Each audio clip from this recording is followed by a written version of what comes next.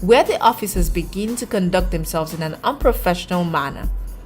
Seek an audience with the most senior officer at the checkpoint if things are not working out smoothly. Politely insist.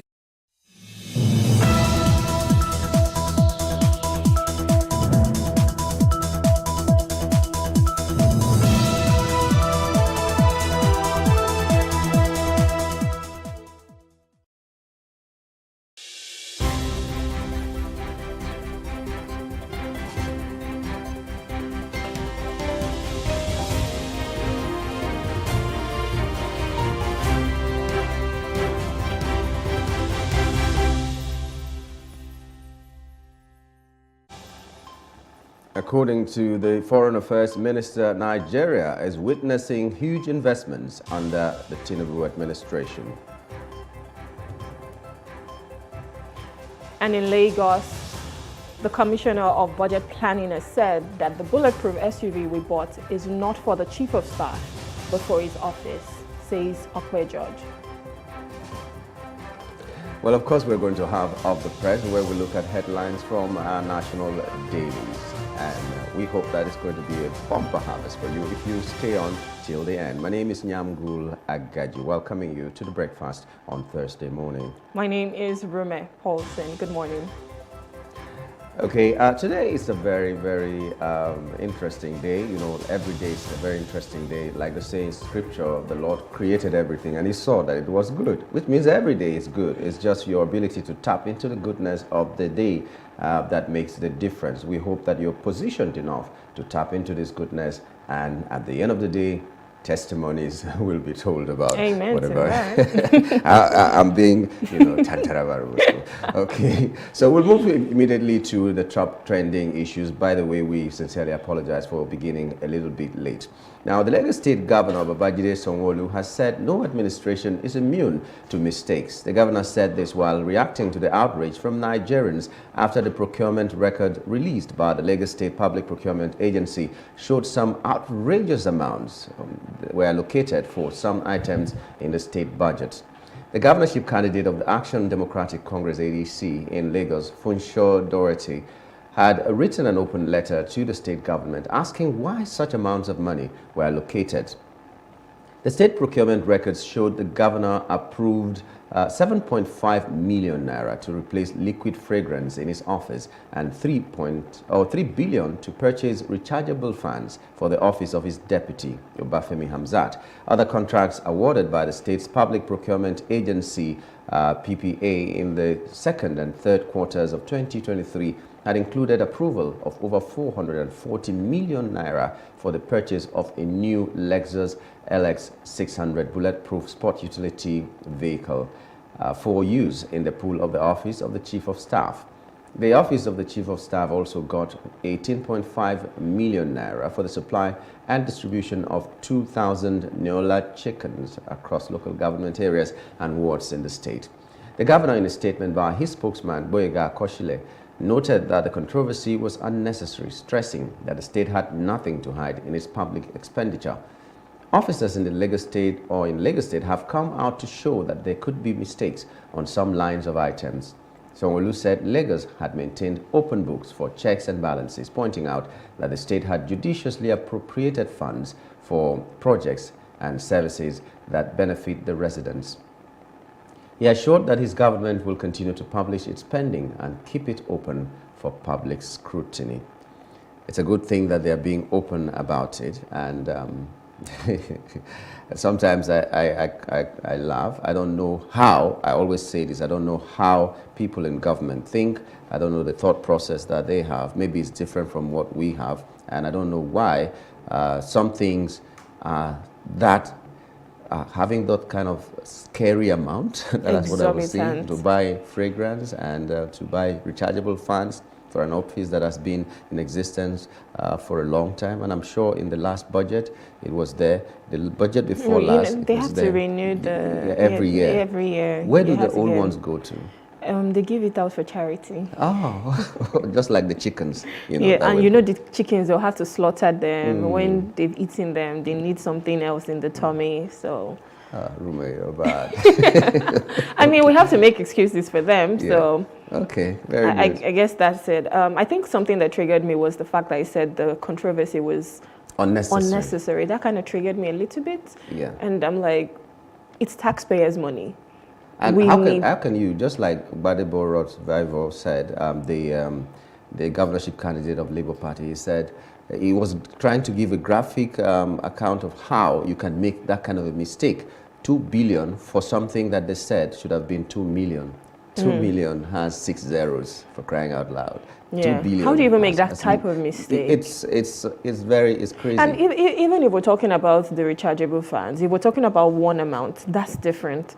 There's a lot of things, like lots of items that are just exorbitant. So how do you reconcile that? I mean, I'm not very good at accounting, but how do you reconcile that? Anyway, we'll be talking more about that on our first hot topic, or second hot topic this morning. We'll be looking at the fact that the Lagos State government is denying some of these things and saying that they are mistakes. Only God knows how many mistakes they have done over the years, and then went through with it because they wouldn't come back to tell us that this was a mistake. So they just went ahead because that money was approved. Somebody must have signed it with the mistake inside. So, Okay, let's move over to our next top trending story. The federal government slashes wages by 100 billion. Labor unions on Wednesday lambasted the federal government for slashing the supplementary budget allocation for wage awards to federal civil servants by 100 billion naira, warning that this was not the agreement they had with the government. Data obtained from the newly revised 2023 supplementary budget indicated that the government swapped the controversial 5 billion naira presidential yacht votes for Navy barges, increased the budget for defense from 476.54 billion to 546.21 billion naira, and earmarked 20 billion naira as capital supplementation for the National Intelligence Agency. The recently approved 2.1 trillion naira 2023 supplementary budget was marred with controversy following the discovery of seemingly extravagant items, forcing an amendment by the National Assembly. In the proposed document, the 4-month wage award was to cost the federal government around 210 billion naira. However, the approved and newly revised document showed that it would now cost the federal government about 110 billion naira. Also, in the revised budget, the Ministry of Defense budget rose from 476.54 billion to 546.21 billion naira, indicating an additional allocation of 69.67 billion naira. Under the ministry, the Nigerian Navy, which was earlier caught up in the controversial 5.095 billion naira for the purchase of a presidential yacht, got an additional 25 billion naira to its total allocation. Its total allocation rose from 62.8 billion naira in the proposed supplementary budget to 87.8 billion naira in the approved document. That's a lot of billions. Yeah, a lot of billions. And then I'm just looking at it and like, why does it have to be that the money to be slashed from the budget after the outcry has to be the one that will come to the people? Even the Navy that should be facing some prosecution right now because of what they did, procuring something that had no legislative backing, is having a 25 billion naira raise. Increase. Yes. And the Ministry of Defense entirely is having an increase of almost 100 billion, okay, let's say 70 billion increase for them. The swapping of these 5 billion for the yacht, the House of Representatives said it was not going to sign that. It was not going to approve that. And they said it should go to education. Yes. So what happened to education? Which means education, at the end of the day, didn't get the 5 billion that was supposed to go to them. Instead, they were raising monies that will go to the Ministry of Defense and all that. And we've heard over the years how monies voted for defense have been used by these people. A lot of them in the past administration, we had Chief of Army Staff and so many other chiefs in the Defense Ministry that did so many outrageous things that we felt they could have been in jail Instead, when they were removed, they were given ambassadorial appointments. They're walking freely. So I don't know, not only that they were working free, but they were given ambassadorial appointments in other countries to represent us. People who we felt should be in court and then in jail if they're found guilty anyway. Yes. But nothing like that happened. Well, I think for me, one thing I've always said is people before processes, right? It's how it should be. You should look at your human capital. These are people who are working, right? They need the daily wage. They need the food on the table. Wage. Yes, that's what they need their food on the table. How do you slash that? And, you know, start buying other items that are not necessary, because you need to look at the scale of preference. Do we really need this? Can we still function without all of this? But guess what? The people who are working for you, if they don't eat, they don't have the strength to work very well. And how many people will have so much to eat and then still go into crime? Some of these people go into crime because they need to make ends meet. Yes. And then you're now... I mean, we're not justifying the fact that it's, yes. yeah, but and then you're further oppressing them. Let me use the word oppressing them by your lifestyle, the very person that is supposed to make them feel comfortable. You're asking me to tighten my belt, and then you're loosening yours and taking more. Okay, so see now the Lagos state government is purchasing an SUV 400 for the office of the chief of staff. Is it chief of staff or head of service? Another thing we didn't even add was 440. What 440? However, they said it's for dignitaries. So when dignitaries come into Lagos State, they have to use that vehicle. And I'm like, the dignitaries that are coming, they don't have vehicles. How did they come? I'm sure they flew to Lagos State. It's bulletproof because Lagos people, they so there's shoot no people on the streets. How many? We've not really seen those high rates of crime, and we didn't even pray to see that. An SUV is a small vehicle. It's compared to, you know, is it an SUV bus? Do we have SUV bus? Because dignitaries, how many of them can fit into an SUV? And I'm sure there are other ones. Is it necessary? I think if we need to purchase something, it's just like in your home. There's some things you'll be like, do I really need this AC to be cooling as much? I can allow it cool and then maybe turn it off at some point. You know, you're trying to manage the budget. Yeah. You can't just carry 440 million naira to buy an SUV. Just the same way you can't be saying, oh, we want to buy a yacht and put other things in place that you know that they are not really necessary. However, the common man in Nigeria cannot afford 3 square mil. 440 million naira. It's crazy. Well, but maybe because we've not been in the corridors where we get to see this kind of money. But at this time, I can promise you I've not seen that at this time of my life, I'm not talking about anybody else, of my life, 440 million is very, very high. And if you ask me, unnecessary. 440 million out of a budget of a state owing so much money. Yes, we are the 5th greatest economy, or 6th greatest economy or biggest economy in Africa. Yes, but how does that translate to the people enjoying their lives in Lagos State?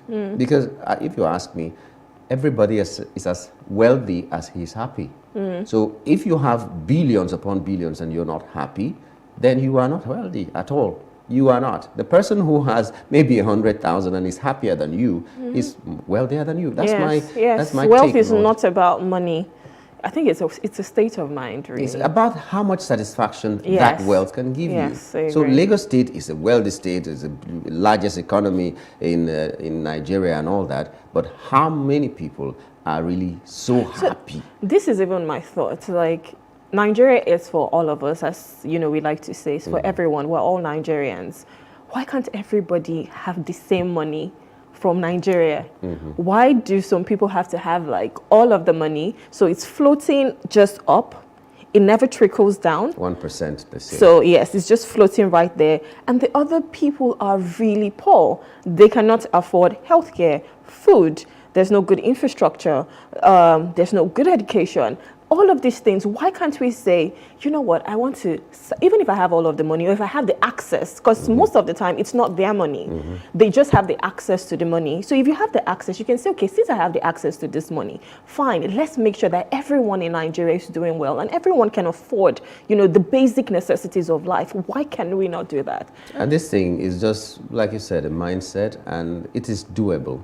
I give you an example. When they were doing primaries, there was a delegate, because that was the reigning thing then. There was a delegate somewhere up north that said, if I succeed to become the delegate and I'm in that place, and any money that I make, I'll come back and share it with my constituents.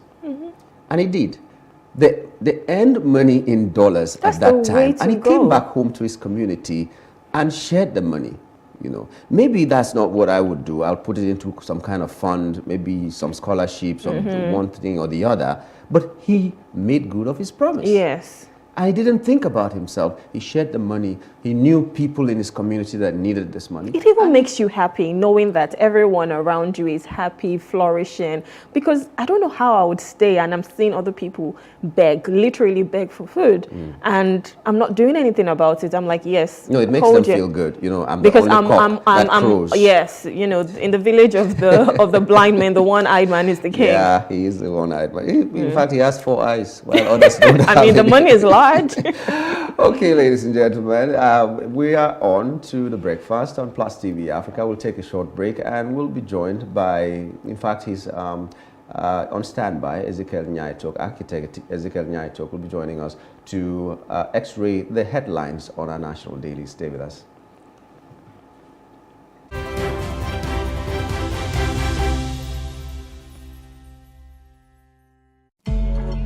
Sometimes, it's not just the distance we travel.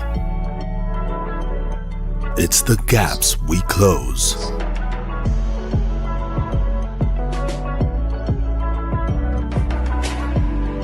It's not the things we buy. It's the memories we create. Sometimes, it's beyond the places we go. It's the connections we make. Not just the things we taste. It's the taste of things to come. And it's never a question of if, but when. Because life is always just a bit better with American Express. Introducing the Access Bank American Express Gold Card and the Metal Platinum Card, now available through Access Bank.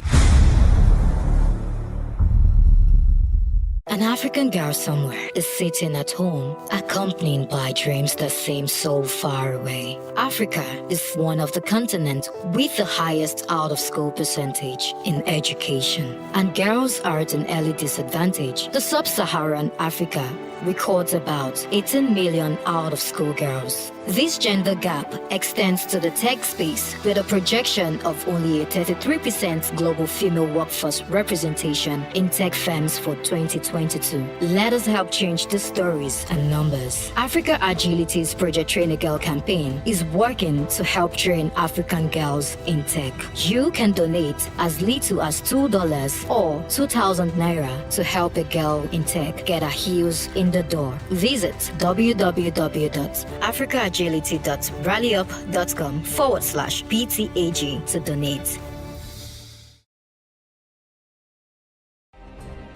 Nigeria's Niger Delta region, from where the black gold fuels Africa's largest economy, where the lines between wealth and poverty has never been thinner. Conflicts, poverty, insecurity, and environmental challenges daily confront the region. How can the Niger Delta story be changed for the better? Join Mamude Akuga at 9 p.m. every Friday evening on Plus TV Africa as he probes deep in search of solutions. Inside the Niger Delta with Mamude Akuga, the authentic voice of Nigeria's oil-rich region.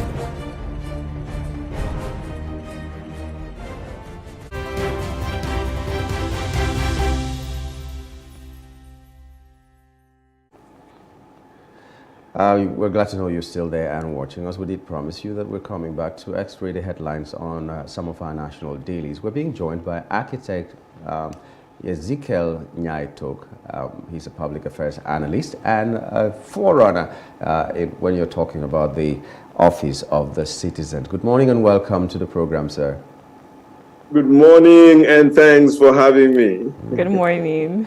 This Office of the Citizen thing will have to be, we'll have to take this Office of the Citizen to another level. I do not know what your plan is to make sure that everybody begins to evangelize. I like that word. Yeah, evangelize, about this Office of the Citizen, because things are getting absolutely, it's an imperative. If you see what's going on in Nigeria today, there's a mindset of what we call leadership. They have no relationship with, governance of the larger good of the society. It's up to us, the board members, to hold the management to account. So when the management is going rogue and things are getting out of hand, it is incumbent on the board to step in and probably flush out the management or realign the rules. And the board in Nigeria, in any country, is the Office of the Citizen. We can't just be keeping quiet and feeling helpless. These guys are in for something else. We and them are singing from two different song sheets. Okay, well, we'll be discussing that in other days or in subsequent editions of the program, or outside the studio anyway, because that's what we need to do. We can't just tie it to the studio only. Yeah. The evangelism must go on. Okay, so we're taking the first paper and we're starting with the Guardian newspaper, which leads with the headline, "Poor funding raises concerns for 270 new private varsities." Poor funding. So what are your comments? Is it the funding that's making the private universities to be the way they are? Or do we need more funding, or there are other things that we need to change in our educational system to make it work? I'll look at it from two perspectives. One is what I call national educational policy, and the other is the enterprise of the business. Because when you look at our national educational policy, the question is, do we all need to go to the university because we are employed, we become employable? Secondly, when we get to the university, do we actually become employable? Thirdly, where we are coming from in my days when you finish school and you are waiting to where to work, and today in the days of my children where the cake cannot go round, where the people cannot find jobs, where I did an interview, I tell you this because I engage all the time, and I wanted to start from online recruitment. I put up the adverts there and then gave certain questions for you to answer.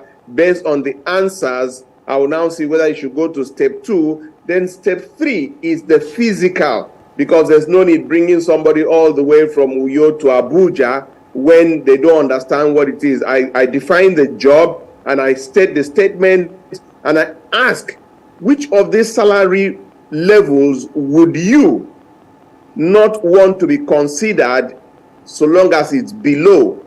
And I put 30 to 50,000, 50 to 75, 75 to 100, 100 to 150, 150 to 200, then over 200, no, over 250.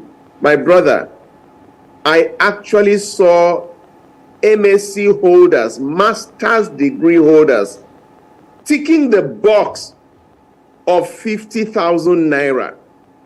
What they were saying is that if it is below 50,000, they will not want to come. But from 50,000, they are willing to take. That means that they are willing to accept 50,000 naira. A master's degree holder is willing to accept 50,000 naira to be employed. I made it clear that we don't have transportation, we don't have accommodation, we don't have any meals at break. So this is exactly how it is. You transport yourself, you get your accommodation, you take care of your feeding and everything. And what is the minimum we are willing to accept, and a master's degree, several master's degree holders. And I actually went back to them because in the filling the forms, you put your qualification, you put your schools for me to do the due diligence and everything. What am I trying to say? We have an educational system that the people that are the administrators don't understand that, getting self-employed, entrepreneurship is becoming the way of the future, and that there are no white-collar jobs waiting for people again. Within that context, what should we lay emphasis on? Technical education or going to read the conventional courses in the university? When you come out, what is the employment ratio that we have in the country today? So it is within this context that you ask yourself, do we really need these universities? If the answer is in the affirmative, in the first instance, that you now talk in terms of the funding structure of the universities. Now, families that know that they have competence, capacity, capability, they can go ahead to pay what a university that is private demands. And then the administrators or those who regulate these institutions, most of which are private, should be able to give them the conditions and the working parameters and imperatives.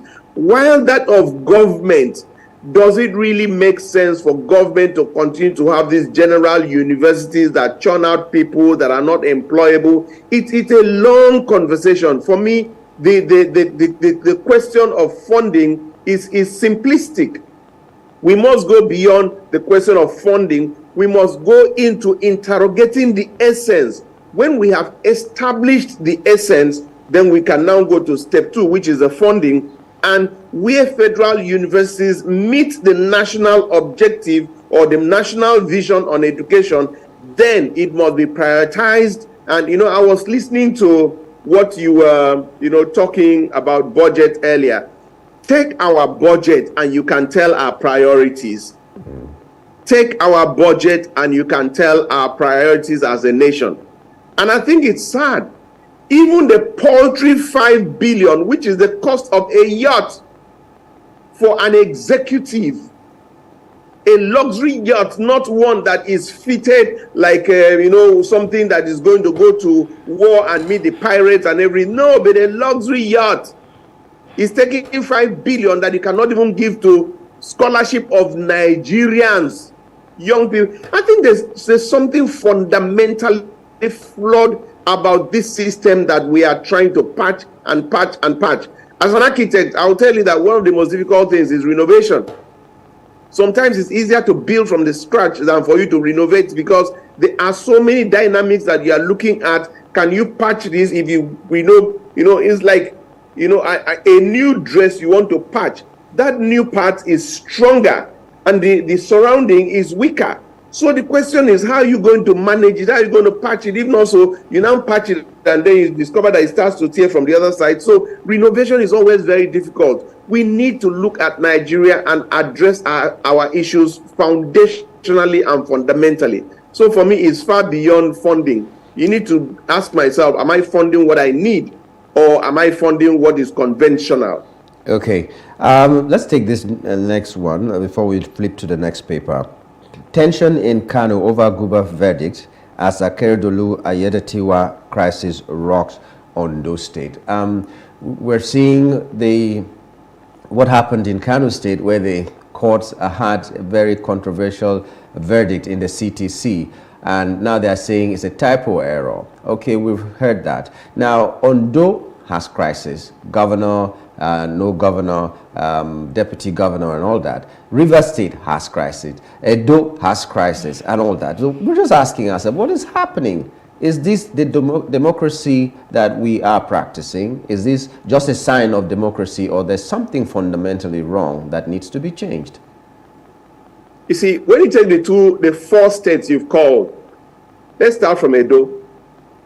If I had my way, I'll tell INEC, no deputy governor should be part of election where he has served for 4 years. What that means is that If you are my deputy today, you cannot run in the next dispensation. You must have a break of one dispensation before you are eligible to contest. Or we make it easier and make it generic.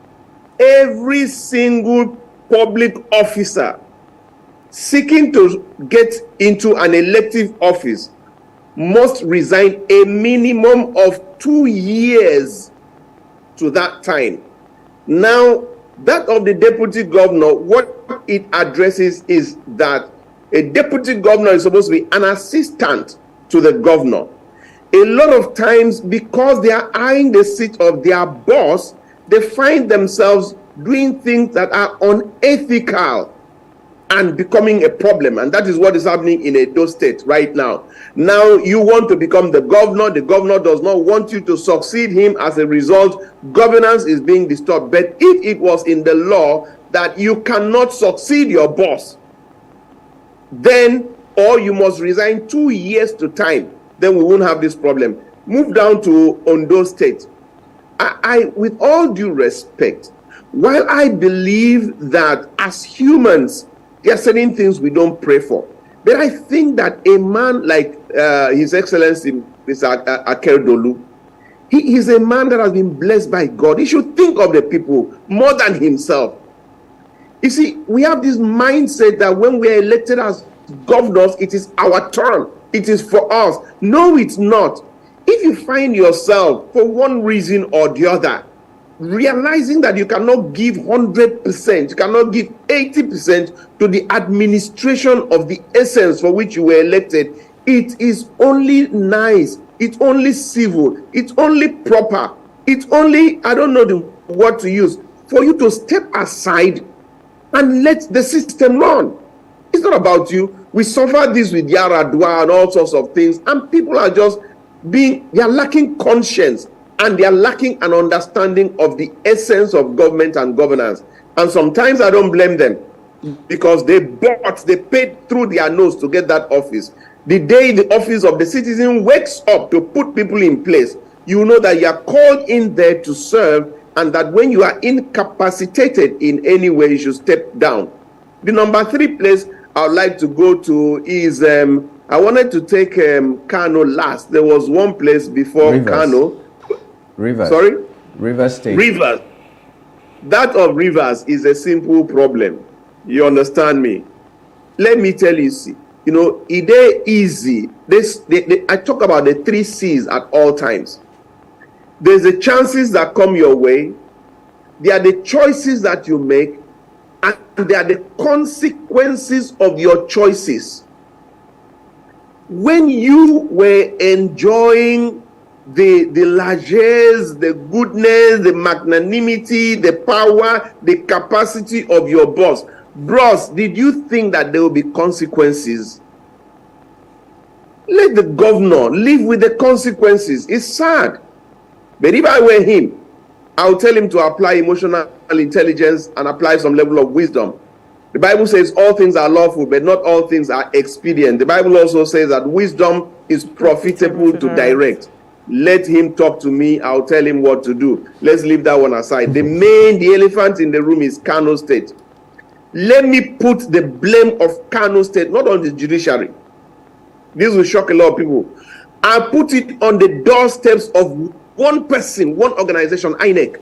INEC is the number 1 problem of Nigeria today. INEC is number 1 problem of Nigeria. You see, we need to understand certain things. The difference between INEC and the judiciary. These are 2 institutions that apply. Is like the pilot and the engineer. They operate on 2 different paradigms and dynamics. An engineer is primed to get dirty, to knock, to make noise, to panel beat, to screw, to unscrew, to loosen the oil, to get dirty, to fix. That's the job of the engineer. On the other hand, the pilot has a protocol of decency, of accuracy. There are certain things that that's why even from his dressing, Look at every pilot. It's immaculate. You know, the way they come in, their protocols and the way everything they operate is different. Now, what is INEC? INEC is about numbers. 1 + 1 is 2. INEC is about counting the votes. INEC is about setting the processes such that the views of the majority counts. That is not what applies in the judiciary. The judiciary is about looking at points of law. You could have 100 people and 80 people are wrong, 85 are wrong, 95 are wrong before the law. 5, sometimes 1 is right out of 100. The law does not look at numbers, they look at points of law. That said, what that means is that INEC created this first problem. Then the second problem, the judiciary. I'm taking the judiciary from a completely different perspective and paradigm. Not because this man had the majority of the votes or anything, but judiciary, you are supposed to be not just impartial. You are supposed to be so honest, so straightforward that people have no reservations in accepting your judgment. But guess what? We've come to believe that the judiciary goes to to the highest bidder. My apologies to the few that are there, very few, almost insignificantly few, that are still there with integrity and honor and respect. Because now we are taking the same brush to paint everybody. But what is going on? Nigerians believe that judgment goes to the highest bidder. You know, in this very, very present dispensation, I've gone as far as to the Supreme Court. In the Supreme Court, I said this before and I say it again, I probably would have been the first person that is jailed in the Supreme Court because with all the AC, I was sweating. I don't know how God restrained my hand from going up. I wanted to raise my hand and ask a question because I just couldn't understand what was going on.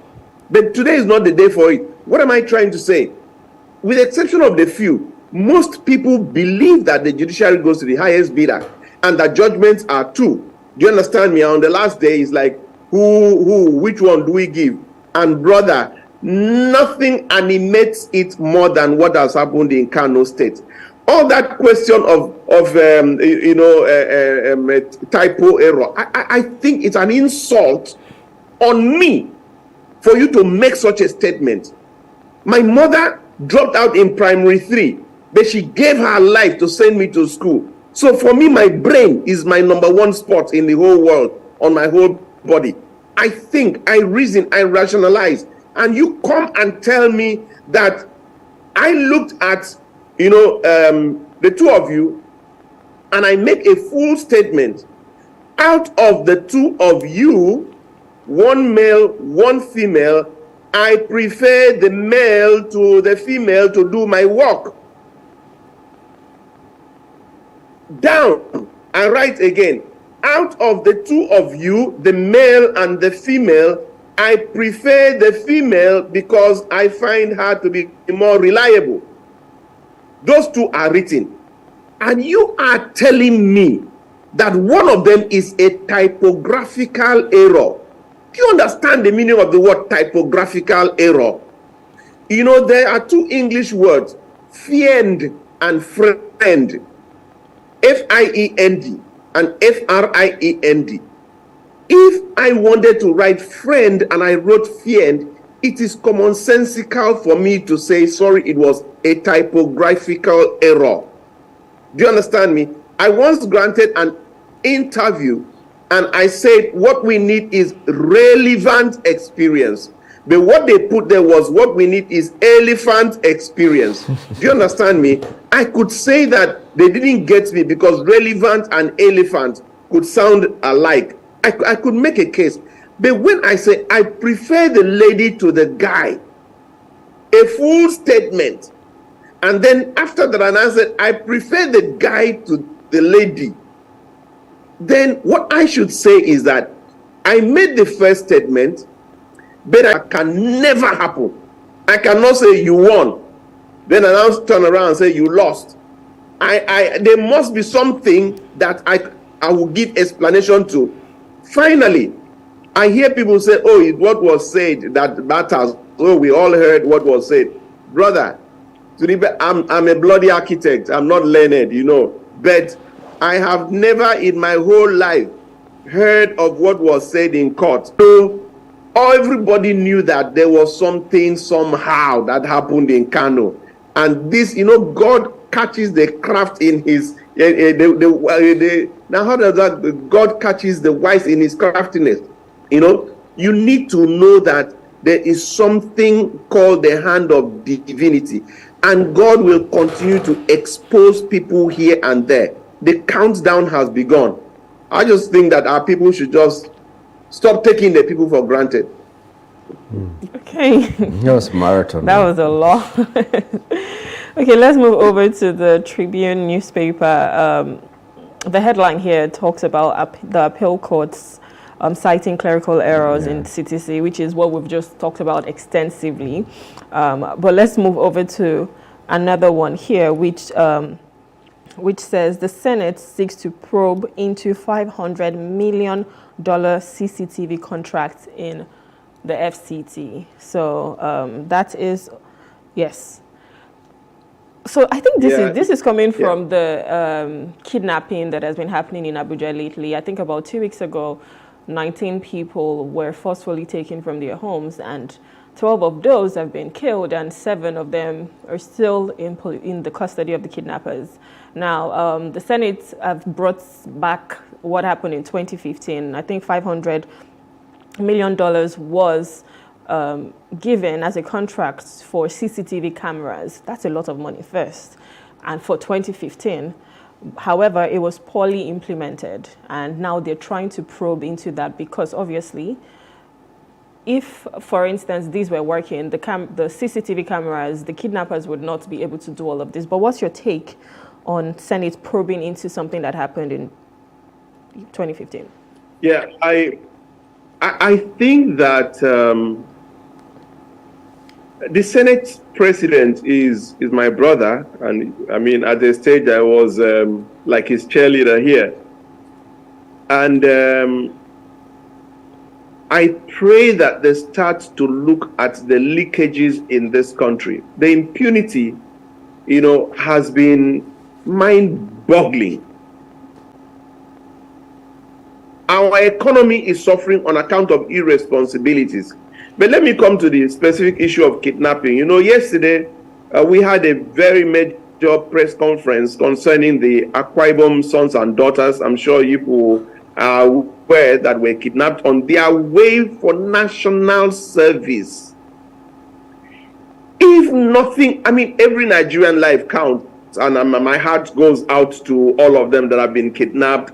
But for me, 2 people stand out. Everybody is important.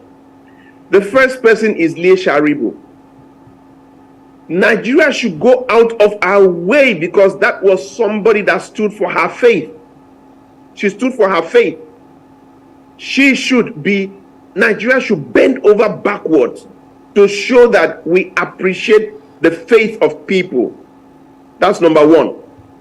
The second is these youth corpers.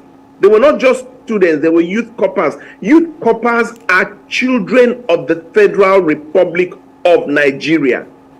And that these people who were going for national service have been taken, and the federal government and NYSC is seemingly quiet. It's unacceptable. If some Kano young people were coming to Akwa, I employ youth corpers all the time, and youth corpers are treated better than full-time staff in my employ because I see them as national children. If people from Kano were coming to Akwa Ibom and this happened to them, I will be the first person to shout and say, these are my brothers. It's not that any other person any life is less important, but certain things animate our national values and ethos. Certain things come up to give us just that capacity to show that we believe in our national institutions. That said, I believe that one of the things that should be done without even thinking twice, and I believe that without even Senate talking about it, Mr. Wike is somebody that I've come to have so much respect for him, and You know, I used to be critical of him at the stage, but he's shown that he takes his assignment seriously.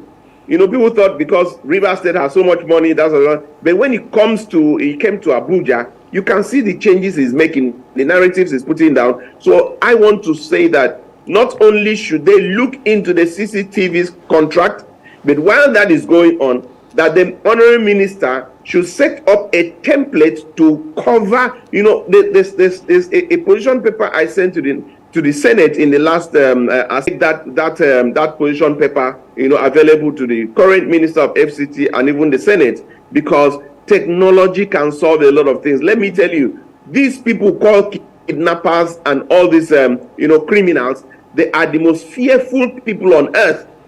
Just have, for instance, you know, CCTV, you know, cameras in a shop.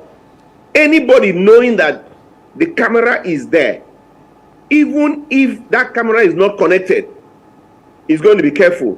They will leave the shop because they said they are being watched, even if that camera is not connected.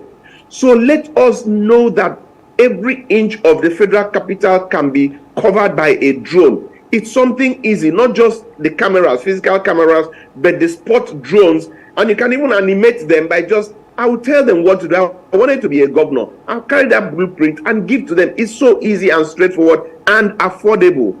It means that we're just paying premium to the values of our people.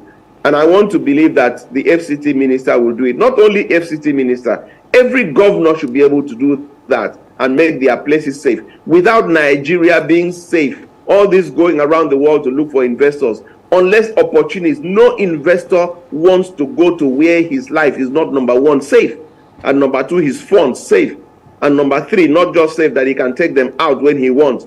By the time you put all these indices, all the imperatives on the ground, by the time you put them, you will find out that investors will even come on their own, because Nigeria is a humongous market, an attraction to any market in the world, any investor. Yeah, I was just, when we were talking about kidnapping, I just remembered early this year, 5 members of my family were kidnapped, and I know how traumatizing that could be.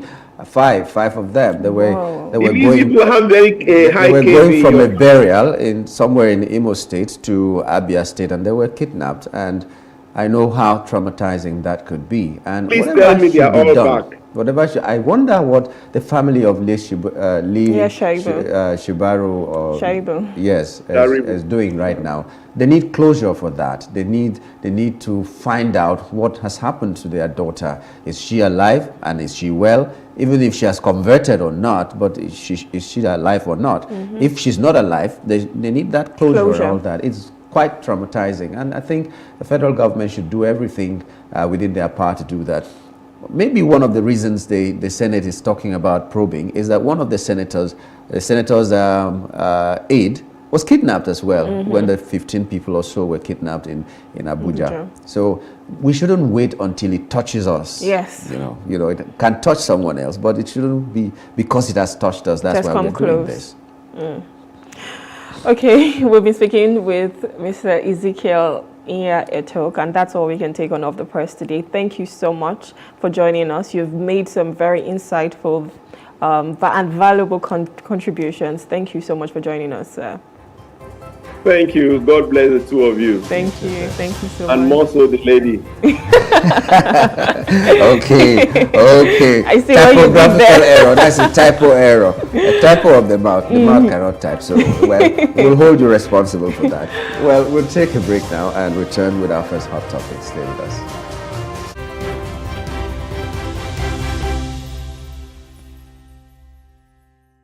Picture this. You're sitting at a table, ready to indulge in a mouth-watering meal. Stop. For many of us, it is hard to resist the temptation, especially when it comes to enjoying a juicy beef dish. But have you ever stopped to think about the impact of your food choices on the greater good? Our food choices have a great impact on others. The beef industry is one of the leading contributors to deforestation. As trees are cleared to make way for cattle ranching, it not only disrupts the delicate balance of ecosystems, but also contributes to climate change. We can make a difference with our choices. It does not mean we all have to become vegans overnight. Imagine enjoying fish and poultry a few times a week, indulging in beef just once a month, and filling our plates with plenty of plant-based goodness. Every little bit counts. And even small reductions in our intake can make a huge impact on the climate. By making smarter food choices, we're not only taking care of ourselves, but also the planet we call home. Remember, the choices we make today lead to a better tomorrow.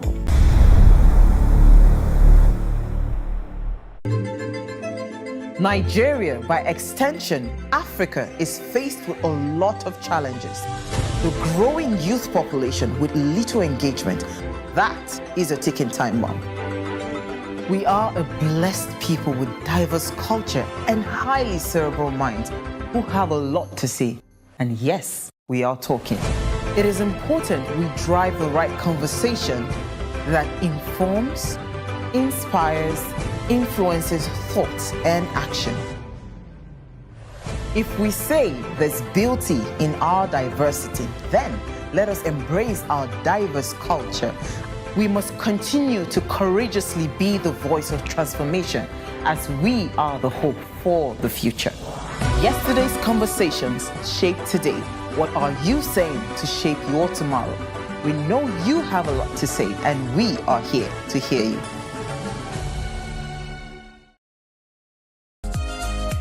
When you hear of drug abuse, what comes to your mind? When we say drug abuse, it seems like something that is so distant, but it's happening every day in our homes. 1 in every 4 persons has mental illness. Regardless of your notion of what drug abuse is, you are sure to get the right meaning here. Welcome to Regardless, an anti-drug abuse television show put together by Christ Against Drug Abuse Ministry. Regardless, the anti-drug abuse show, airing on Plus TV Africa every Tuesday at 5:30 p.m. Businesses in Africa can be very challenging. In Nigeria, it is particularly intimidating, and successful builders have learned how to navigate a hostile environment to unlock opportunities. But one major challenge businesses face is how to filter through the noise and identify where their ideal customers exist. Get insight and practical steps from industry players and captains of industries. Hear success stories to help you make informed decisions as you scale your business in Nigeria. Watch Business Insights at this time on Plus TV Africa.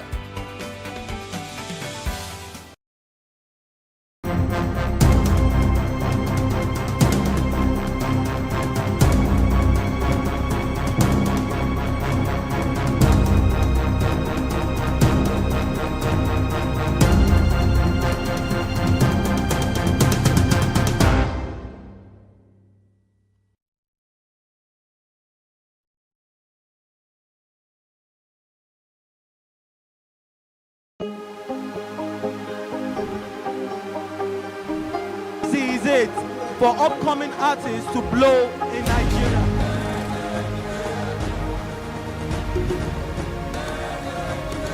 Welcome to Plus Trending. I am Booking November, your host, saying thank you for joining us on today's episode. Welcome back. It's tea time on Plus TV Africa. Practice makes perfect. I'm not.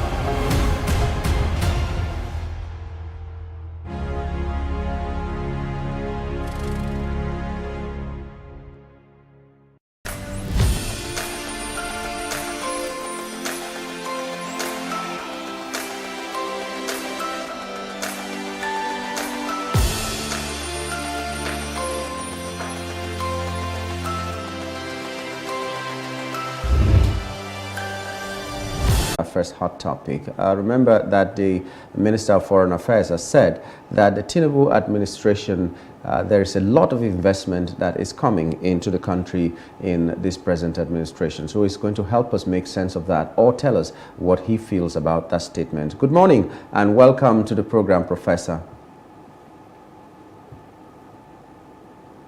Thank you. Good. Okay. So this statement by the Minister of Foreign Affairs is what we're trying to look at now. Maybe some other people have different ideas about what this present administration is giving us as gains to the country. He's saying that a lot of investments are coming into the country in this present administration. What is your take on that? Yeah, my take on it is that this, as you said, is a proposal or rather an ambition that investments are coming. Now, for that, we cannot say he's saying the truth or not, because he said they are coming. He hasn't said that they have come. So maybe we are likely going to see some investment. But so far, the government has not been up and doing, and in trying to attract such investment. That is one thing. Secondly, investors are very wary, are very sensitive to the environment that they are coming in.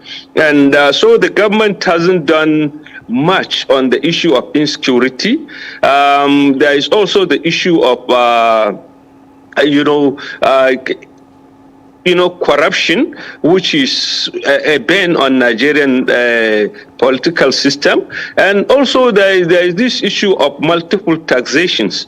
Even though the government is saying something about multiple taxation, but these are all things that the investors will look at before they come in. So I think what you said is just raising our hopes that we are going to see investment. But so far, I don't think there is anything concrete that will actualize such investment in Nigeria. Well, he was so confident. Sorry, he was so confident and said that the country is witnessing. He didn't say will witness. He said is witnessing investment so much in this administration. So the confidence he exuded is what surprised us, whether there are some things that we didn't see or we are not seeing that you can see. But you're saying it's a prayer, it's a hope that something good will happen in this thing.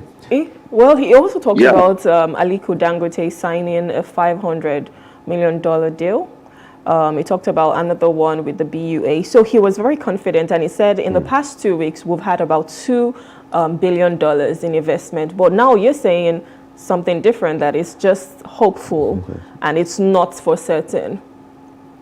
Yes, I think this is a hope to me, because we are in this very Nigeria with him, and we haven't seen such investment. After all, the one he's mentioning are domestic investors. They are already having their businesses here in Nigeria. So whether you count them or not, they are already on ground. They are Nigerians. So the idea is when they talk of investment, everybody's mind will run to foreign investors coming to Nigeria. Not Nigerians spending money. Already it is here, they have their own businesses. So it's nothing new. So I think this is more of political talks that, will now raise the hopes of Nigerians that, yes, the good thing is coming. There is a light at the end of the tunnel. But when you mention this one, you are just justifying what already exists, that they have these businesses. After all, nobody hopes that they will fold up and close shop and go. So for them to say that they are putting this amount of money, I don't think there is anything new to that statement. But do you see any light at the end of the tunnel? Because the president has, permit the word, boasted that he will find his way into the Guinness Book of Records as the president that started from day one by implementing policies. Have you seen any policy that might give us this kind of investments that you are saying probably the Minister of Foreign Affairs is hoping that we are going to get in this country? Have you seen a policy direction that you think will birth these huge investments that he's talking about in the nearest future in Nigeria? No, actually, I haven't seen it, except for the globe-trotting going here and there with the hope that they will attract the investors. That is what we have seen so far. But in terms of creating an enabling environment where investors will come, I think we haven't seen anything in that direction. Secondly, if you are to weigh, which was supposed to have been sealed, signed and sealed and done within a month, but up to now things are, dragging. If not for that crisis in Imo, I don't know whether we are going to be plunged into, another labor strike or crisis. And also look at the issue of palliatives. Look at so many things that have been promised in the past 7 months. Our hopes were raised that the government will hit ground running on the very day it was sworn in, and yet we are now 7 months. All we have are baggages of promises, and not much on the ground to be seen. Okay, well, the medium-term expenditure framework was approved now, and one of the plan was to borrow 7.8 trillion naira in 2024. I don't know how that will contribute to the economy or will mar the economy, in your own opinion. Is that a good thing for us? Borrowing of 7.8 trillion naira for 2024. No, I think it will mar the economy, because after all, like the saying goes, you can't be doing the same thing and expect different result. We know one of the major problems of Nigeria is this debt. We can't be going deeper and deeper into debt and then expect that miracle will happen. After all, the simplest thing that shows is that now for every naira that Nigeria gets, we spend about 95 kobo on debt services. So if you just borrow and now you earn something to pay debt services, I think you cannot go out of this debt trap. Instead, we are going deeper and deeper. You see, in other climes, when countries have such problem, what they do is to try this short budget that has been, look at what has been put in terms of unnecessary expenditures. And so these are the expenditures that will not generate anything. Instead, they will consume the meager resources that we have, and yet we go and borrow. It's just like somebody borrowing and going to buy a car or a house or a dress. He will be clean and, out. But at least when the time comes, you wouldn't have the capital. So I think this is a disastrous way. This is a dangerous way of going by borrowing and borrowing more. That will put us deeper and deeper into the debt trap. Okay, so how do we rebuild the fundamentals to ensure that we are not borrowing as much as we currently are right now? Yeah, what we do is, well, like I said earlier on, we have to cut our expenses, have a realistic budget based on the strength of our economy. Secondly, we try as much as possible to be self-reliant. After all, when we go to like Saudi Arabia, what we are looking for is a loan to revive our refineries. Then why can't we look at these issues? Okay, and also we, block leakages. For example, we they depend much heavily on oil, and yet a great percentage of it is being stolen. These are issues that we have to address in order to, get ourselves out of the doldrum.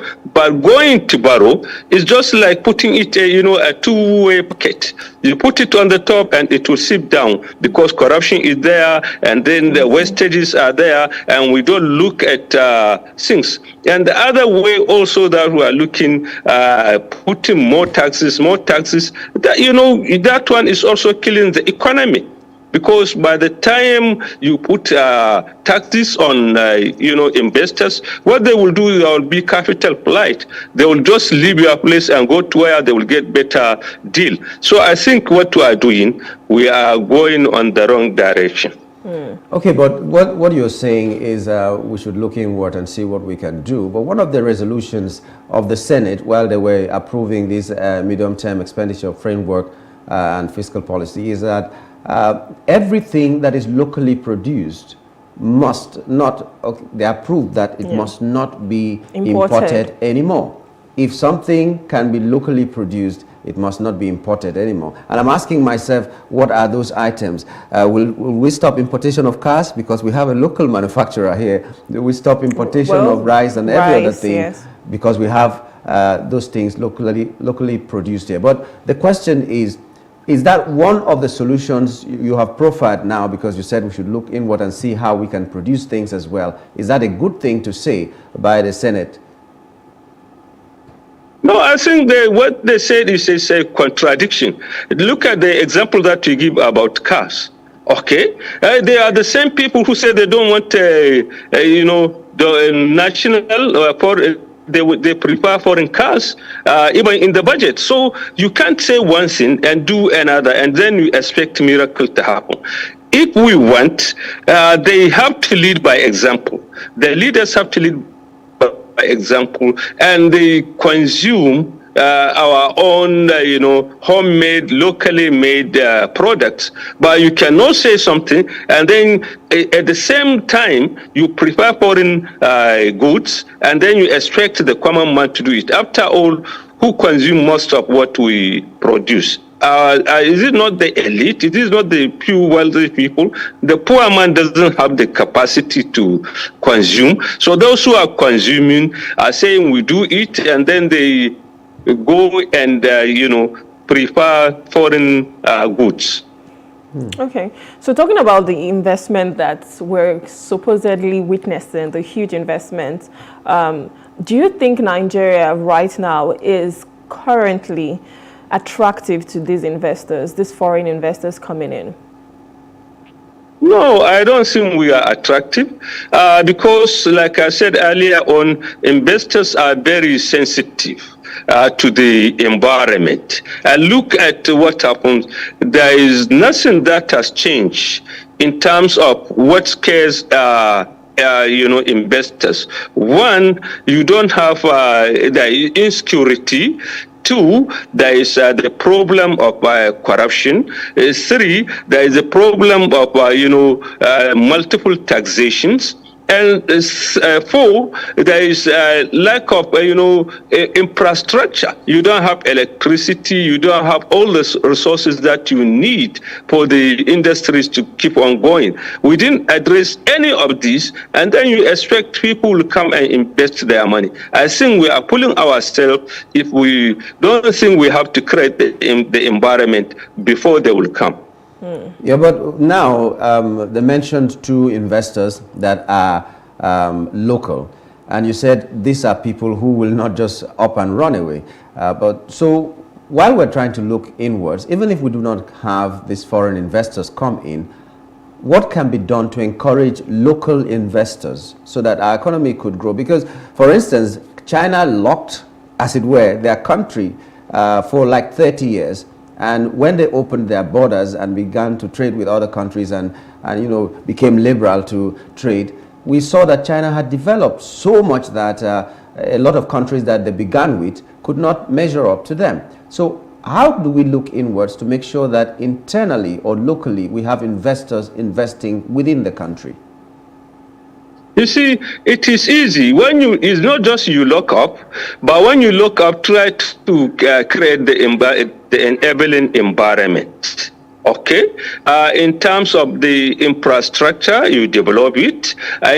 In terms of the human capital, you develop it. Here we are, virtually everything that will have been the engine of growth, we are killing it in one way or another. Okay, look at the educational sector, look at the infrastructure, look at taxation and other things. So when you look and you didn't do anything positive to create such situation, I think you'll end up stabbing yourself instead of getting your people out of it. Okay, I don't know if you have another question. No, I think that's what we're going to leave it. We'll just peg it there. Thank you so much for joining us. We've been speaking to Sani Fage. We've been talking about Nigeria witnessing huge investments under President Tinubu's administration, said by the Foreign Affairs Minister. And I think we've just had insights on what we can do, making sure that we have good infrastructure, security, and all of those things to make Nigeria attractive for these foreign investors to come in. Thank you so much, Sani Fage, for sir, joining for us. coming on the show.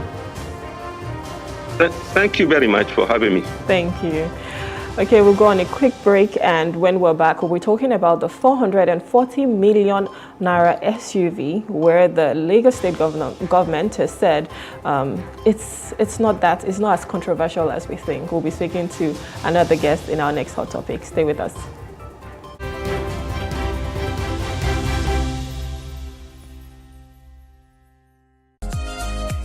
When you hear of drug abuse, what comes to your mind? When we say drug abuse, it seems like something that is so distant, but it's happening every day in our homes. 1 in every 4 persons has mental illness. Regardless of your notion of what drug abuse is, you are sure to get the right meaning here. Welcome to Regardless, an anti-drug abuse television show put together by Christ Against Drug Abuse Ministry.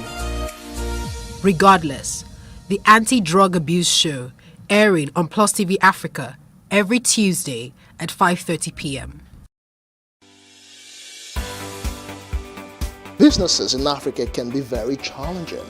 In Nigeria, it is particularly intimidating, and successful builders have learned how to navigate a hostile environment to unlock opportunities. But one major challenge businesses face is how to filter through the noise and identify where their ideal customers exist. Get insight and practical steps from industry players and captains of industries.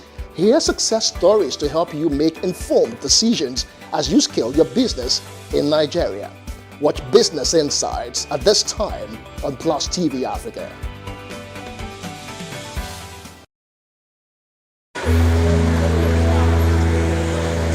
Who has the right of way? Nigerian roads come with a lot of chaos. The chaos is caused by a combination of drivers, motorcycle and tricycle riders, pedestrians and sellers who all claim the right of way. The chain of right of way holders in Nigeria is hierarchical, and car and motor drivers are at the top of the chain with pedestrians at the bottom.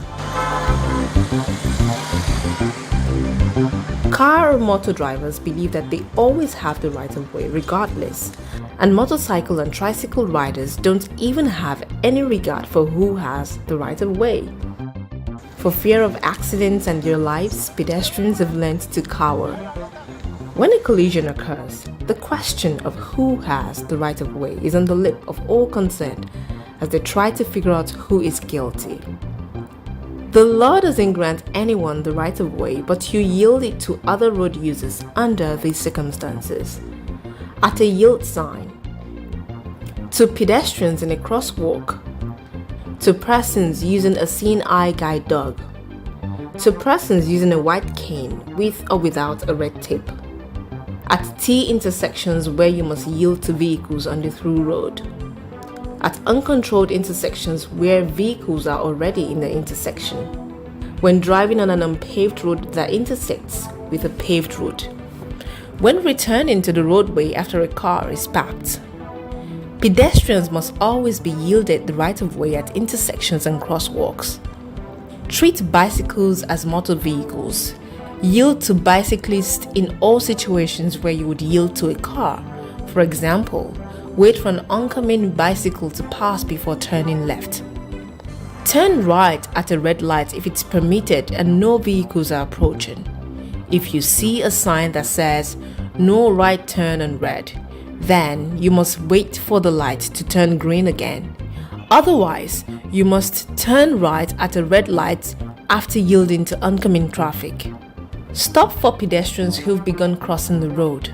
Once a pedestrian has begun crossing the road, they have the right of way. You should also stop for pedestrians waiting to cross at crosswalks that aren't controlled by a traffic light. Yield to oncoming traffic if you're entering a main road.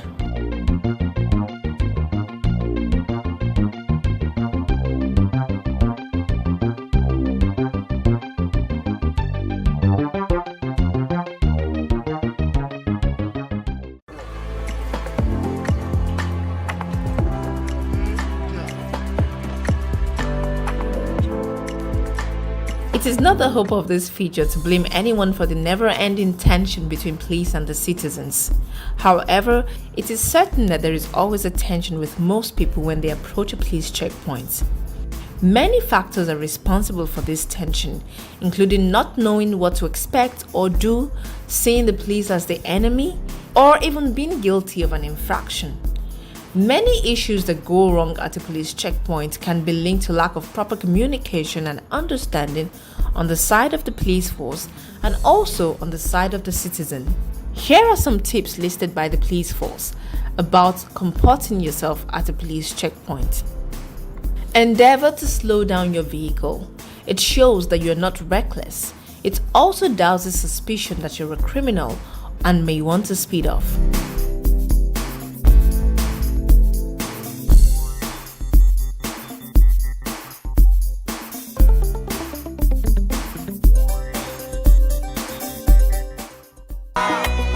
Turn down the volume of your car stereo. Courtesy demands this. Besides, you are able to hear each other better. This simple act will help you win the confidence of the security operative. Keep your hands visible to avoid unnecessary suspicion or fear by the officers that you're attempting to bring out a gun or other harmful objects to attack them. Turn on the inner light of your vehicle while approaching the cops if at night. It readily sends an unspoken message that you have nothing to hide. That's the nature of your job, officer. Don't worry. That's the nature of your everything job. Will be fine. Be friendly and cheerful. Commend the officers, especially when you see them working under very unfriendly weather conditions such as rains and harsh harmattan conditions, excessive heat, cold or sunshine. We know it's their job, but a little kind word from you will do a lot of good. Remember, when you smile at the mirror smiles back at you. Officer will not come down. Let's see what you do. Don't mind this. We won't come down. Endeavor to be polite when answering questions put to you by the officers. Don't dare or challenge an armed security man to a duel. Oftentimes, you hear people say things like, "Shoot me if you can." Note that this is a recipe for disaster. It is a very provocative and unnecessary call for war. So please, play safe, more so as you do not know the state of mind of the officer concerned. Also, don't go into a physical fight with an armed security officer. He may resort to the use of his weapon to defend himself. Avoid unnecessary arguments with armed security personnel. There are 1,001 ways to seek redress where you feel your rights have been infringed upon. Never try to touch an officer in an unfriendly manner. He may suspect you of trying to disarm him. If you're a regular traveler or road user, make sure you have the police emergency phone numbers of the route you operate. You never can tell when an emergency situation could arise and you need the police to come to your aid. Make sure you have all your relevant car papers and desist from actions or inactions that constitute either a criminal or traffic offense. Such infractions of the law provide a veritable grounds for possible charges and other forms of adversarial contact with the police or other law enforcement agencies, including unnecessary arguments. Don't give the impression that you're unhappy to see the officer on his beat or that he's wasting your time. But if you do have an emergency, politely inform the officer. Don't speed off while still being checked. Take note of the name tags, force or service numbers, personal description of weapon or patrol vehicle of the security officer, especially where the officers begin to conduct themselves in an unprofessional manner. Seek an audience with the most senior officer at the checkpoint if things are not working out smoothly. Politely insist to be taken to the police station if your complaint is not properly addressed.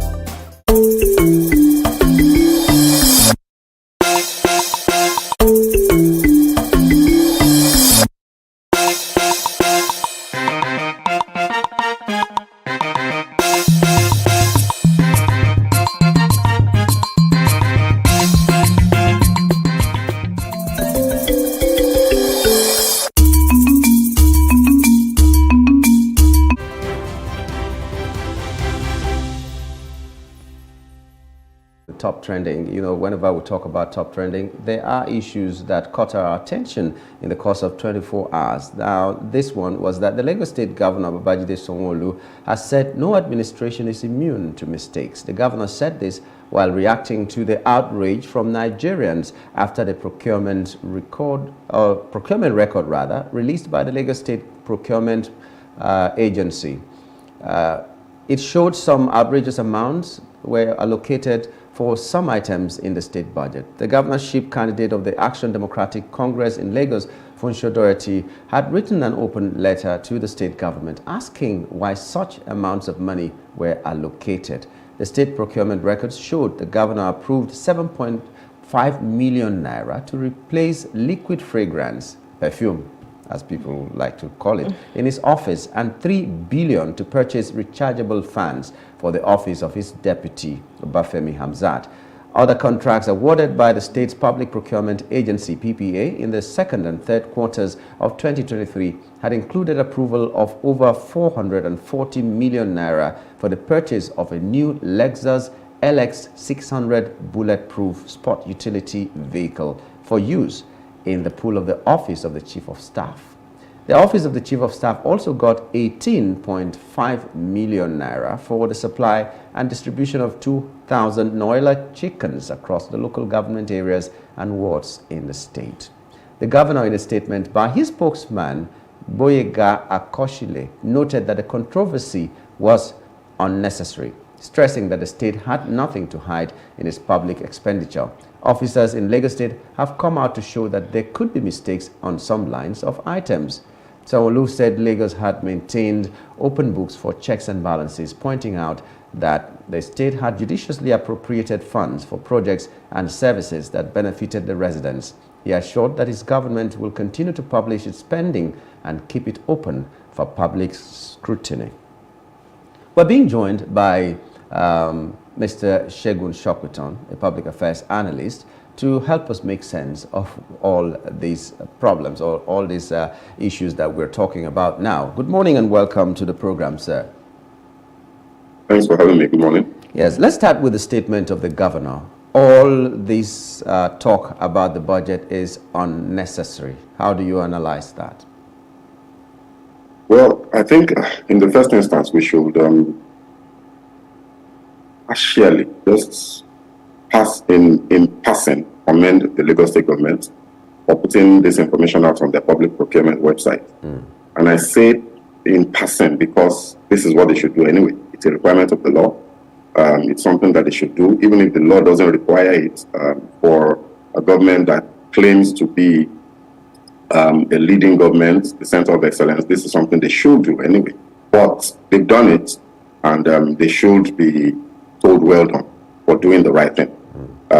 So I think that has to be said. The second thing is to then look at the issues that have arisen as a result of this and the responses that have come from the governor and his people, his spokespeople,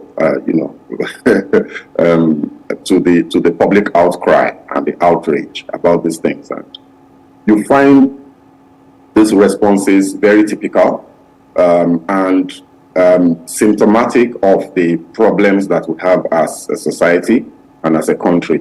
The fact that our politicians truly, if we're being honest with ourselves, do not take us seriously as a people. They do not respect us. They do not fear us.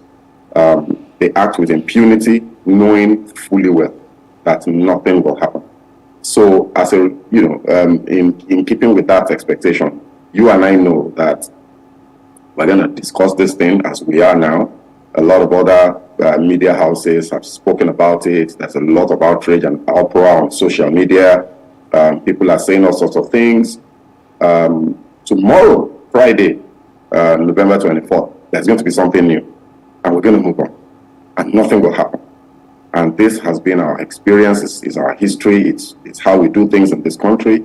So the politicians know that nothing will come of this. We'll make a lot of noise. It will blow over. And if it refuses to blow over, they will blow it over by putting something else out there. Because they have a very strong, well-oiled, well-financed information management and propaganda machinery. Every politician in this country has that.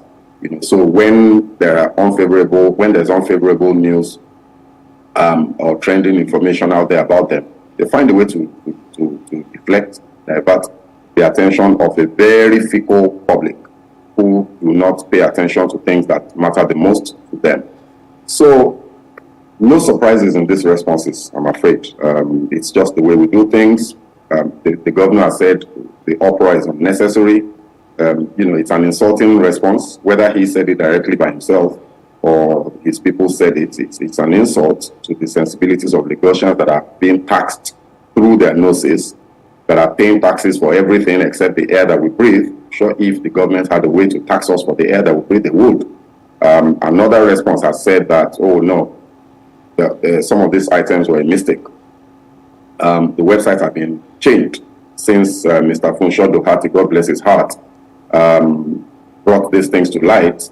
Some of those items have been amended on the public procurement website. And they've said, no, it was a mistake, it was a clerical error. Clerical error is beginning to become a citizen of this country now, because we hear that name so often. Now, even in the judiciary, we're hearing about clerical errors, right? So it's just unfortunate. The responses from the government is just sad, and it shows it's symptomatic of a democracy that is not working. We do not have a democracy in Nigeria. We have civil rule. In real democracies, public officials and politicians are afraid. They're scared. They're literally scared of the public, of public opinion, and of the citizen.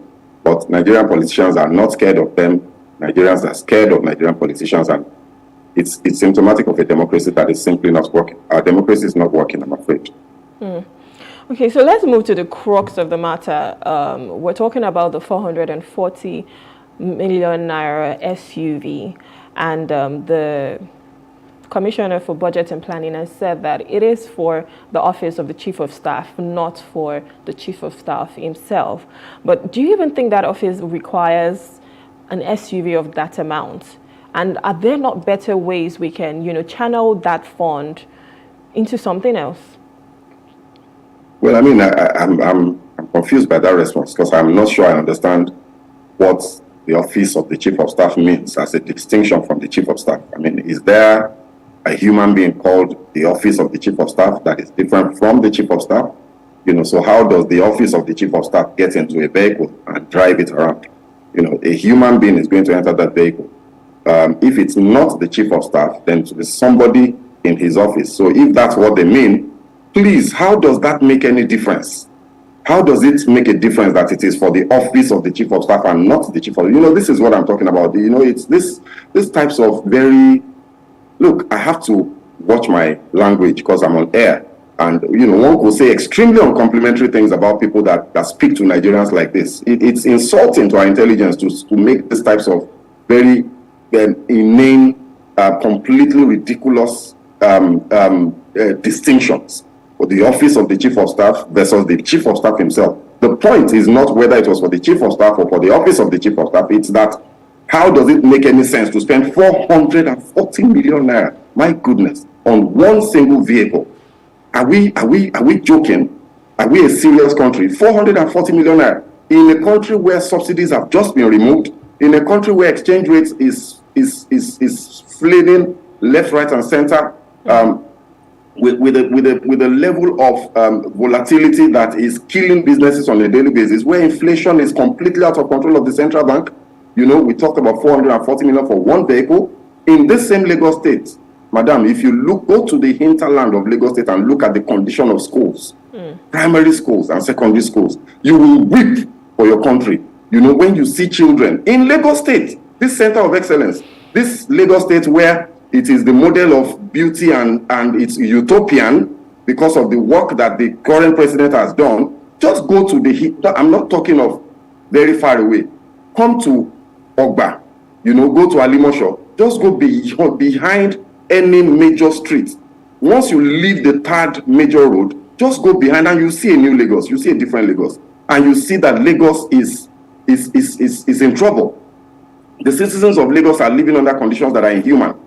And yet, the politicians have the confidence and the temerity to buy one vehicle with 440 million naira and then say it is for the office and not for the chief of staff. It makes no sense. So I think that we need to continue to call these guys out and just let them know that people are listening, and one day justice will be done. One day something will give. We may appear to be helpless today, but I can tell you that citizens are unhappy, they are outraged, and they are organizing. I am aware of this. Citizens are organizing, and it will only get to a point where you push so hard that you will not be able to push further again, and people will push back. It's just a matter of time. The impunity that these guys speak with is extremely uncomplimentary and should be called out and spoken against in very strong terms. Okay, well, I was just doing a little calculation on my phone right now. 440 million divided by 30,000, which is the minimum wage right now, will give you 14,666. So which means they're going to pay 14,666 people at the minimum wage for the price of one car. But you were talking, and I was just asking myself, like Scripture says, should we continue in sin that grace may abound? Do we always, can we always just say that nothing will happen and then we let it go? Can't something be done to hold these people accountable even more than we're trying to do now?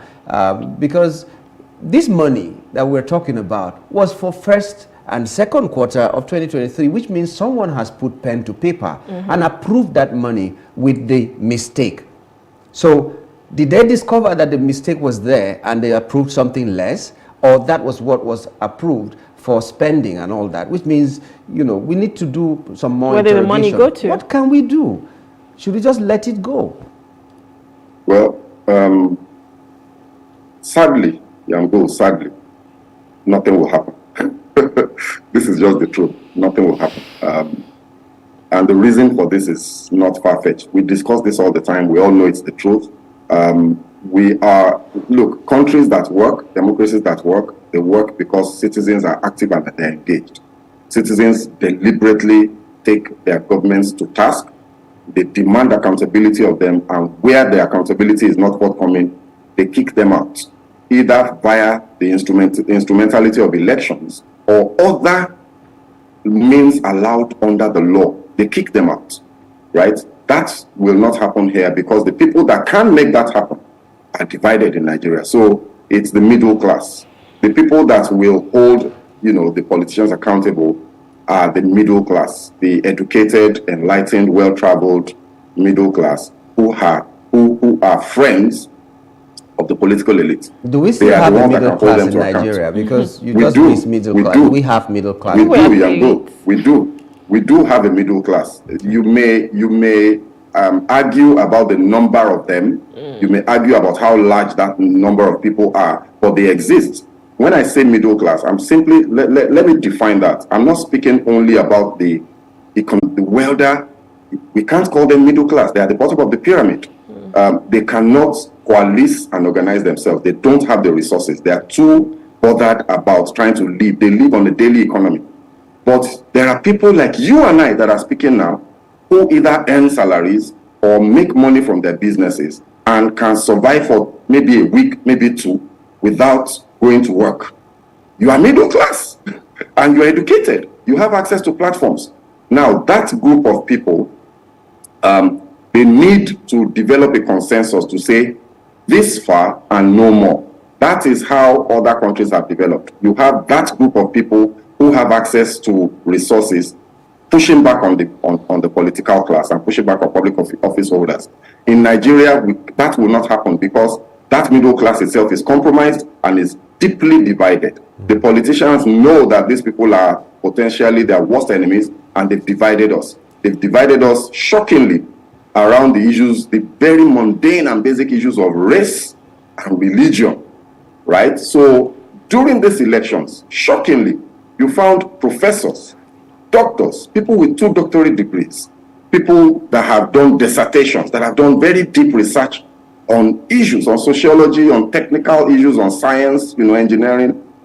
They speak, and you just hear very, very crass, basic, ethnic rhetoric. It was shocking. It was an eye-opener for me. right, that we could not engage our intellectual capacity, God-given and well self-developed, to look at issues dispassionately and pursue our self-interest as a people, as a country, that we would queue behind a person because he speaks our language or worships our God. That is where we are today. Our middle class is divided. We're fighting each other to a standstill, defending the indefensible, calling white black, simply because somebody speaks our language. And unfortunately, when you have that situation, we can't hold these guys accountable. And these guys know it. So they're going to play those issues up as much as they can, so that we continue to fight amongst ourselves while they make away with our money. And that's why I say nothing will happen. However, the bad news for the politicians is that it is not going to continue like this. It's an inevitability. It's going to happen. And I suspect, based on what I'm seeing, because I'm a civil society person, I am a part of different movements, unions, labor, civil society coalitions. And I can tell you that there is a momentum that is building. It may not develop into anything today. It may not develop into anything next year, but it will develop into something. It's just a matter of time. This impunity cannot continue. Nigeria cannot keep running around in circles. 63 years now and counting. We don't have a steel industry. Our president keeps going. Every president, one after the other, starting from Obasanjo till Tinubu today, travels abroad to look for foreign investment. And yet, Ajaokuta Steel Company has not worked in the 40 years that it has been set up. Which investment are we looking for? Please tell me, which country helped China to become what they are today? Which country did India run to get foreign investment from, that they have now become the third largest economy in the world? Which country did the United States get help from? Which country helped Russia? Which country helped the UK and the EU? So our politicians need to understand that our solutions are inbuilt and they must be homegrown. All this junketing around, spending taxpayers' monies when the people in the country are suffering must stop. And one day it will stop, because we will say no more. It's just a matter of time. So the answer to your question, Yangol, is that it might continue for now, nothing will happen, but it's not going to continue forever. We're going to do something about it eventually as a people. It's inevitable. It's just the way life works. Okay, so writing off what you just said about spending taxpayers' money, moving over to Abuja, the Federal Capital Territory, the minister, Nyesom Wike, had said that he has saved about 110 billion naira in 3 months. Now, shouldn't that be what everyone in politics, so if you're a governor, a commissioner, local government chairman, shouldn't that be what we're supposed to do? Because thinking of it as a business, the business of Nigeria, let's call it that, shouldn't we say, okay, we're not making profit, so therefore we need to start cutting down and looking for ways to save instead of spending these monies? Absolutely. Governor Wike, Minister Wike, as he now is, he said a good thing. He said a good thing, and that should be the way to go. I may not like his style, but the guy is practical. So the president of the country must lead by example. My goodness, everything in life, whatever field of endeavor that you're talking about, everything rises and falls on leadership. Everything. The outcomes that you get in any situation, in any society, once it's more than one human being that is required to deliver that outcome, leadership determines what that outcome will be. So you cannot have a situation where the president of the country is saying to the country is broke, we're bankrupt, and as a result of being broke, we have a fiscal emergency. We have fiscal obligations that are not sustainable. Therefore, we must take subsidies away. Subsidies to petroleum and subsidies, foreign exchange subsidies, must be taken away because Nigeria can't afford them. Okay, granted. Now, you have said that with imperious, dispassionate imperiousness. You said it as a speech, and you're even proud of it. You are boasting about it on an international platform that you announced the policy reform on your first day in office. The president was boastful about this. I was shocked at the boastfulness because I thought as a president he would understand that even if that decision was required, it had impoverished millions, hundreds of millions of Nigerians, and they were suffering and in pain. It was not something to boast about, it was something to be sober about. Now you have done that, and this same president has then gone ahead and traveled to UNGA meeting in New York and spent over 500 million naira. This same president, right? This same president has approved the purchase or the payment for a previously purchased yacht. Yacht, for goodness sake, a boat, a luxury boat. That's what a yacht is. I don't care the explanations that they're giving about it being in the Navy. We're not children, right? This same president has approved 4 billion naira for the renovation of one single building. These things are ridiculous. So what Minister Wike did is what we expect the president of the country to be doing, to be leading by example and looking desperately for ways to save costs, to cut costs, to reduce expenses. The president is supposed to be saying to the people, we're not traveling anywhere, we're not going abroad. We're not going anywhere, it will cost too much money. We're going to sit down at home and look for ways to save money, to save the fiscal fortunes of the country, and we're going to look for ways to save money to expend on desperately needed capital investment in the country. That is what we expect. So if it's not coming from the leadership, it's not a wonder that in Lagos, we're also spending 440 million on an SUV. Why? Because the president is leading by example. Everything rises and falls on leadership. So what Wike did is fantastic, it's commendable. We need the president to do the same, and we need the 36 chief executives that we have in all the states to do the same, and then it will trickle down across to the commissioners in their various ministries, across to all the ministers, and very importantly, it would also move across to the other arms of government, so that we will now see the Senate and the House of Reps and the judiciary feeling the pressure, the moral pressure to follow suit. Otherwise, Nigerians will speak. But as it is now, there is no example to follow. The examples to follow are examples of financial profligacy, and it's a tragedy given where we are as a country today.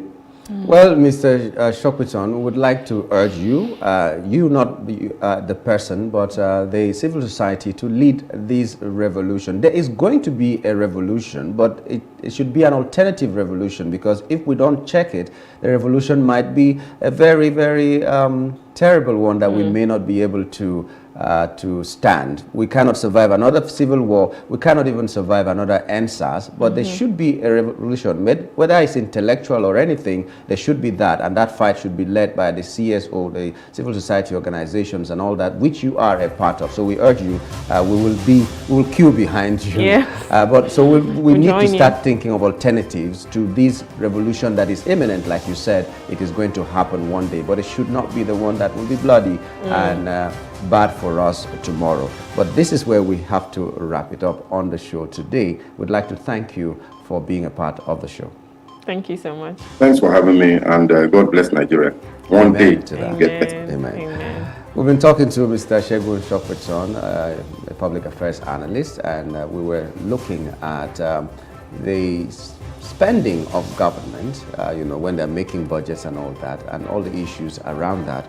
And we do hope that you had a wonderful time on the show this morning. Until we meet again tomorrow for the weekend edition, so to speak. My name is Nyamgul. Thank you for being there. My name is Reme Paulson. Have a good day.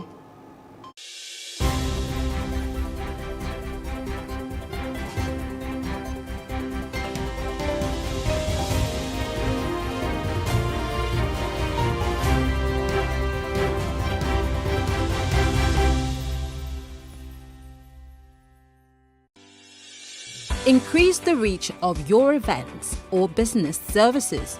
To advertise on Plus TV Africa, please call 0906 000 5719 or 0909 040 8408, or send an email to marketing@plustvafrica.com. Plus TV Africa. Big stories live here. Businesses in Africa can be very challenging. In Nigeria, it is particularly intimidating, and successful builders have learned how to navigate a hostile environment to unlock opportunities. But one major challenge businesses face is how to filter through the noise and identify where their ideal customers exist. Get insight and practical steps from industry players and captains of industries. Hear success stories to help you make informed decisions as you scale your business in Nigeria. Watch Business Insights at this time on Plus TV Africa.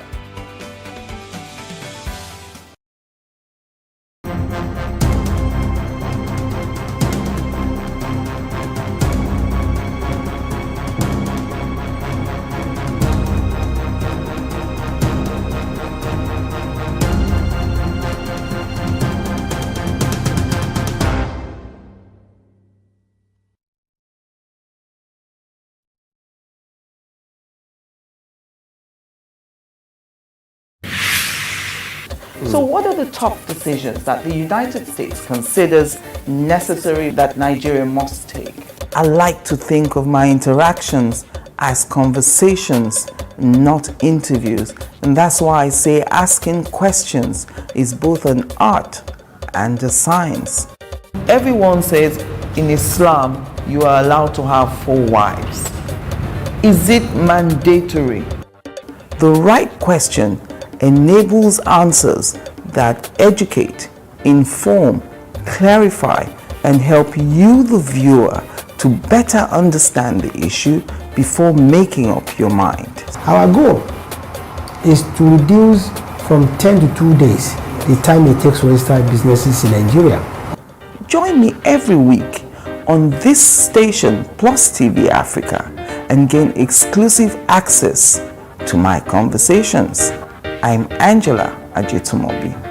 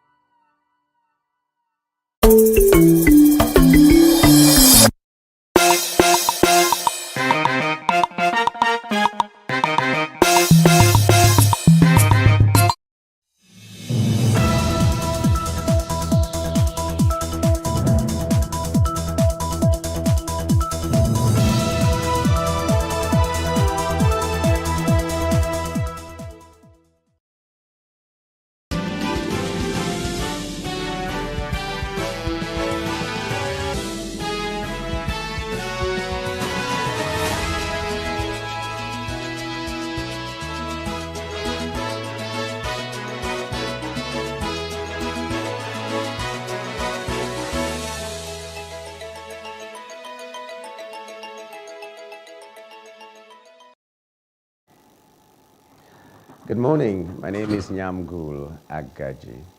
This is the news brief. The Chief Registrar of the Court of Appeal, Umar Bangari, has cleared the air on the controversies surrounding the judgment delivered by the court on the Kano governorship election dispute. In a reaction, Bangari said that what happened in the judgment body was a typo error that did not in any way invalidate or change the findings and conclusion of the court. The Chief Registrar assured Nigerians that the error would be rectified once parties in the matter filed formal application to the effect. He cited Order 23, Rule 4 of the Court of Appeal Handbook, which empowered the court to correct any clerical error once detected by the court or any of the parties in the matter. He insisted that, contrary to insinuations, the judgment of the court remained valid. There had been an uproar and series of interpretations into the judgment, which upheld the judgment of Kano State Governorship Election Petition Tribunal that invalidated the election of Kabir Yusuf of the New Nigeria People's Party, NNPP, as winner of the March 18 governorship election. The New Nigeria People's Party, NNPP, on the other hand, has filed its notice of appeal before the Supreme Court to challenge the November 17 judgment of the Court of Appeal, which upheld the decision of the Election Petition Tribunal sacking Governor Abba Yusuf and declaring Dr. Nasiru Gawuna of the All Progressives Congress, APC, as the duly elected governor of Kano State. In the notice of appeal dated November 22 and filed by Senior Advocate of Nigeria, Boyega Awomolo, leading 7 other senior advocates and 10 other lawyers, the NNPP listed 10 grounds for challenging the appeal. The party challenged the entire judgment of the Court of Appeal, save and except the conclusion and orders at page 67 of the duly certified true copy CTC, including the order as to cost favorable to the appellant. Listed as respondents in the notice of appeal are Governor Abba Yusuf, the APC, and the Independent National Electoral Commission, INEC. Earlier, protests have rocked Kano State following the sacking of Governor Abba Yusuf by an appeal court. This was as police dispersed protesters along the Dan Agundi area of the state on Wednesday. The fresh protests followed the certified true copy of the judgment, which appeared in public domain and seemed contrary to the verdict of the appellate court. Some of the protesters said they were ready to die as they demanded justice. Police authorities in Kano had vowed to clamp down on any group protesting in the state following the sacking of the governor. The Independent National Electoral Commission, INEC, had in March 2023 declared Yusuf of the New Nigeria People's Party, NNPP, as the winner of the poll, but the State Governorship Election Petitions Tribunal sacked him in September. Months after the development, the Court of Appeal affirmed the decision. It held that Yusuf was not in the NNPP's register, making him unqualified to contest the election.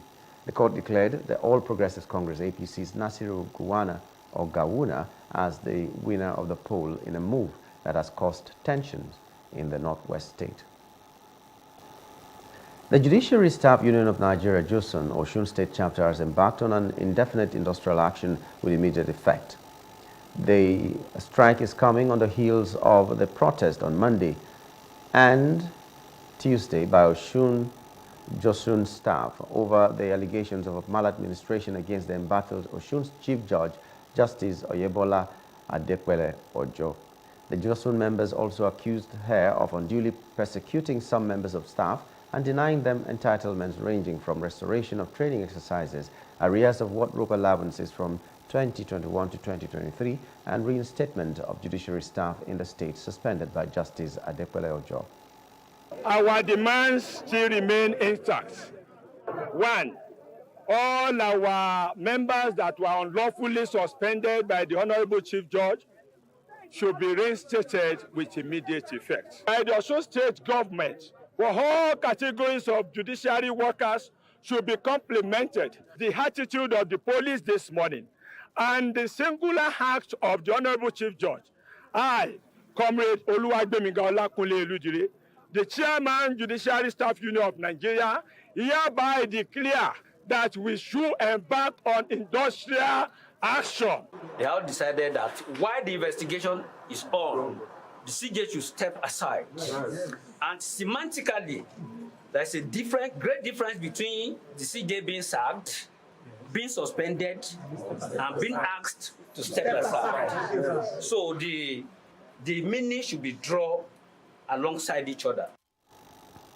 Justice Hamza Muazu of the Federal Capital Territory High Court, Abuja, has granted the immediate past governor of the Central Bank of Nigeria, Godwin Emefiele, bail in the sum of 300 million naira and 2 sureties in like sum. The sureties must have certificates of occupancy and titles of properties within the Maitama district. Emefiele is also mandated to deposit all his travel documents with the registrar of the court and must remain within Abuja Municipal Council. He is now expected to remain in Kuje Correctional Center pending when he meets the bail conditions.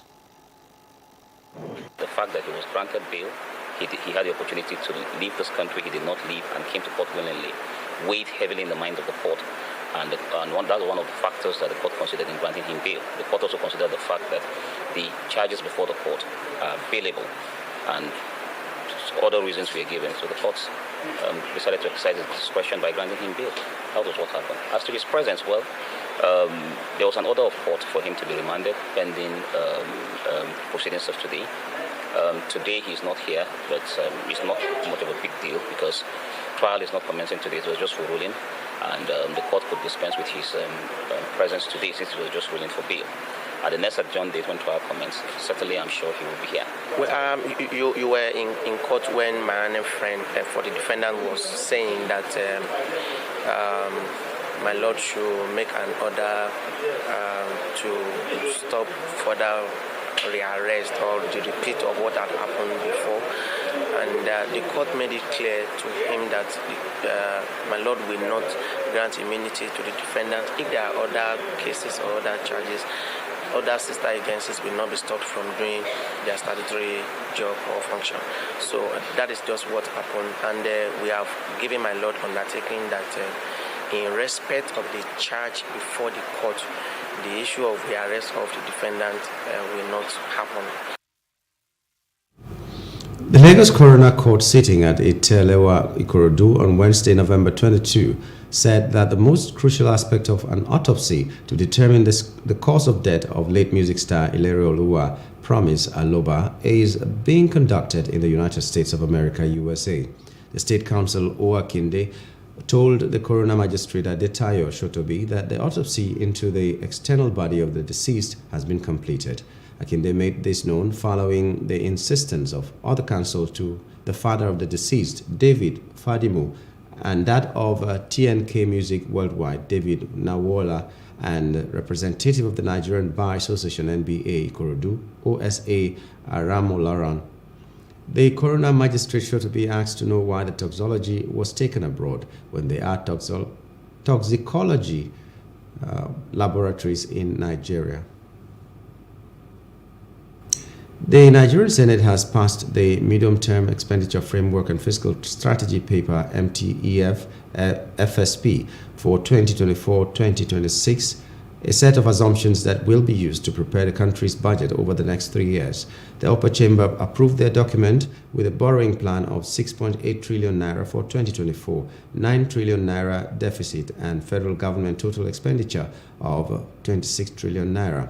The Senate approved the benchmark oil price of $73.96, $73.76, and $69.90 per barrel for 2024, 2025, and 2026 respectively.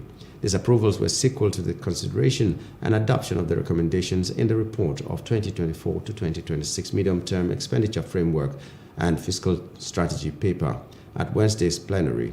The report was presented by Senator Sani Musa and considered by the Committee of Supply with Godswill Akpabio as chairman and adopted in plenary.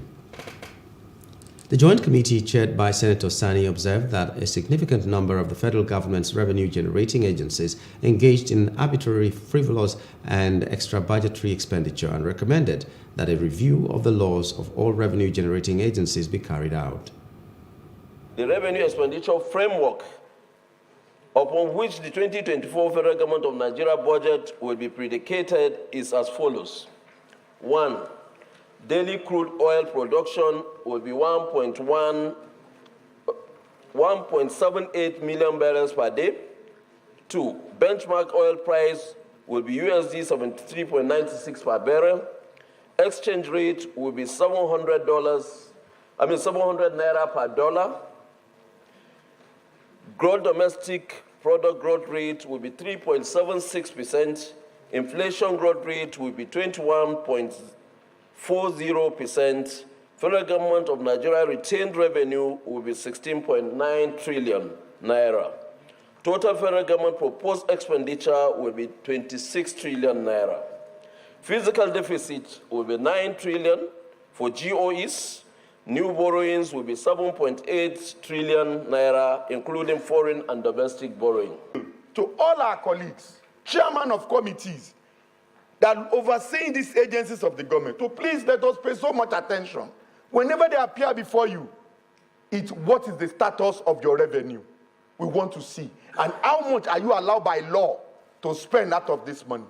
For agencies that are exceeding or not following the law, they can be brought before the National Assembly to come and explain why they have to take more than what is expected of them in every financial year.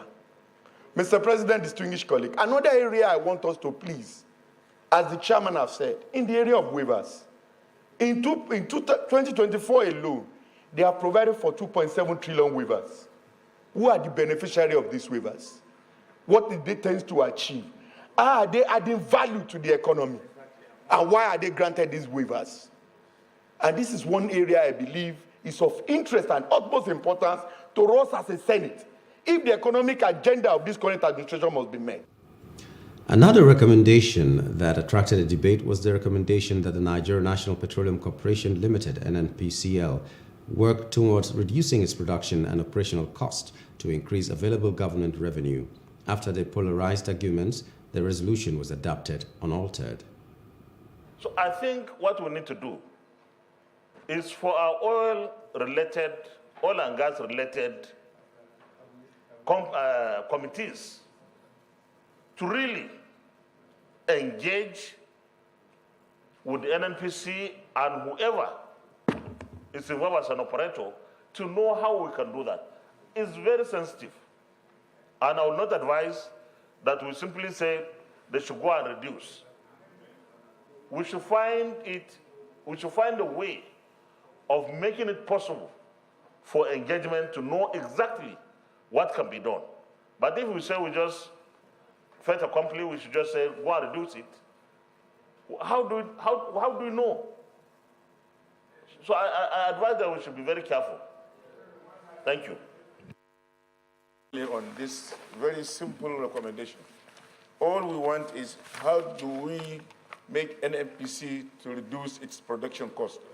As said by Senate President Emeritus Ahmed Lawan, at one time, production cost per barrel used to be $20. And now NNPC has worked and brought it down to about $15 per barrel.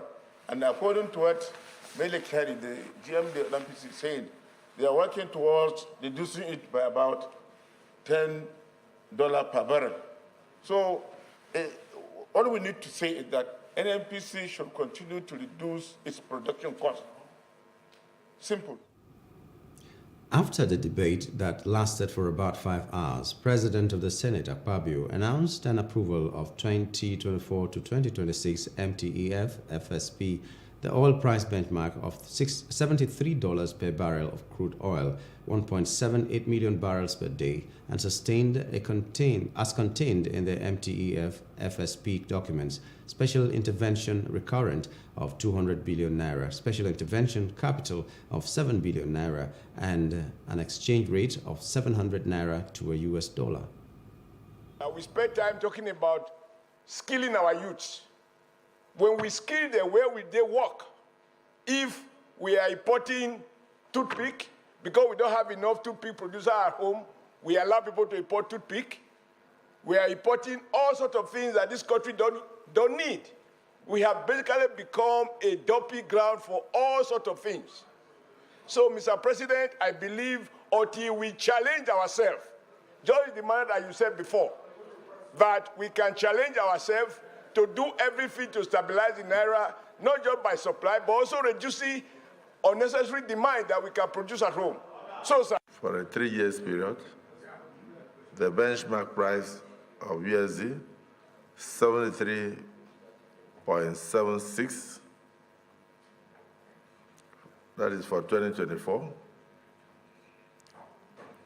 69.90 for 2025, for 2026, and 73.76 for 2025 be approved respectively. Those in support of this recommendation say aye. Those against say nay. The ayes have it. Recommendation 2,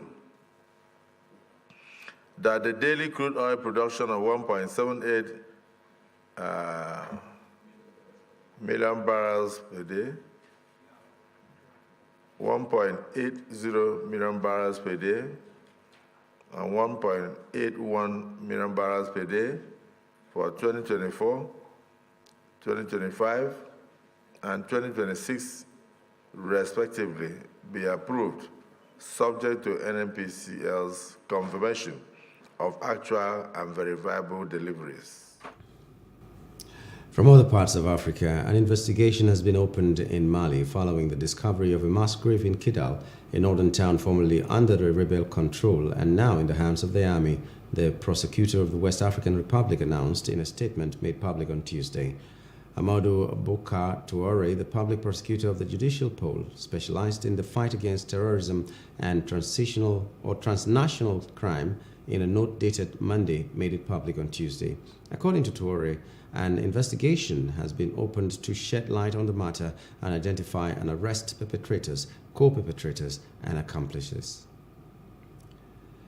The Somali army will be able to take over from the African Union forces expected to leave the country at the end of 2024, assured Somali President Hassan Sheikh Mohamud, who considered the results obtained in the offensive currently on pause encouraging against the radical Islamist Shebab. Launched in August 2022 in the center of the country, this offensive against the group affiliated with Al-Qaeda, which has been leading an insurgency against the Somali authorities for 16 years, has made notable progress but has stalled in recent months. The Somali army associated with clan militias benefited from the support of the African Union force ATMIS to retake large areas of the territory, particularly in the center of the country. ATMIS, made up of troops from Burundi, Djibouti, Ethiopia, Kenya, and Uganda, was due to begin a second phase of withdrawals in September with the departure of 3,000 troops, but the Somali government requested and received a 3-month postponement. Outside Africa, a 4-day pause in fighting between Israel and Hamas will begin at 10 a.m. today, Hamas says. Israel has not yet commented on when the pause will begin, but Foreign Minister Eli Cohen said he expected the first hostages to be received on Thursday. Under the agreement, 50 Israeli hostages taken by Hamas will be released and 150 Palestinian women and teenagers held in Israeli jails freed. Families of those held in Gaza have said every captive needs to come home and that each hour is critical. Up to another 150 Palestinians could be released, as well as another 50 hostages from Gaza after the initial 4-day pause. On Wednesday morning, Israel confirmed its ground and air operation in Gaza is continuing before the pause starts. Israel's government insists that this isn't the end of the war, reiterating its commitment to complete the elimination of Hamas. Meanwhile, Pope Francis on Wednesday met separately with Israeli relatives of hostages held in Gaza and of Palestinian prisoners in Israel, saying both sides suffer so much. At the end of his weekly audience at Vatican, the 86-year-old pontiff called for prayers for peace, saying both groups suffer so much. The Vatican said last week the Pope hoped to show his spiritual closeness during the private meetings, which it said would be exclusively humanitarian in nature. In entertainment news, Mexican actress Melissa Barrera has reportedly been fired from Scream 7 over a series of social media posts in the wake of the Israel-Hamas war. In one social media post, the Mexican actress who joined the iconic slasher franchise in 2022 wrote, "Gaza is currently being treated like a concentration camp." According to sources on Tuesday, Barrera has been dropped from Spyglass Media's forthcoming sequel over the post, which have been perceived as anti-Semitic. The news comes as it was reported that Susan Sarandon had been dropped by her talent agency UTA for comments she made at a pro-Palestinian rally in New York City on 17th of November. And finally, sports news. In an effort to continue promoting the sports of archery in Nigeria, the organizers of the annual Archery Club Open Championship will host over 30 archers across the nation. The third edition of the championship is expected to have 5 categories and includes the mixed male and female barebow, Olympics recurve, compound archery, and junior barebow archery. According to the organizers, the event, which will commence on the 24th and 25th of November, will show the best of Nigeria archers to the rest of the world. And that's the news brief. For more stories, please follow us on Facebook, X, and Instagram, and do subscribe to our YouTube channel at Plus TV Africa and Plus TV Africa Lifestyle. You can also view us from Limex on limex.tv and Glow TV apps anywhere in the world.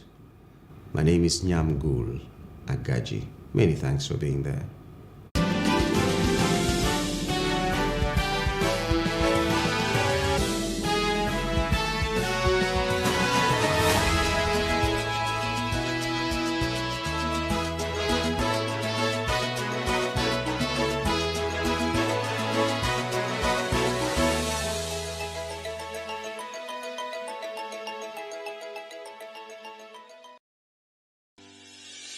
Increase the reach of your events or business services. To advertise on Plus TV Africa, please call 0906 000 5719 or 0909 040 8408, or send an email to marketing@plustvafrica.com. Plus TV Africa. Big stories live here.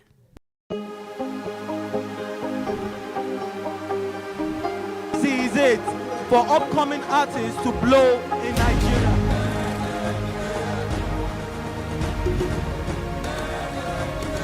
Welcome to Plus Trending. I am Buki November, your host, saying thank you for joining us on today's episode. Welcome back. It's tea time on Plus TV Africa. Practice makes perfect. I'm not perfect yet, but I'm a lot better than I used to be. He's a king. He's entitled to marry 100 if he wants to.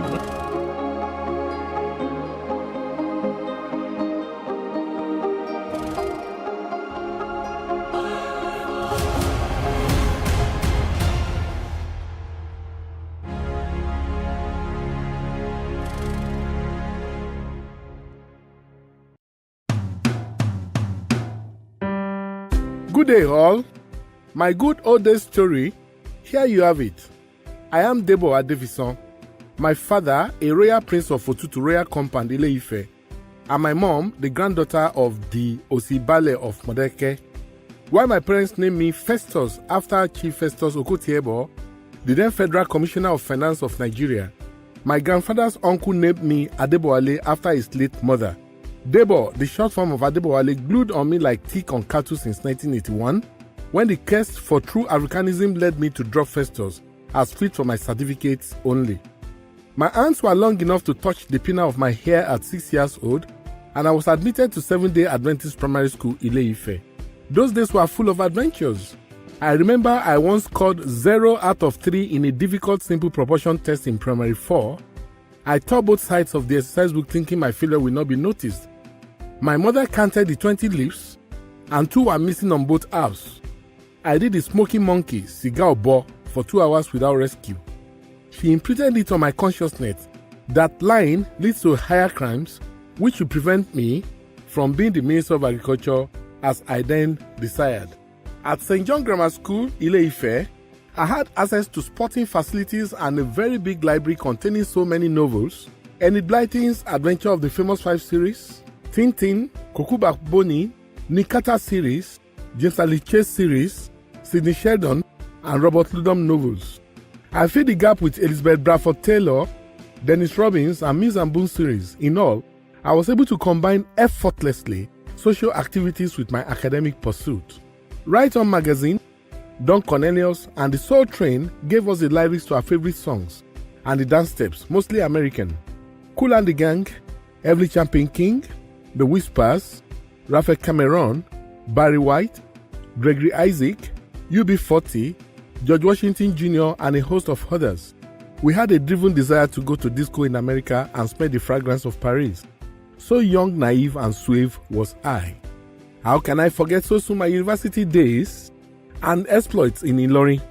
I joined the Kegais Club and led the Man-O-War Club as Commander-in-Chief without any negative impact on my studies. The Kegais Club took me to several institutions in Nigeria where I developed cherished bonds of friendship, which I enjoyed till today. We traversed Nigeria without fear of banditry or abduction. We created Iliad Orima at the University of Sokoto without the threats of religious fanaticism. We didn't have to fear cultists at Epoma, while Ilia Pota Pota was an irrevocable convolution of gyration. The Mother's Shrine at Poly Ibadan was a home to all, Oh, how I love the songs and the sonorous compositions, the African percussions, the shrine and its uppermost, the ensemble of voices, the staccato of guttural exclamations, the exaggerated dance steps, the palm wine, and the serenity of processions at the beginning of all gyrations fuse the youth of Nigeria together. There was no race, religion, or ethnicity as we saw and embraced ourselves as members of one family. The Kegite Club experience proved to me that Nigeria could still be devoid of disunity. Since graduation from school in 1986, I had worked in all states of Nigeria and the FCT, where I did my mandatory National Youth Service Corps. I'm shell shocked to see the vision of a great nation as envisaged by our founding father is lost. I cannot go back to Muna in Borno State, where I once bought brown beans and sold monosodium glutamate. I have no courage left in me to cross over to Chad Republic to buy groundnut cake and bone meal.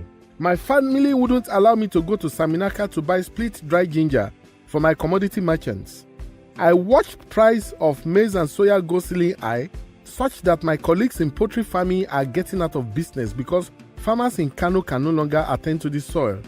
The Adejia Jamare River Basin is becoming idle. I cannot travel from Padongari to Sokoto at 1:30 a.m. as we used to do in 1985, when we will leave Mokwa at 12:45 a.m. to continue our journey. When will it be safe in Nigeria to go to Ilela or Maradi borders again? We rocked Minna to Zuba in 1986 at all hours of the day. Olu is now occupied by non-aligned forces. Ondo forests are becoming the death knell of the southwest. Ritualists and blood-sucking demons have taken over the land. Who stole our peace? The virtues of yesterday are buried in the cesspit of avarice, greed, and irascible decadence. We in our fast-aging generation can claim we had virtues and great discipline. In this, there are nuggets of hope which our children can build for a rebirth of the nation. We can collectively resolve to make the difference and take steps towards changing the narrative. Our children, certainly, deserve a better and brighter future, not memories of the good old days.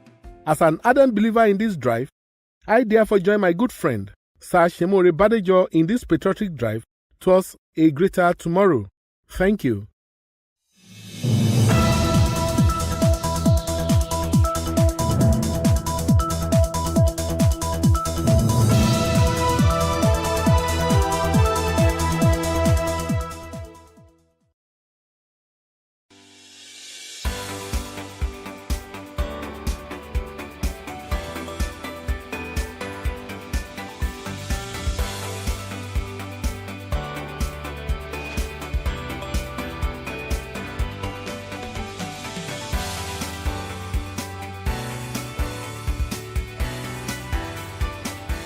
Good morning. Thanks for joining us on Business Insights as we focus on side hustling in the wake of the nation's crippling insurance. A side job ideally is a way to earn extra income, particularly with Nigeria's current weak economics indicators showing a high inflation rate, a high unemployment rate, and a high poverty rate.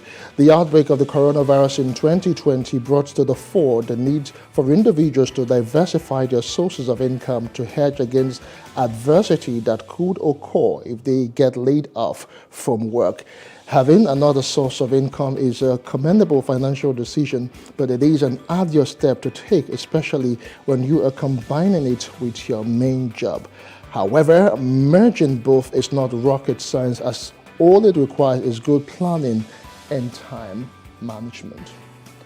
On the show this morning, we'll be focusing on how to manage your side hustles with your full-time job so that none of them actually suffers. We'll take a quick break and we'll return in a moment. Stay with us.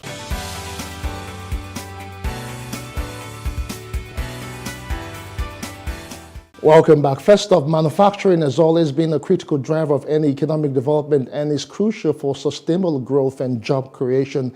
It also has the potential to transform the nation's economy, diversify revenue sources, and reduce dependence on oil. Now, those were the words of the Ministry of Industry, Trade and Investment at this year's edition of the Nigerian Manufacturing and Equipment Exposition and the Nigeria Raw Materials Exposition, NIMRA Expo.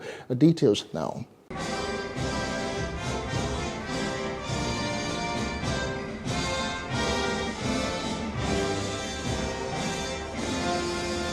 The annual Nigerian Manufacturing and Equipment Expo jointly organized the Nigerian Raw Materials Exposition of the Raw Materials Research and Development Council affords stakeholders an opportunity to examine the state of the manufacturing sector and deliberate on the roadmap for development through the Manufacturers Partnership for African Development and Masterclass sessions.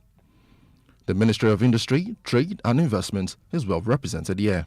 It assures that its policy initiatives will continue to center on creating an enabling environment, incentivizing production activities, and promoting the use of made-in-Nigeria products to boost the competitiveness of our manufacturers. Fertilizer production, in summary, luckily for us, the federal government has banned the importation of fertilizer.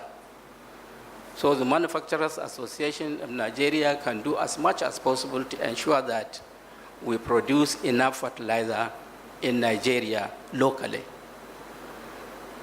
There are 4 major types of fertilizers being produced in Nigeria.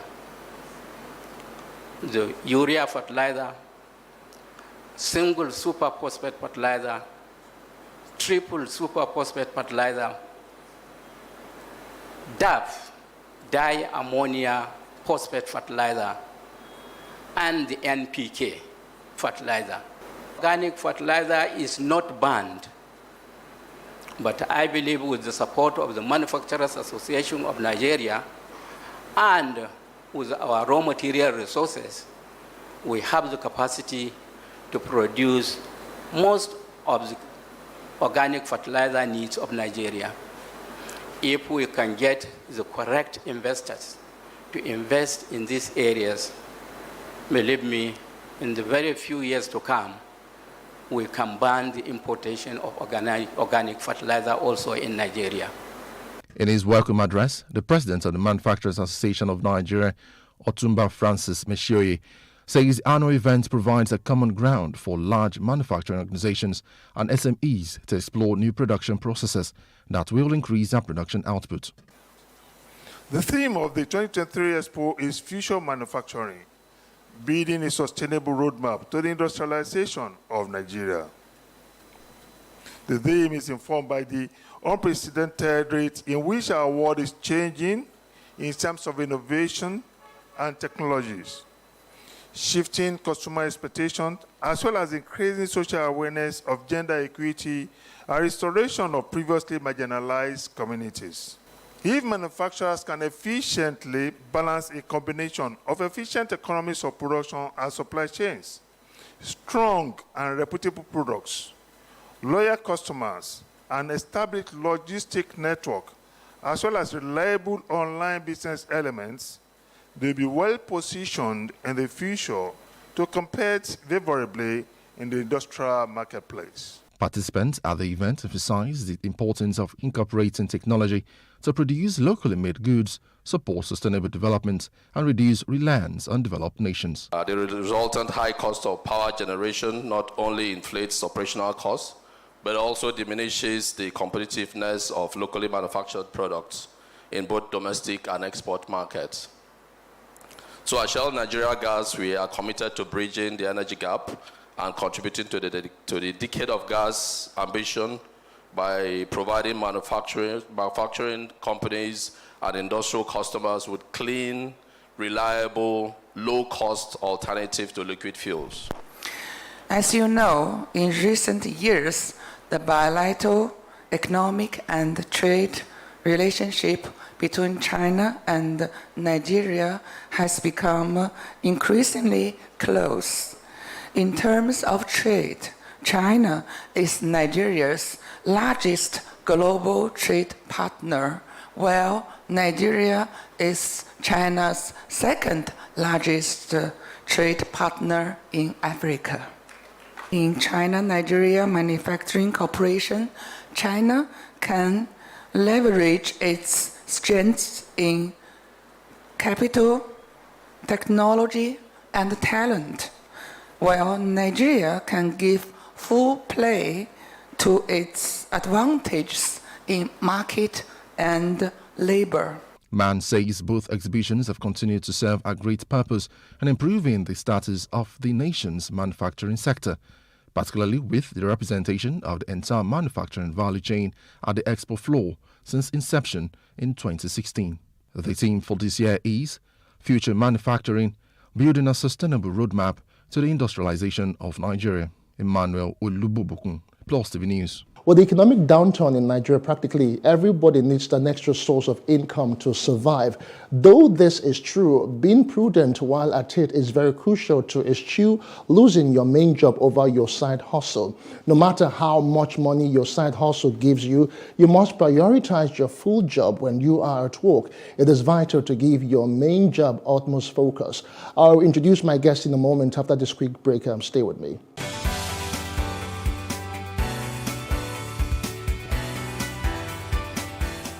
All right, welcome back to Business Insight in Plus TV Africa as we look at side hustles in the wake of the biting inflationary pressure in the country.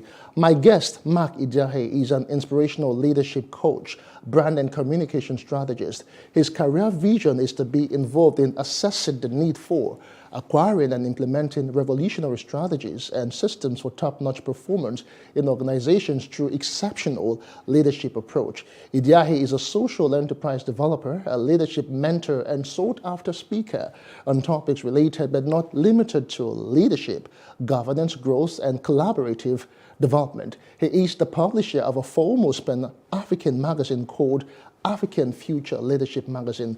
Many thanks for joining me on Business Insights, Mark. Thank you so very much. Glad to be here.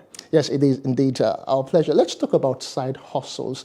You know, in the wake of the biting inflation that everyone can actually relate to, most people are looking at having one or two other jobs, attached, to their normal source of livelihood. How do you really react to this new development because of the way things are going on right now in the country? All right. Once again, thank you for having me. Now, first of all, we must admit that this is an unusual time and people are barely surviving. So I tend to live with just one source of income is a strategy for financial crisis. And I'm not going to be apologetic when I reference the first man here. I mean, if I go a bit spiritual, the first man God created, he put him in a place called Eden and he gave him 4 streams. Think about it. If God in his wisdom and his multifaceted dimension in nature will create a man and put him in a perfect, what I would love to call a perfect utopia, where everything was well garnished and polished and everything working perfectly, and he thought that it was critical that that man had 4 streams of income. Why in the world would anybody in his right senses think that he can strive in an economy as complex as Nigeria's economy with 1 streams of income? Now, the question I've often asked people around that are on 9 to 5, you call them 9 to 5ers. How in the world are you coping with this incessant increase in price of commodity, household items, when your salary is not increased correspondingly? I mean, you go to market today, for instance, and you see an item that has doubled in price. You were in the market 2 weeks ago. Now you're in the market, back to the market, and they tell you that the price has doubled. And the way they can rationalize that is to tell you, hey, are you not in this country? Are you not following the trend with the currents and with the fluctuation in exchange rate and all of that? So why should anyone? I understand in your intro you said something that we should not, in a bid to have side hustle, then play down the significance of having the main hustle. Yeah, there has to be that moderation. There has to be that balance. Your main hustle is good. You have to have that going. But you have to be strategic and very pragmatic by devising strategy to have other streams of income. Otherwise, you're going to choke in this economy. All right, still speaking of streams of income, most people have actually moved towards the line of entrepreneurship. They are using their skills or most of the things they have passion for to monetize them, to be actually getting something, in return from that. I know people who ordinarily love cooking, and because of the way the economy is really biting, they have even started one sort of food business, even online.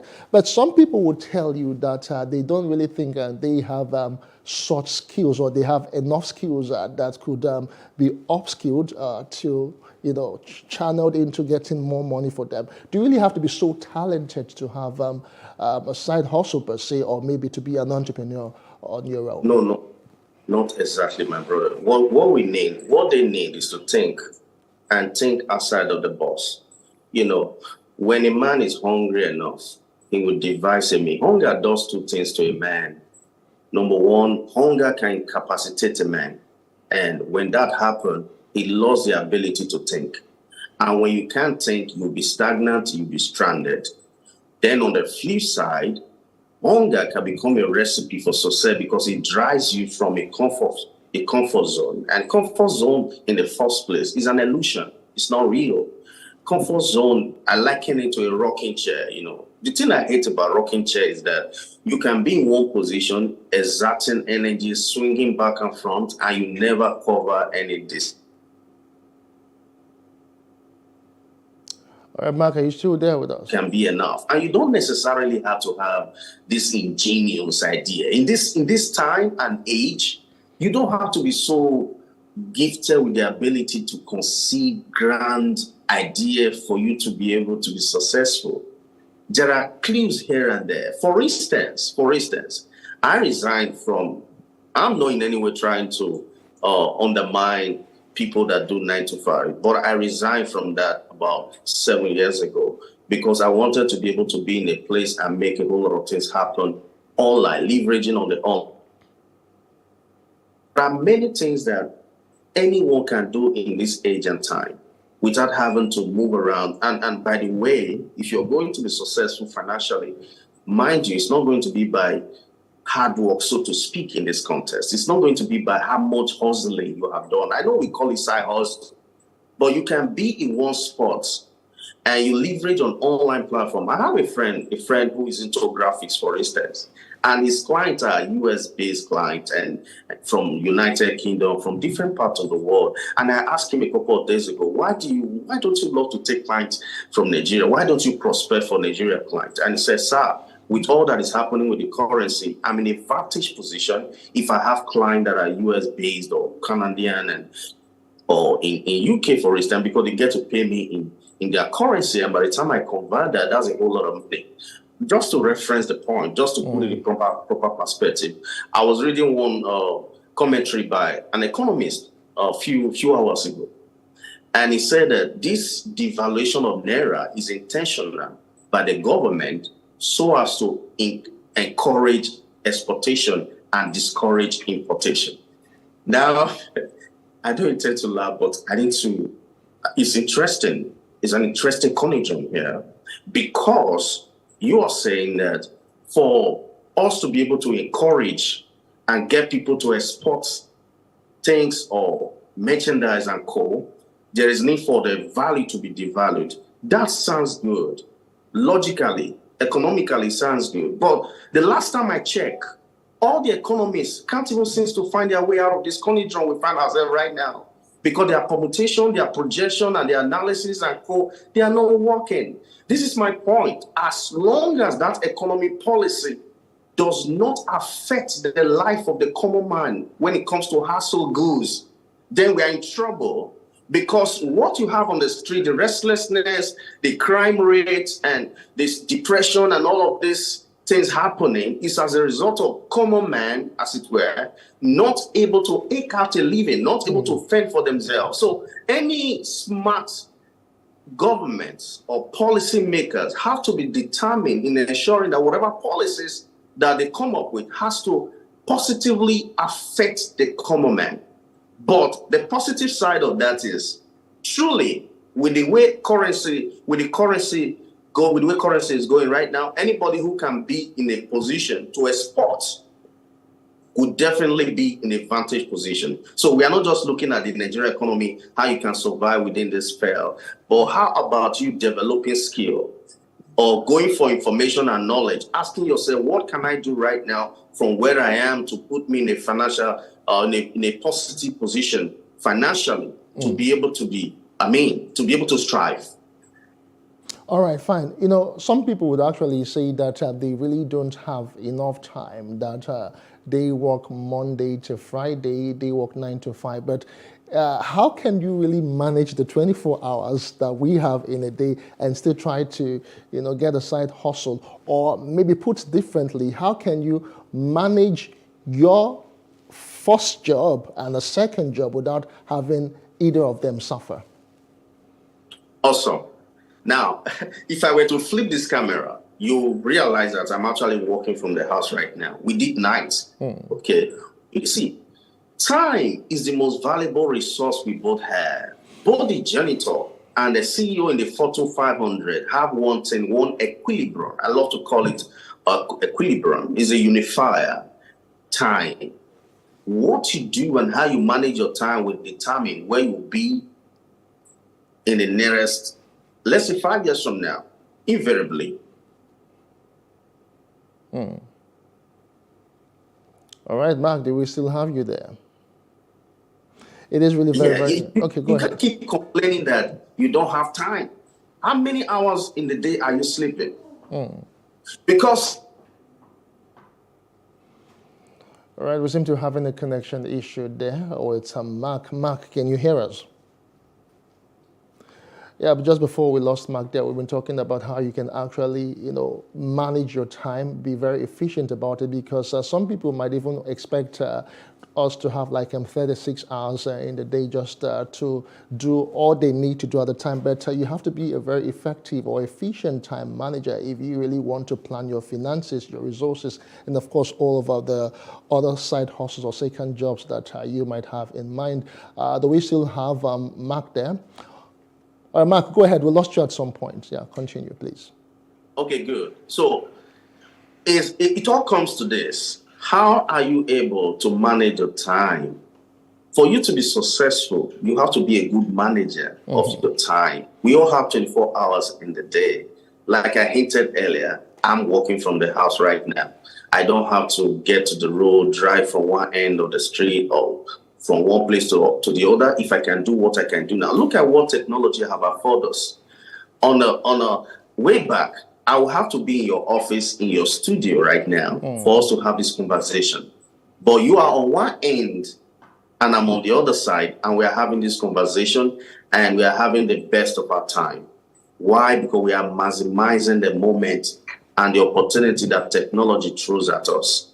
So if you don't have time, if I was a 9 to 5, what I would is to set up time. When did I get to the house from work? See, all the many things. I don't watch TV. I don't have no business with TV and all the frivolous things that do. Anything that will not translate and have a positive impact in my bottom line and develop me and position me to be more efficient, I have no business with that. Most people that now what they devote a large chunk of their time to, aside the work is, your life is not all about the work. What do you do with the other extra time that you have? Okay. That is very important.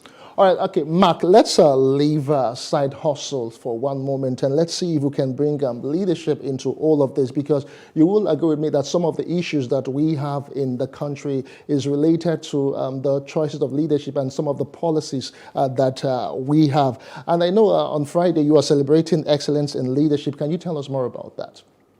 Okay, we've been on this for the past 7 years, and yours sincerely is the convener of Future Leadership Conference and Award, because leadership is critical. Africa is, over the years, have been defined as a dark continent. To me, that's a wrong way to describe a continent that is so full of potential and have a lot going on.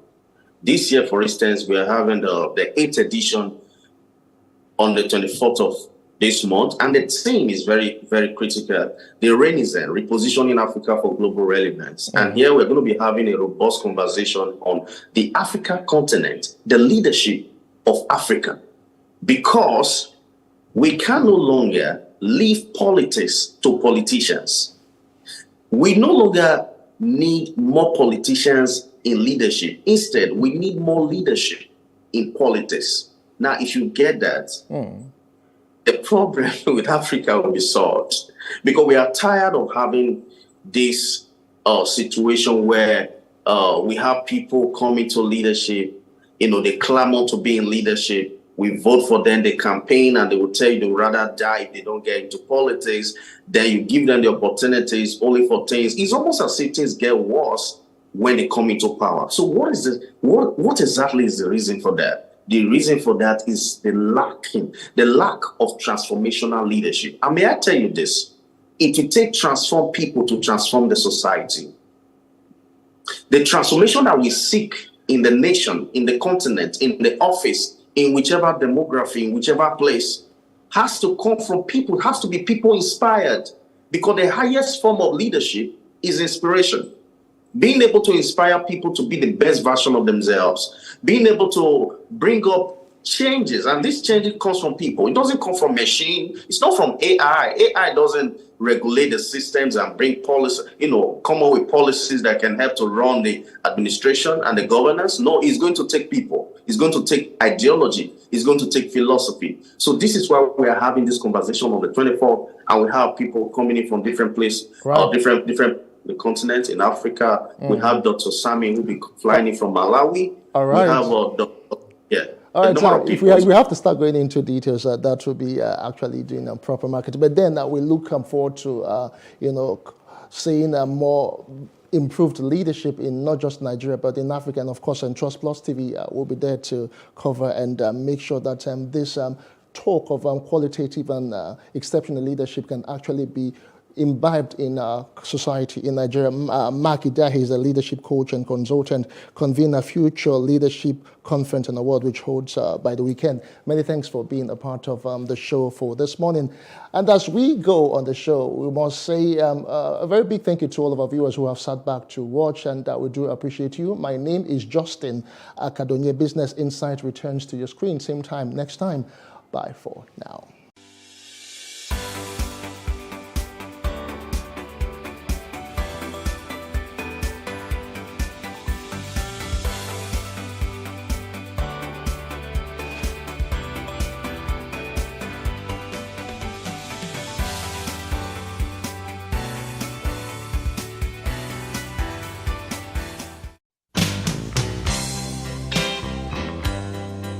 Being online has become a part of our every waking moment.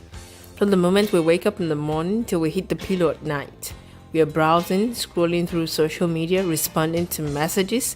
We live our lives online almost as much as we live it in reality. These anonymous interactions, like any other human interaction, comes with complexity and challenges. People get into civil discussions, debates, banter, and share with one another. With these interactions come disagreements, arguments, conflicts that can soon degenerate into trolling, bullying, and general unpleasantness. The discretion we employ in face-to-face interaction is further decreased online. In fact, according to psychologist Robert Sutton, disrespectful, demeaning, and downright mean-spirited behavior is worse than ever. This behavior is especially true of online discourse, which researchers describe as the online disinhibition effect. Stanford psychology professor John Sula in 2004 said, "The online disinhibition effect can cause people to act out in either a benign manner, wherein they overshare their personal information, or in a toxic manner wherein they become abusive or threatening." "I am in my house, come and beat me" is a common saying online that alludes to the inaccessibility that emboldens even regular people to behave in less than civil ways online. Another factor responsible for this behavior, apart from anonymity and availability, is solipsistic introduction. A situation, according to Dr. Sula, where you don't have any physical cues associated with the person you're communicating with, and other person becomes just a voice in your head. As such, the people in your online conversations merely become characters in your imagination, formed by your own personal history and expectations. You might also hear his or her voice as your own, which makes you feel more comfortable with the other person and further lowers your inhibitions. As we have rules that guide our interactions in real life, unspoken rules need to be developed for our online interactions.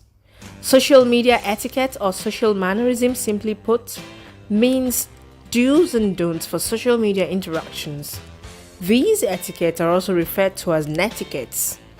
The term netiquette refers to all aspects of online communication, including email, instant messaging, social media, multiplayer gaming, and other forms of online communication. The main goal behind netiquette or mannerisms on social media is to treat others with respect and take care of intellectual property rights and associated implications. Personal information, images, or videos of anyone should not be shared without consent or mentioning credits where due. Except we seek to change such behaviors, it will pervade. Here are some social media netiquettes. When sending a DM, be polite and go straight to the point. When responding to posts, even if you disagree, be careful not to use condescending and insultive words. Take a 5-minute pause before you post any comments. Don't comment on topics that people tend to be passionate about. Don't respond to insults or hateful language. Don't say to people online what you won't have the audacity to say to them in person. Avoid excessive tagging of people. Ask before tagging people.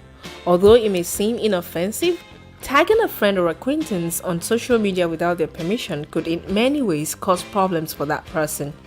Good social media etiquette means you should always request for permission before tagging anyone. Post only flattering pictures of other people. Apply the billboard test. Assume that everyone in the world can and will see everything you post. So if it's not billboard worthy, don't post it. Give credit where it's due. Don't post other people's photos or quotes without clear attribution. This means no screen grabs even if you have the best intentions. Instead, use a repost app to properly credit others for your own content. Think of the future you. Your taste will change, as will your sense of humor, but your photos will live on forever. Use caution when posting. Don't take screenshots of other people's private moments that they shared with you in confidence. Censor yourself. You might treat your Facebook or Twitter accounts as diaries. Don't share everything with your readers. Some things are meant to be kept private.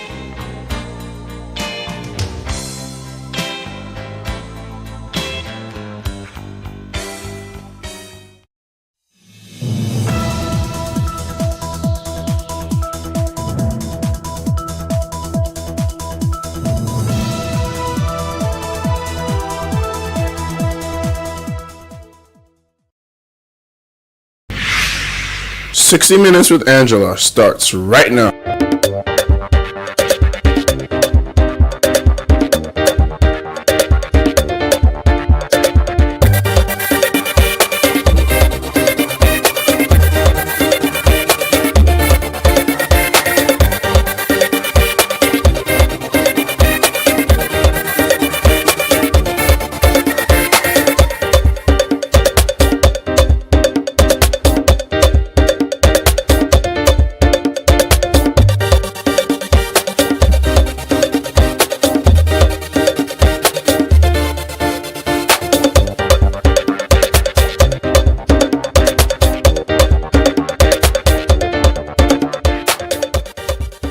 Executive Vice Chairman and Chief Executive Officer of the Federal Competition and Consumer Protection Commission, Babatunde Rukera, joins me on the program today.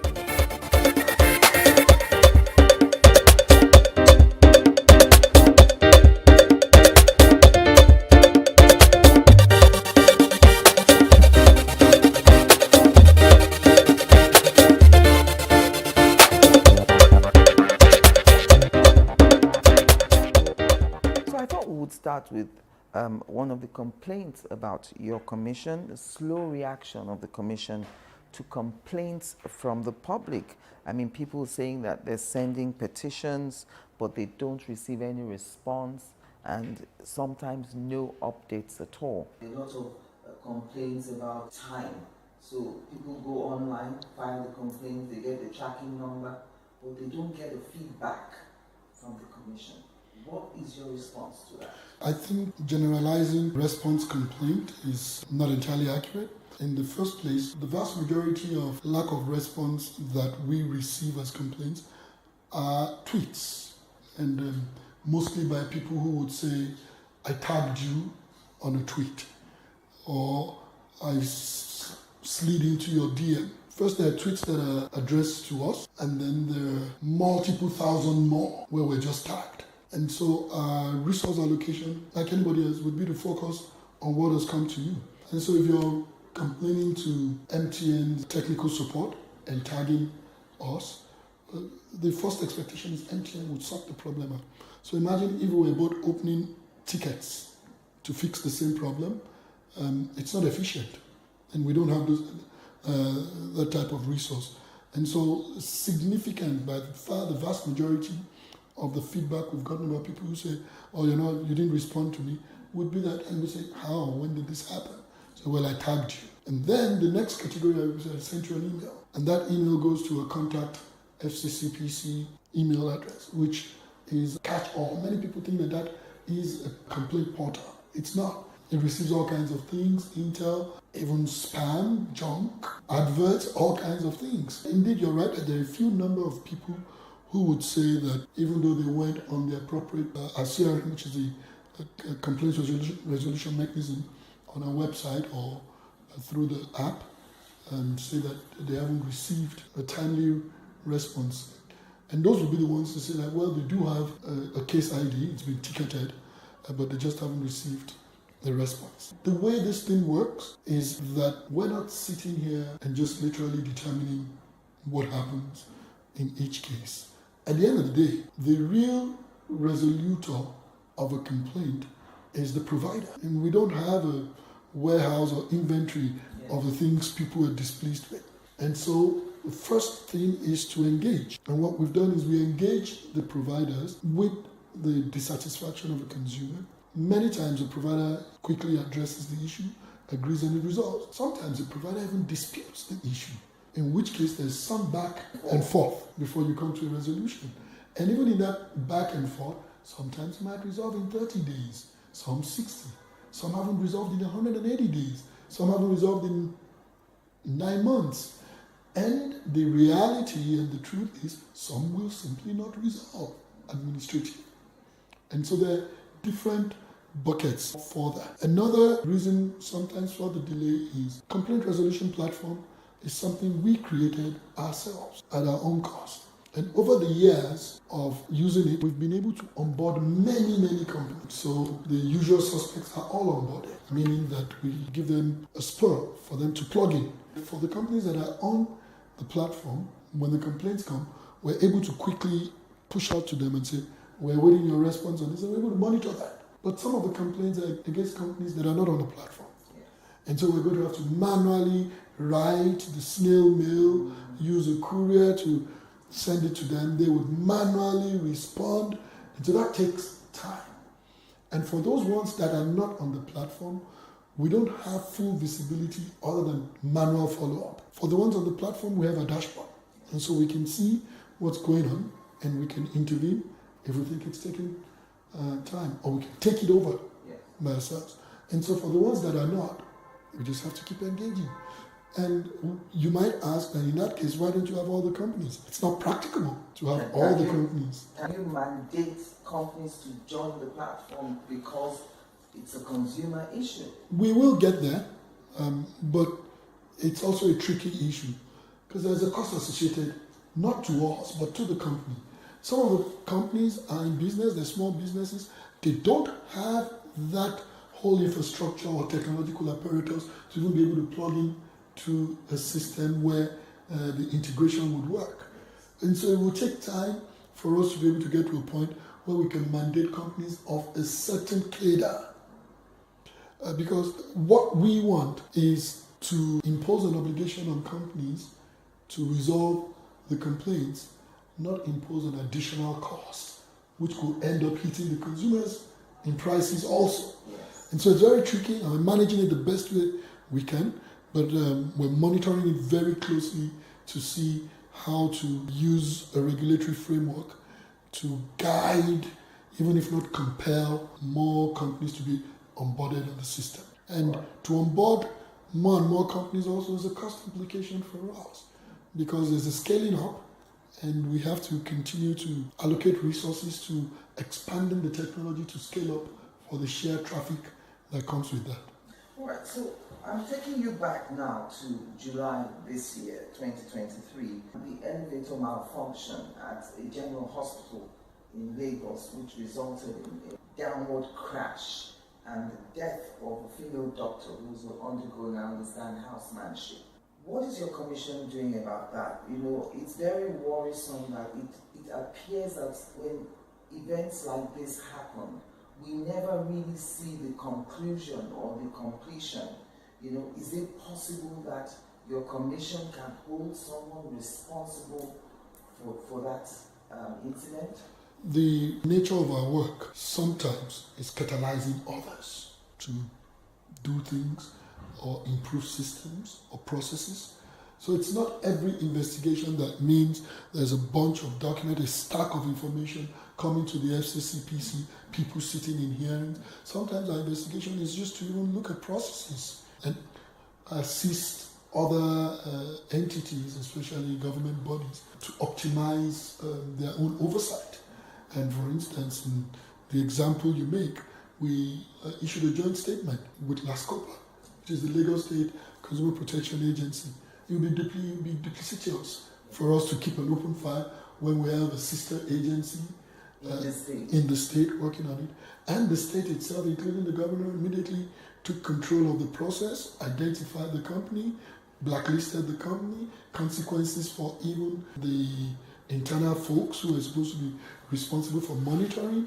And so our role is to make sure that is happening and to monitor how that ends, to see if new SOPs with respect to, for instance, elevator installers and elevator maintenance and periodic checks.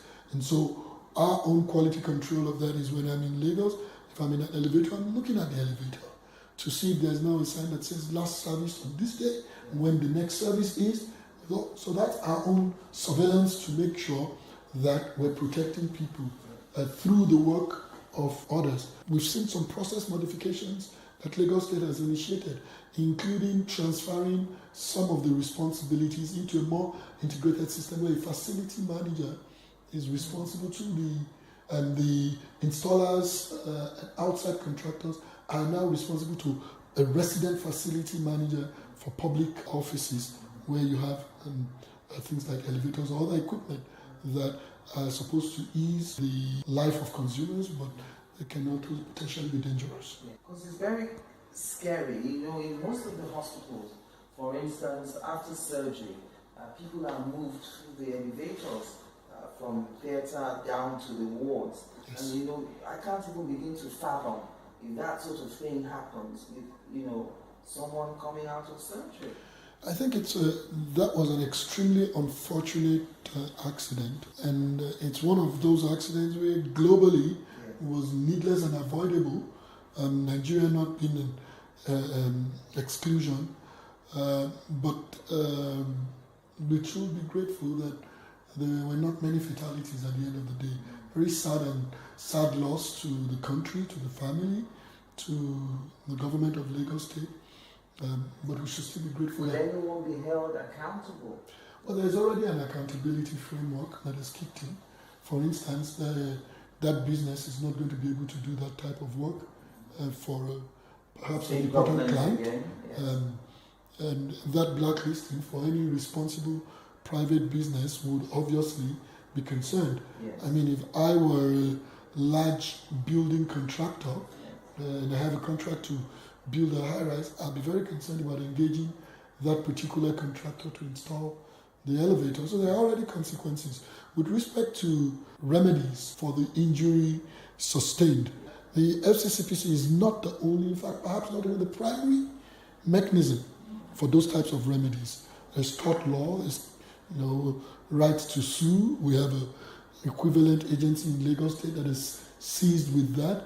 And so our role here now is monitoring And in the event that a resolution at the administrative level is unsatisfactory to a party, maybe the family of the deceased doctor, if they come to the FCCPC, we'd see there's still an administrative role we can play in ensuring a fair outcome. And of course, there's still the court system, which I believe is still the final arbiter anyway. So we move now to the Federal Capital Territory, where we are in Maitama General Hospital. The Commission has begun a probe of the hospital for allegedly rejecting a lady who needed medical intervention after an incident where I think she was thrown out of a moving bus. They say that they rejected her for treatment at the hospital, resulting in loss of life. What are the salient facts that you can share with us regarding that case? What we know so far from the information we've gathered is Miss Greatness Olorun Femi, who was a victim of criminal conduct. She is otherwise known as One Chance. We've seen evidence that she was, first of all, physically assaulted.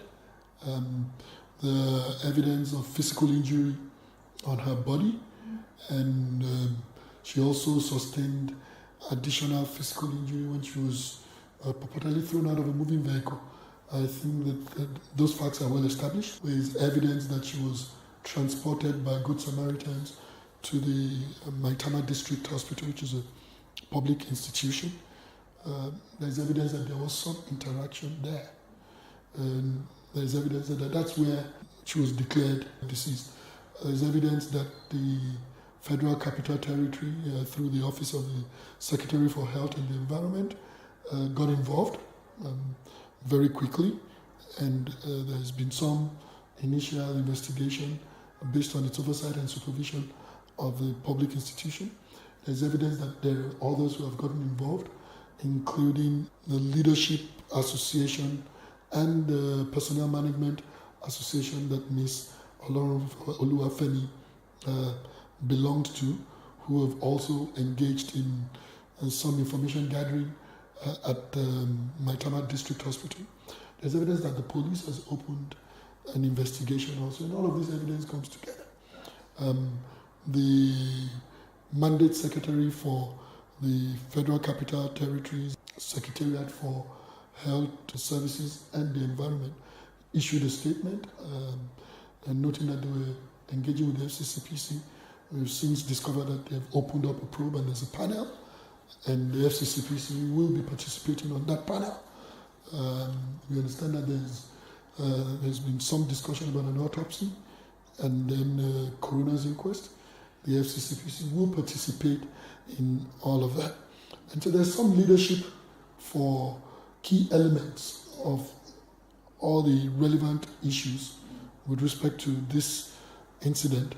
And so what the FCCPC will be doing is participating in all of this to ensure that, one, the key responsibilities of each of the entities conducting those investigations, they follow through that. And then secondly, all the issues are addressed. It serves no purpose for multiple investigations to be going, except in some very limited circumstances. This doesn't present one of those circumstances, in our opinion, with what we've seen.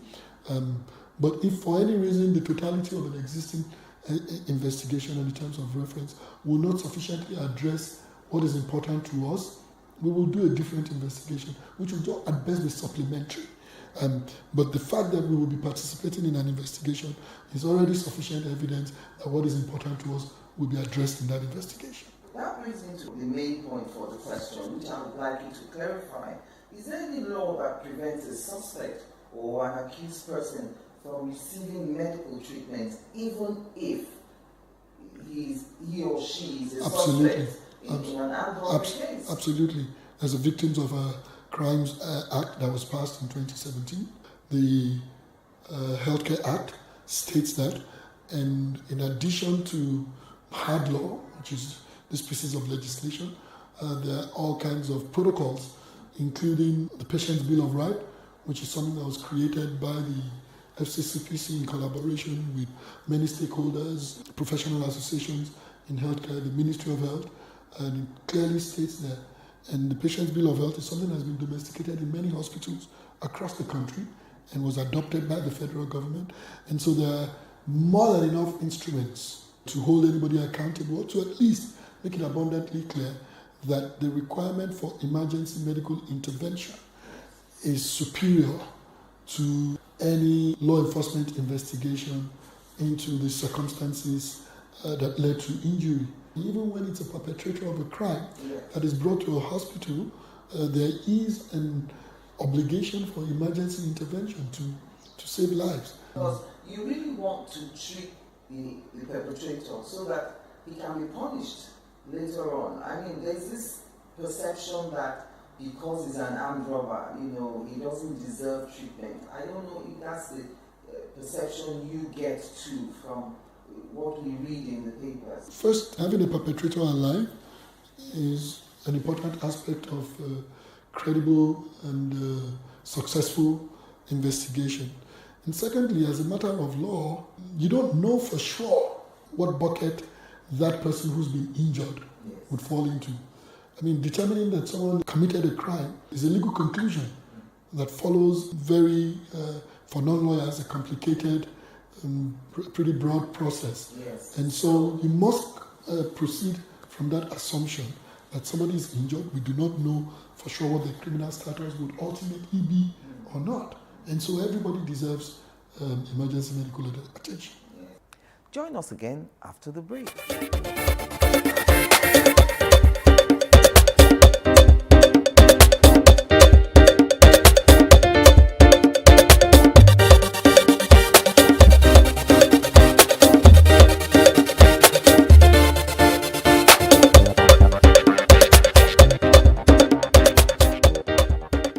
Welcome back. And I'm glad you mentioned the Patient's Bill of Rights. What should every Nigerian know about this bill? Well, every Nigerian should know that all the rights iterated in the Patient's Bill of Rights are an obligation that is owed between the patient and healthcare facilities. And that the Patient's Bill of Rights is not just one document that spells out the obligations both ways, but it's an aggregation. So at itself, it identifies the parameters of the interactions between healthcare providers and the patients, but it also is an aggregation. Each of those rights there, it's aggregation of each right that exists in other instruments, whether ethical codes, law, decided cases, legislation, subsidiary legislation or regulations. So it's not aspirational, it's not CSR, it's not a corporate social responsibility, it's mandatory obligations. However, the Patient's Bill of Rights also has some obligations for patients and their families also. Some of the experiences healthcare providers have had with respect to injury and even their own security in the place of work has been aggression or violence by patients or their families. And so there are obligations for patients and users of their families also in the Patient's Bill of Rights. And even though there are rights that say that emergency intervention must be provided without delay, there are also obligations of the patients that as soon as possible make arrangements to pay for the care you have received. So the Patient Bill of Rights is actually a balanced aggregation that secures patients, other users, their families, healthcare workers, for instance, even visitation rights, because how one patient or families or friends of one patient behaves could impact the security, the safety, the satisfaction, the peace, and the comfort of another patient. And so all of these things come in the illustrated version of the Patient's Bill of Rights. The Bill of Rights is displayed in the hospitals that have domesticated it. Yes. Will it be mandatory for every hospital, whether private or public, to domesticate this bill? It is not mandatory at this point. Yes. There are many competing interests and questions, legal some of them, on whether you can make that mandatory, including the nature of government, the dichotomy between state and federal government, and what the constitutional provisions are about the role of the state, the local government, and the federal government, and what it can mandate and not mandate. But I think the traction that domestication is gaining would lead us to a point where we can build consensus between the federal, the state, and the local government, where we might be able to have some guidance that cascades all the way down to make it more compelling that the vast majority of healthcare facilities have it. One of the things we've discovered with the Patient Bill of Rights is that what we're now doing with domestication is that wherever we go for domestication, we go with a team. So the domestication is not just a ribbon or tape cutting event, it's now a training event. Because we're discovering that sometimes some people in the healthcare providing side are learning of these rights, at the same time the patients are learning. And I'm not necessarily talking about the physicians, but other people who are in that value chain. The security personnel, and there are all kinds, even other types of healthcare professionals who their roles are critical to the fullest respect for the rights of a patient who are not aware of those rights. I want to talk about loan applications now, and the Commission banning some and approving some. I was surprised to find that over 154 companies have been granted full approval. That's what it says on your website, which tells me that, is it that some may have provisional approval? Are there some with provisional and some with full? And what's the difference? And so some apps are approved conditionally because they've complied with all the requirements as a matter of principle, but awaiting other approvals from other regulatory authorities, which is more a matter of administrative. So for instance, if your software has been analyzed and the security is fine, but you are awaiting the administrative write-up of that, and we have that evidence from the other regulator, then you have a conditional approval. And so to the extent anything that is not necessarily within the control of the applicant, if they've done everything within their control to be able to operate safely, then they could secure a conditional approval. Otherwise, full approval means everything has been checked out. Now, our approval is not a license as sector regulators issue licenses. So it's not a license like NCC would issue a license to telecommunications companies, or CBN issue a license to banks, or NERC issue a license to electricity companies, or NCA to airlines. Our approval is to check certain elements or parameters of consumer protection. One, that you have a policy that prohibits inappropriate loan recovery or balance repayment methods, which is critical, and that you have a framework, a feedback framework, for your customers to even reach you and dispute whether it's a loan balance or whatever. Two, that the technology you're using now prohibits access to people's private information. Three, that the data management regulator is satisfied with your data policies, your storage mechanisms, your gathering mechanism, and your policy with respect to sharing and transfer. So that's not anything we do. You get that satisfaction from the Nigerian Data Protection Commission. Your software is not something we look at. That's for NIDA to look at. Then you assure us that you do not compound interest. Now, with respect to the interest on your loan, we're not a prudential regulator. Yes. We do not have the expertise to manage interest rates. And so, essentially what we're saying is that the basic principles of fairness and ethics in lending, you've either made declarations to comply with that, or you've shown us material that shows you intend to comply with that. That's what our approval process is. And so people erroneously think that we have now become the regulator of the interest rates, the technology.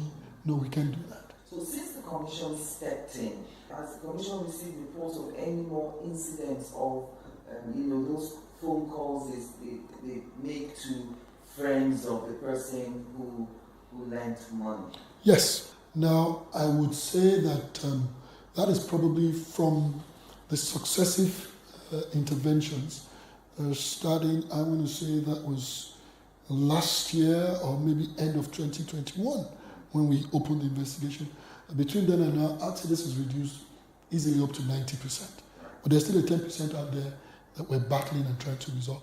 I mean, it rose again about June, July, and then we engaged again and developed additional regulatory tools. Yes. What caused it to rise again? Several things.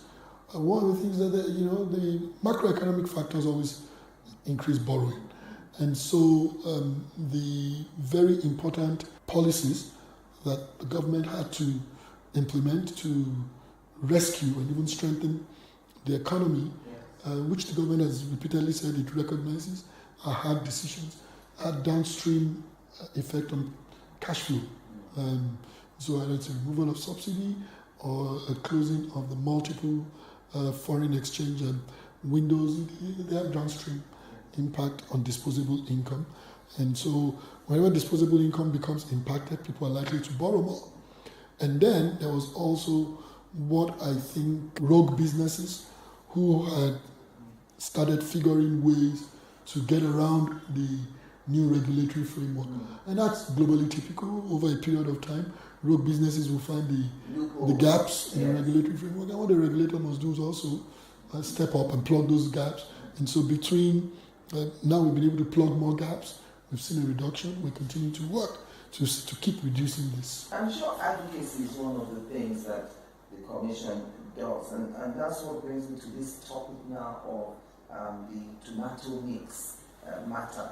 It would seem to me that there is a lacuna. Retailers who think that they're doing the consumer a favor and that you ought to be grateful that they're manufacturing anything at all. And then buyers who think that the customer is always right, irrespective of the unreasonableness of their demands or whatever. How can we reconcile these two positions? I think the dynamics of managing a successful, profitable, enduring, and most importantly, responsible business actually address the different pieces of what you've said.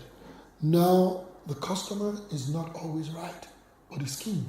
And so when you say the customer is king, it's more about how you treat the customer. It's not about taking the validity of what the customer says as correct. I mean, if someone says to me, adding 5 and 5 is 11, it doesn't matter what they're buying. That doesn't make it right.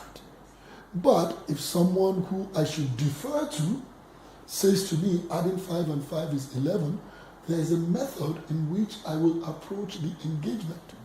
And so that's when you say the customer is king. It's about how you treat people. It's not about taking their word for value. Yes.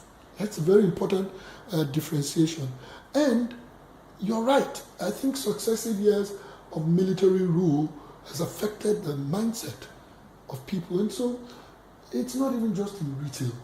Generally, people who are paid to perform a service, even in government, feel that what they have is power. Yes. And so how they exercise that power, even for the benefit of the beneficiaries or the focus of the power, is a matter of benevolence for them. And that's not the case. I mean, any business that sells anything, the purpose of that business is created to sell that thing. If people don't buy it, there's no need for that business. And so for any business that does that, to conceptually in any way consider itself as doing a favor to the consumers hasn't passed the test that I said for business. To be profitable and enduring, you must be responsible. And if the business is irresponsible, it's only a question of time. It may be sooner, it may be later. It cannot endure. It just cannot endure. And consumers must have the liberty for feedback. So it is not against the law for a consumer to give a review of a product that they've purchased? Not only is it not against the law, businesses and we regulators beg, beyond encourage, consumers to provide that feedback. I traveled and arrived last week. I've gotten one email from the hotel I stayed and multiple emails for the different segments of my travel from the airline, asking me to review my experience. That feedback is one of the most important components of any robust consumer protection or rights enforcement framework. And so, regulator, not only do we encourage it, we must protect that channel. Consumers must feel comfortable. And that's the reason why we responded strongly that this could potentially chill the channel or diminish the channel or that platform. Secondly, it's important to businesses and to us as a regulator because that's where products come from. That's product development comes from feedback. Product modification and improvement comes from feedback. We as regulators have an interest in making sure product continue to be developed or improved for the satisfaction of consumers because that's our business, right? Yes. Okay. And safety, all of that comes from that. And so it is one of the most important things, and businesses need it also. Regulators need it, businesses need it, consumers need it. And consumers need to help each other by reviewing products so that they can drive traffic to the good products so the products that are not good can get better. That's really how it's a complete ecosystem where review is at the heart of it. And so not only must we encourage it, we owe an obligation to protect it. I'm so happy you said that because many people are confused about the role of the police in arresting someone who reviewed a product.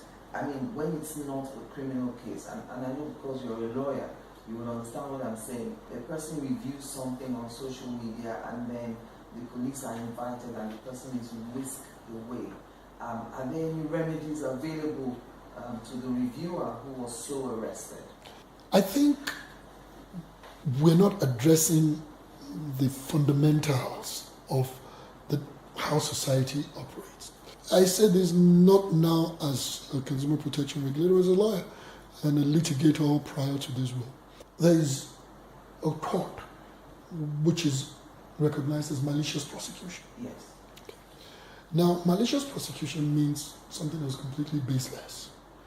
Now, malicious prosecution doesn't start and end with the fact that I've been charged to court and it turned out to be baseless or malicious. Yes. Now, malicious prosecution is not that you were tried in court and the court found the charges baseless or unsupported by evidence. No. Yes. Malicious prosecution is a specific determination or specific combination of facts that shows that this was pointless from day one.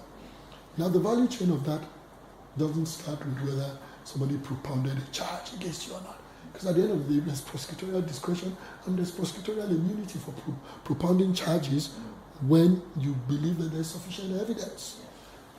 Now, the police are victims also in a society where we as citizens can act anyhow. If you can move the hand of the police by spurious, inappropriate allegations, then you are as much part of the problem as what people allege the police is. And there have been cases like that. I remember there was a case in the US for many years of some woman who drove her children into a pond and they died. And blamed it on someone else. And because this person had a record of crime, and just look at the sheer number of cases and the number of people who have been removed from death row because somebody lied. And somebody who's come back and said, yeah, you know what, I lied. That's where malicious prosecution started. And you can say the police acted irresponsibly, but the reality is they were triggered by somebody else's conduct. Now, does this mean that citizens, including brand owners, cannot report a matter to the police? No, it doesn't. But there must be subjective, true belief that criminal conduct has occurred. Now, I say subjective because what you think may be different from what I think. But even your subjective concern about criminal conduct occurring must be subjected to an objective standard. And it's that objective standard that we would use to determine if this was a sensible alarm or a false alarm, or if we were just trying to suppress dissent or opinion, which are constitutional guarantees anyway. And so that's what we got involved in with respect to the tomato You mix. were very quick to get involved. I read how quickly you moved to the police station to see or meet with the lady in question to see what was happening. So what was the result of your involvement? And so what we did was to immediately send a team to the police station, and she wasn't there, but we understood she was en route to Abuja. And so we opened the communication channel with the force headquarters, and in 24 hours, I think we must have even sent maybe 2 pieces of written correspondence. I spoke with the Commissioner of Police in Lagos. I spoke with the Principal Staff Officer of the Inspector General of Police, and continued the engagement. And for us, it wasn't about whether something had gone wrong or not. It wasn't about whether her post was fair comment or not. Yes. It was about all the information we had satisfies us sufficiently that this wasn't criminal conduct. And the fact that it wasn't criminal conduct doesn't mean that the manufacturer would not have any remedies in the event that this was inappropriate conduct. Yes. But it certainly was, we just didn't think that this was something that should end up in detention or prosecution. And so that was our own engagement, and we're grateful that at the end of the day, between that and other interventions, she was released from custody. Do you think that her apology was appropriate? Do you think perhaps she apologized under duress? Now, so I can't say, we don't have the information. They would be coming in. I mean, when I say they, her lawyer has expressed that he would be representing her as part of our own investigation about what she said. Yes. Because even she is a subject of investigation based on what she said. Yes. So I can't say that yet, but it's something that we would ask her questions about.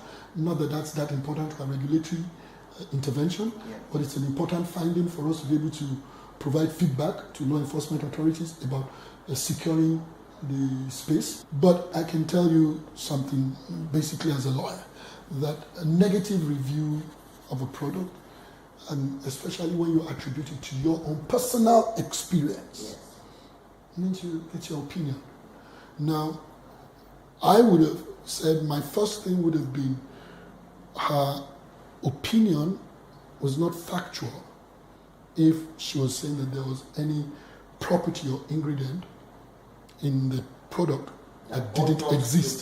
That didn't exist. Well, it's not even about whether it ought not to be there or not. Yes. And so, for instance, if she said, well, she says, look, there's sugar in this product. Question is there sugar or not? If it turns out that there's absolutely no sugar in that product, then her allegation is baseless. Yes. But if there's sugar, and so a baseline fact. The next thing she says is it's too much. Now that's subjective. It might be too much for me and not too much for you. So it's difficult for that to ultimately become criminal conduct. But it might still be unfair or inappropriate.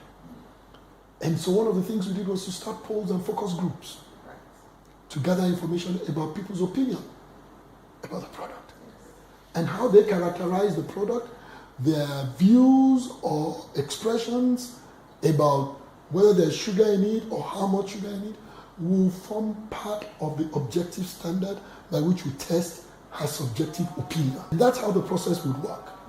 And it will end with a finding.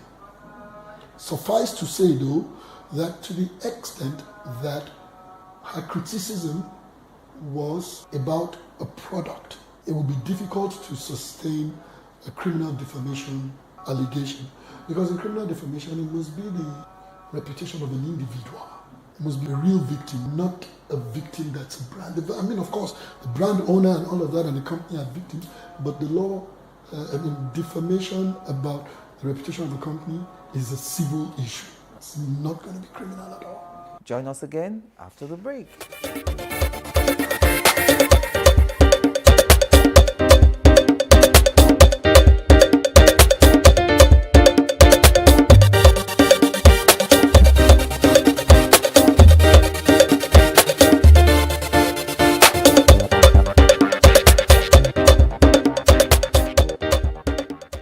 Welcome back to my concluding moments now with Babatunde Rukera. Does it make any difference that NAFDAC has actually come out to say that even though there's sugar in the product, it's not harmful? In fact, it's quite normal to have sugar as a preservative in some of these products.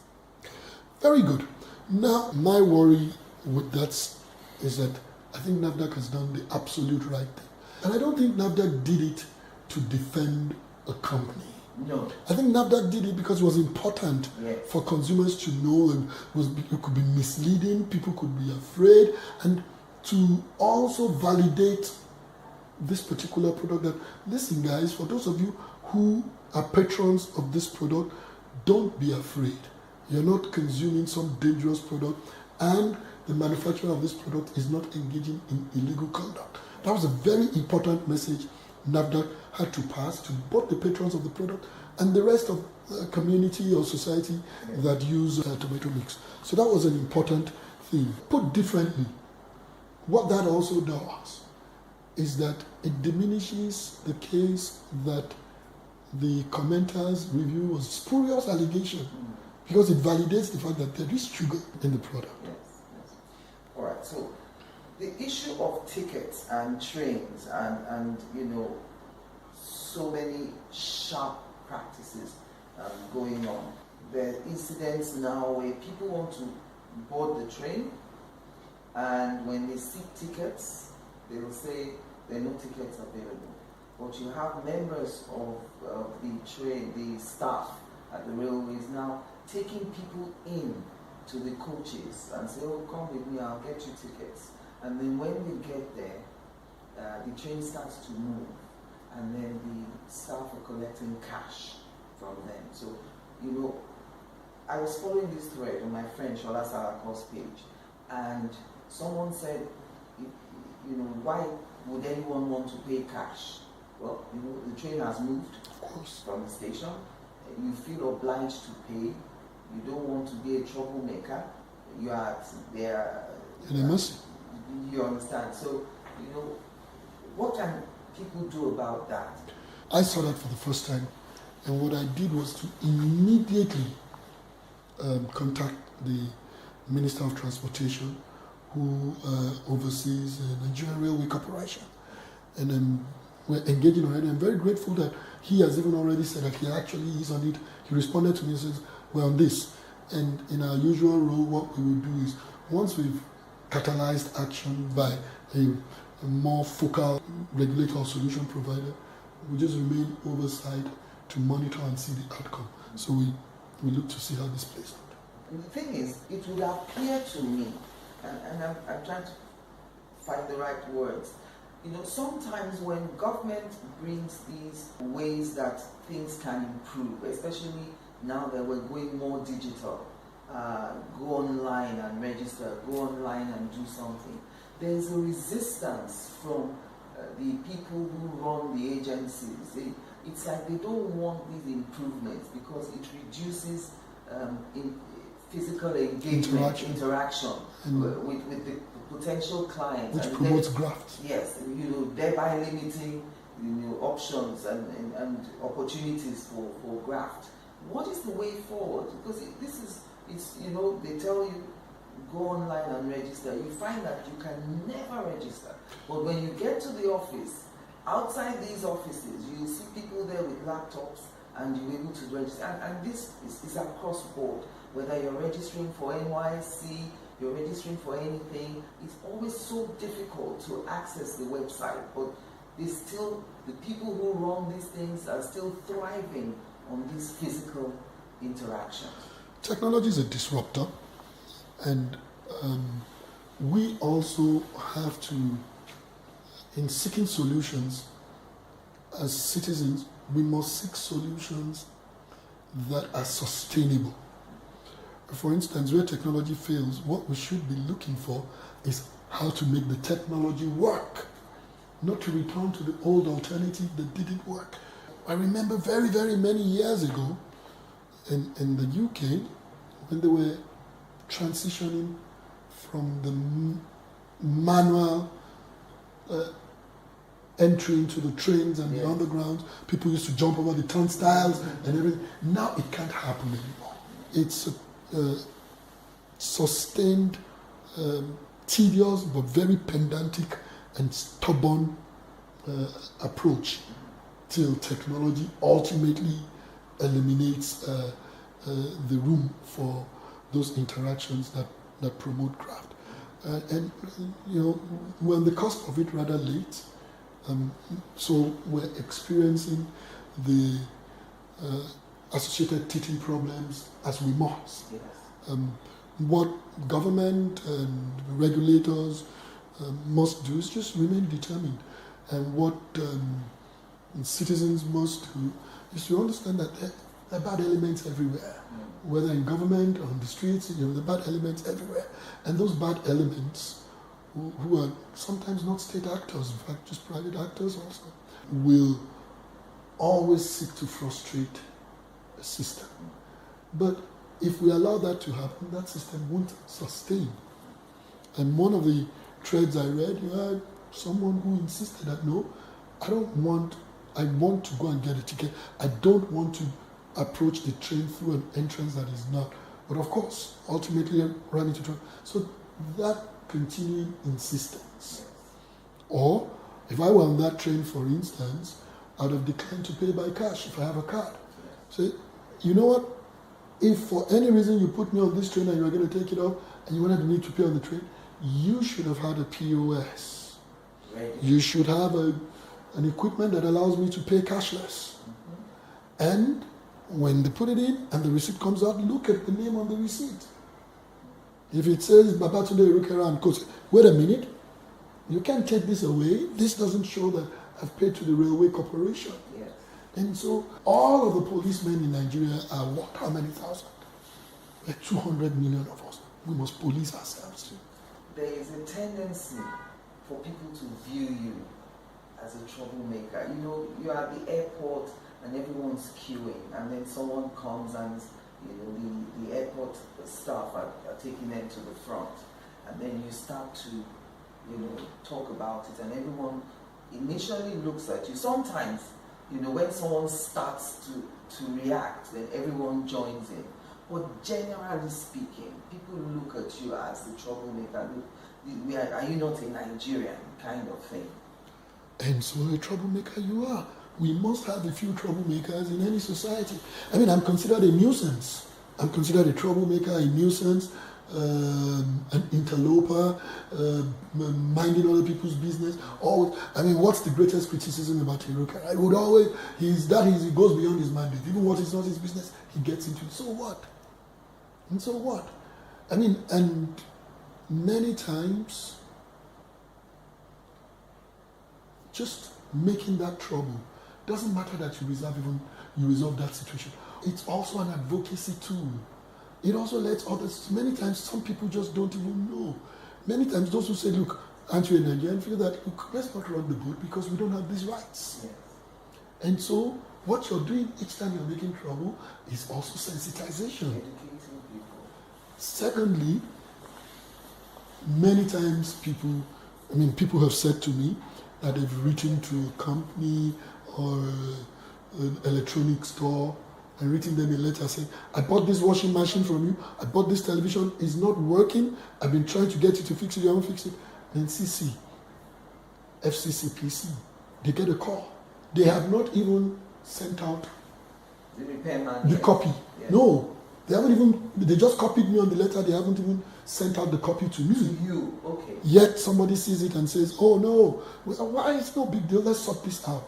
And so, at the end of the day, we succeed when things go right, not when we resolve everything.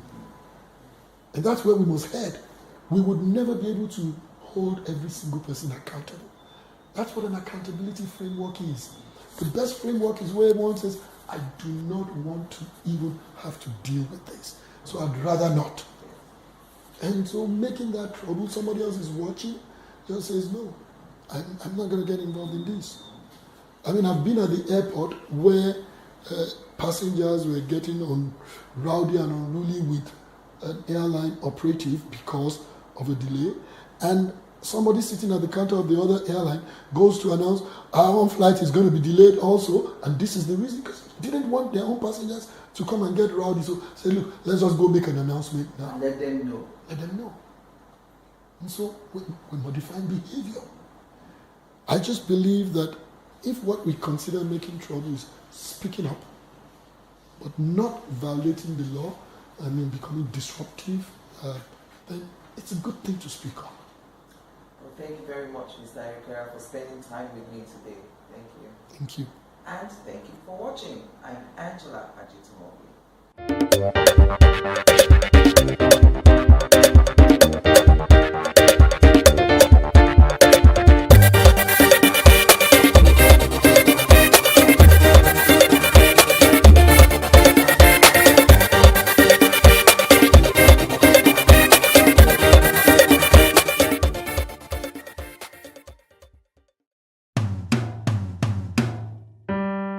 Good people, I greet you. It's great to reminisce about good memories of my past. A past that shaped my present, and a present that hopefully will shape not only my future, but that of our children and the incoming generation. My name is Igo Temu Oko, born and bred in Warri, Delta State. Warri of those days was a town of peace, purpose, and communal spirit. Trusts were hardly betrayed. Support for each other was the order of the day.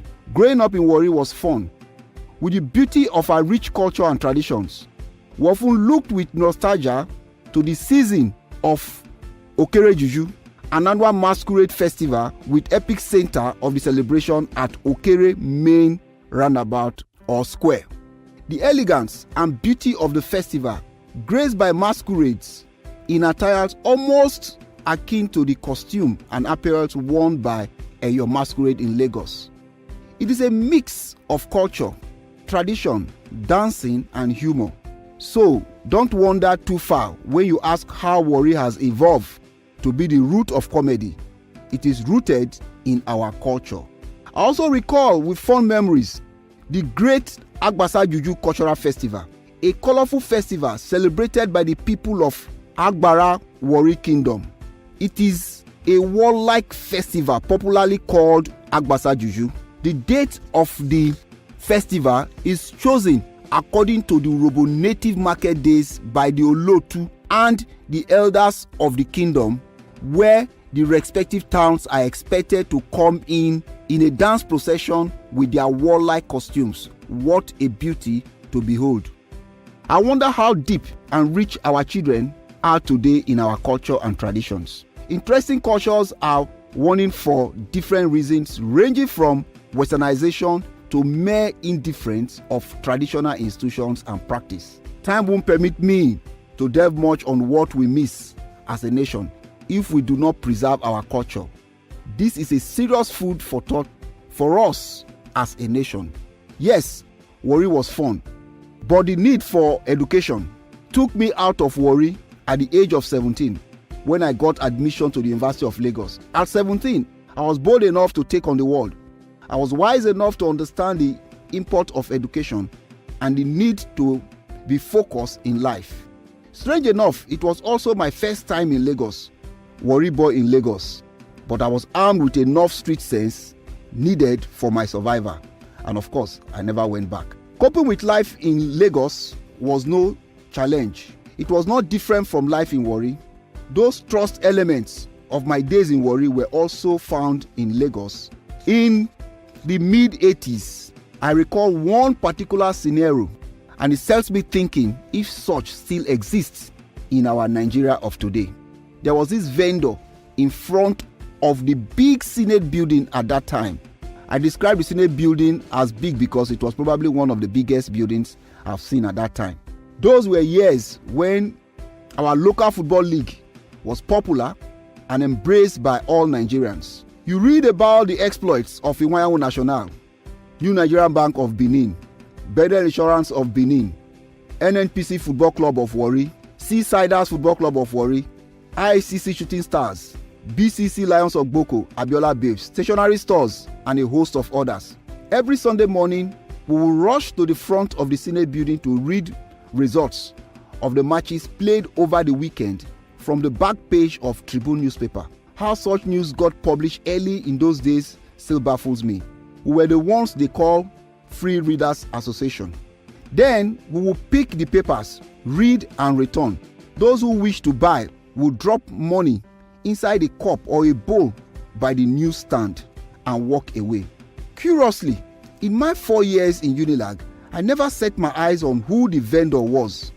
Nobody had the mind of stealing his papers, and we never had, for once, of any incident of theft.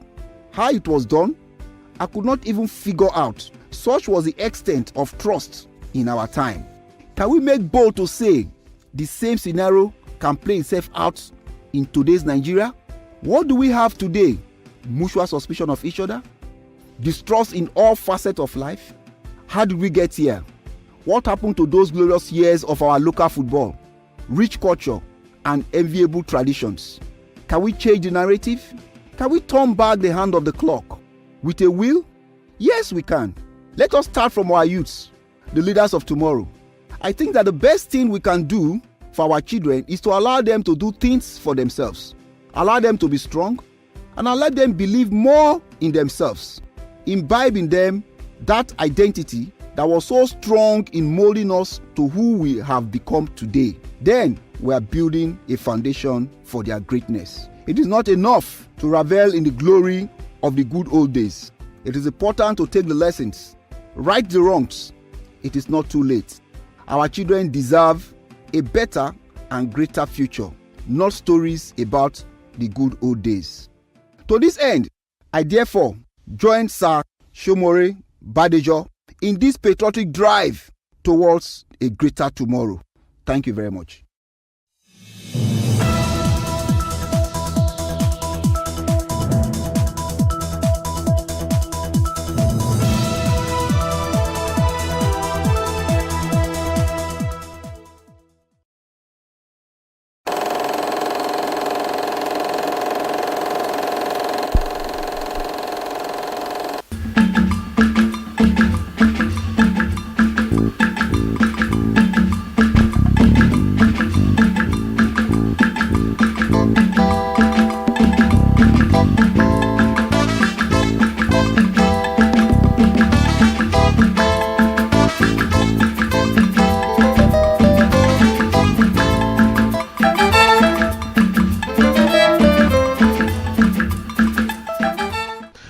Hello, welcome to our program, Timeless Conversations.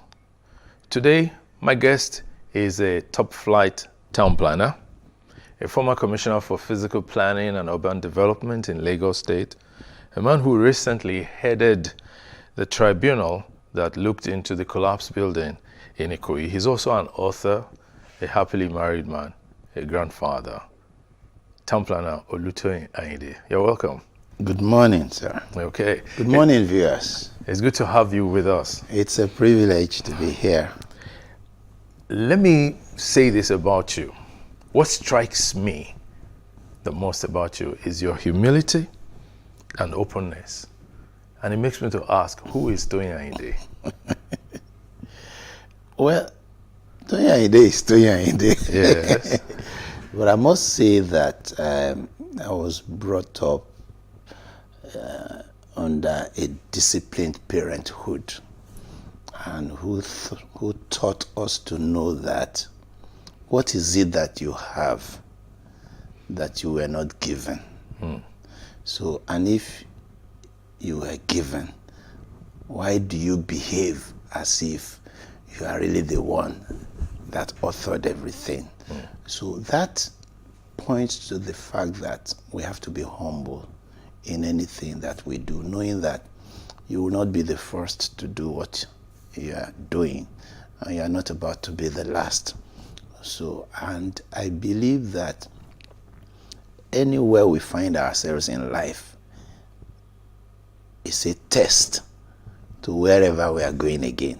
So if you fail that test today, you may not be able to withstand tomorrow. So that's how I have grown as Toyin Ayinde, which makes me a little bit different from my peers, because it's not the way that my peers will look at things that I will look at them. So many things that people clamor for, that they think is the end of the world, I just rationalize and ask myself, what is it in life that I will exchange my life for? You know, and I do not see anything. So it makes me humble, giving respect to the other person, knowing that he can as well be occupying the seat I'm occupying now. So that's where I believe life should run. Yeah, now you see, as someone who finds himself in society, the home prepared you for the society. True. Were you caned when you were younger? Oh, I was caned. I happened to be firstborn in the family, and you know what firstborns go through. I don't know. You know, okay, so you're not one. The truth is that parents, generations ago, did not go through any school of parenting. So each parent brought up their own child the way they were brought up. So it's like a wumble and fumble thing. So I went through a dad who, if he promised you he was going to cane you, you got caned. If he hasn't caned you in 2 weeks, don't think he forgot. He's just looking for the appropriate time. In fact, you could be sleeping and he will wake you up with that cane. But going through that, did you find yourself detesting him? Initially as a child.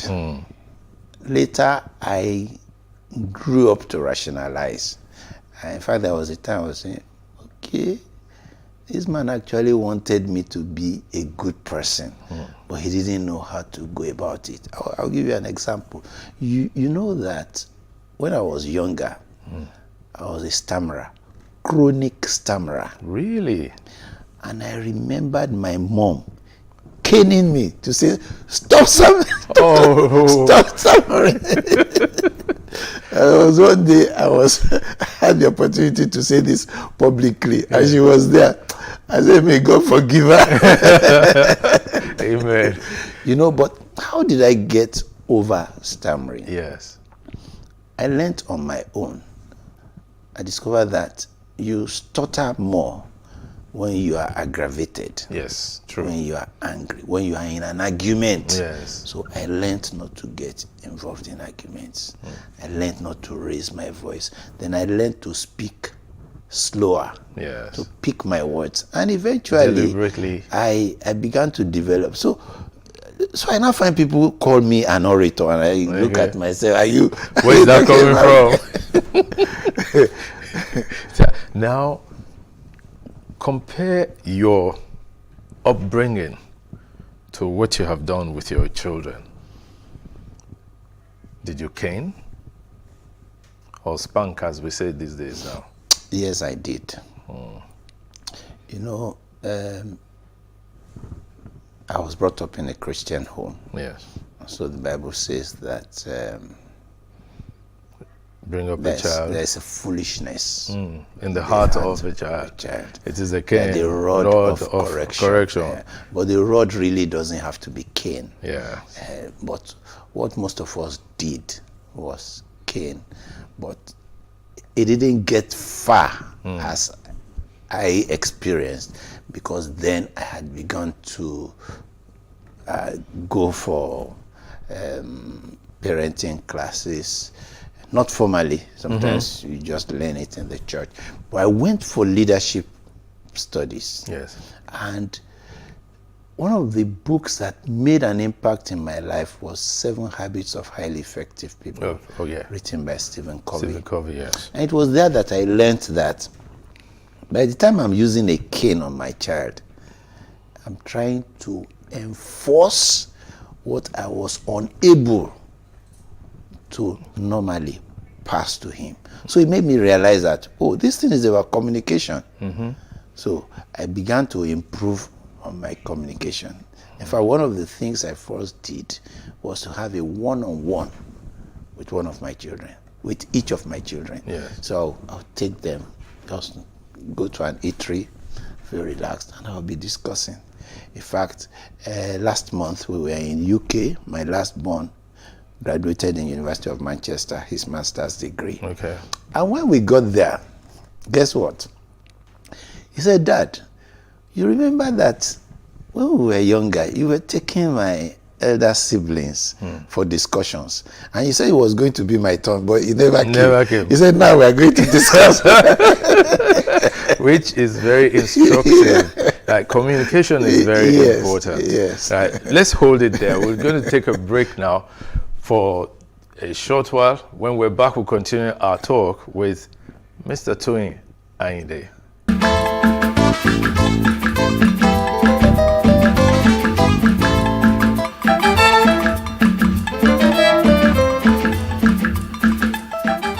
Welcome back. We're still on Timeless Conversations. My guest is Town Planner Toyin Ayinde. Recently, you served as chairman of the tribunal into that collapsed building in Ikoyi. I know you have presented your report, and without asking you to divulge anything that's already divulged, what basically did you come out with as a person about the building industry? Well, thank you for that question, and I think I would also like to thank the Lagos State government for the privilege to have been appointed as chairman of that tribunal. And I also want to thank every member of that tribunal. They were all accomplished professionals who knew their onions. They were all people who couldn't be manipulated. Let me say that we did that assignment gratis. Okay. Yeah, we were not offered any sitting allowance. We didn't collect any sitting allowance. I think that probably gave us the courage to look into the issue realistically and come up with recommendations. What I take away from that assignment is that we can't pass the buck. Can't pass the buck. The buck has to stop on someone's table. And there are levels of tables like that where we have not taken cognizance of the value of life. And that's why the summary of our report was that building collapse in Nigeria is rooted in the falling ethics and value systems of Nigeria. So over time, we have lost touch with what is right. You even have to be defending what is right now before what is wrong. You know, one of the things we said as we were submitting the report was that members of the tribunal would need government protection because in a few weeks' time, they will probably be the villains and those who did the wrong thing will be praised. And it's because we haven't learned how to call a spade a spade. When you see somebody who says this is the real issue, these are the culprits, what people end up asking is, where did he discover the culprits? So it gives you some kind of challenge of the kind of system we're running. But if the building industry must restore confidence, we must embrace professionalism, we must embrace a value system that puts value on the Nigerian life. But let me interrupt you. If we talk of the buck stopping somewhere, and we want to put value to the Nigerian life and also be professional, what would you say causes buildings to collapse? They don't need to be high-rise buildings like that. Different types of buildings. A 2- or 3-story building just collapsed recently in Butemeta. Yeah. You understand? Why do buildings collapse? Well, buildings will collapse because of the failure to take a decision. And it depends on who was meant to take that decision. You know, let's imagine it's a building under construction. Yes. There are professionals who are meant to take a decision. Layers. A contractor is supposed to have professionals working. There are consultants meant to supervise the contractor. There are government agencies meant to monitor.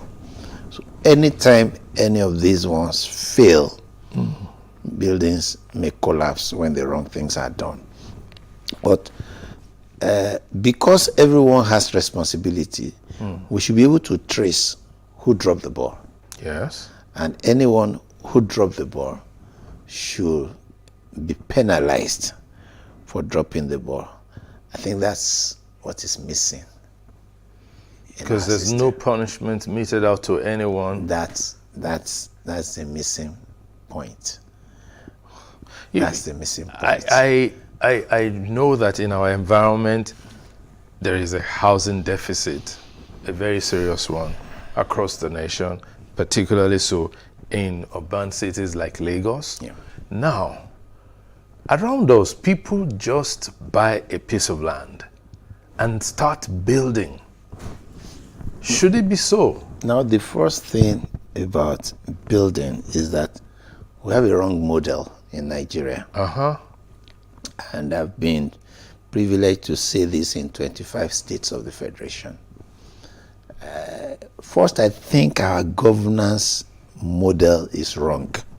We'll come to that. Yes, because government, and I'm saying government, I'm beginning from government and governance, because by research, I learned that 3,300 BC, before Christ, cities were planned by government itself. It's part of the responsibility of government to plan. So what does government do? Government takes care of the generality of the people. But we haven't really enjoyed that in Nigeria. Most times, government takes care of a section or a few people. Now, where government takes care of the generality of the people, individuals rarely build houses for themselves. So in UK, for example, there is a public housing policy. Yes.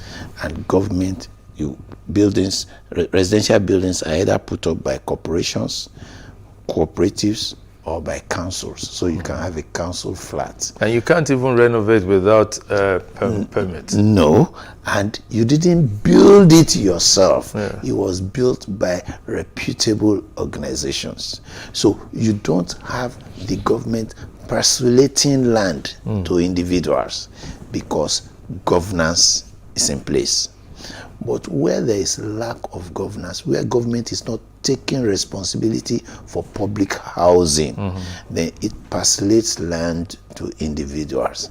And then you have individuals go to the markets, going to buy cement, going to buy iron rod, which doesn't happen in many places. It's the same thing that we have for public transportation. Yeah. Where there is no public transportation, there will be so many commercial vehicles on our roads. Where there is no public water supply, there will be so many boreholes. So, and the more people you have doing that thing, the less control, the less enforcement you are able to do. I think that's what has brought us to this level. You know, there are too many people constructing who don't know about construction. Yeah. There are too many quacks in the business who have no business being there. And unfortunately, you know what, like I was telling the Association of Consulting Architects of Nigeria last week, I was asking, what is it that quacks tell the citizens, that the citizens believe in them more than the professionals? Probably because they are cheaper? Maybe, but it's also at a great risk. Yes. Yes. And because we have all lost value, a man puts the cost of building higher than his own life. Because that's what I think is happening. Yes. So there's need for a rediscovery of our values. That's the way I think we will. But you know, I also think that there's need for courage in enforcing standards. True, and enforcement of standards, like I said, is about layers. Enforcement of standards will cut across professional bodies. So when anybody offends, I'm a town planner. If I do any sharp practice, it should be possible to report me to my institute. My institute, for example, has an ethics and disciplinary committee, and I should be able to face that committee. And then, if I'm wrong, I'm penalized. And people shouldn't be looking at it from the fact that, oh, okay, he was penalized because he's not Yoruba speaking. That really has that capacity to put everybody in their place, especially if it's done within the legal framework. We'll come back. When we're back, we'll continue our talk. This time, we'll be talking about the quality of workmanship within the industry and what has happened to us in Nigeria regarding personnel and training and even preparing our youth to participate in the industry where you specialize. Stay tuned.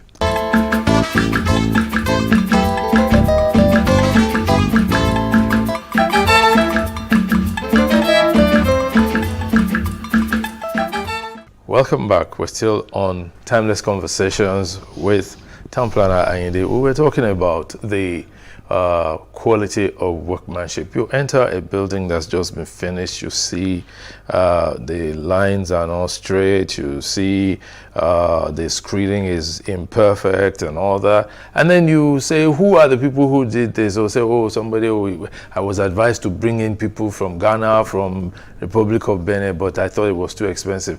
These Nigerian people are not. What has happened to our trade centers, to all of these government training institutes? Why can't even the private sector set up proper training institutes for the various levels of the building industry? I think over time we've lost touch with training personnel in Nigeria. In those days there used to be the city and guilds exams. Yes. For craftsmen, masons, and things like that. I'm not sure we have that anymore. I recollect that a few years ago, there was a young man, Shegun Sholade or something like that, who you know was trying to work on artisans and craftsmen, working in collaboration with the Nigerian Institute of Building to see that craftsmen are properly trained, because indeed and in truth, even housekeeping hands in hotels, we don't even have them anymore. You know, so and these are vocations that really need training. I think we got carried away by the certificate syndrome. Everybody wants to have a BSc, everybody, and so we do not have dignity of labor anymore. So no one is willing to learn some of these things. In fact, they probably prefer to be bike riders than some of these things. But the truth is, I was in Ghana a few years ago, I think in 2007, where we were designing an estate for a client, and the client insisted that he wanted me to visit Ghana to see an estate, Trasaco Valley or something like that. And when I got there, what I first saw, the masonry, I said, the bricklayers who worked on my mom's house will do a better job than this. Until I saw their finishing. One of the things you will find out about them is that when it comes to finishing, they are never in a hurry. If you flip that back to us, we are always in a hurry. So, because the longer it takes for you in finishing a job, the better the quality. So we see that, and that's why the science of project management came. You know, we don't manage our projects well. We are always in a hurry to complete them. Sometimes those projects are to score political points.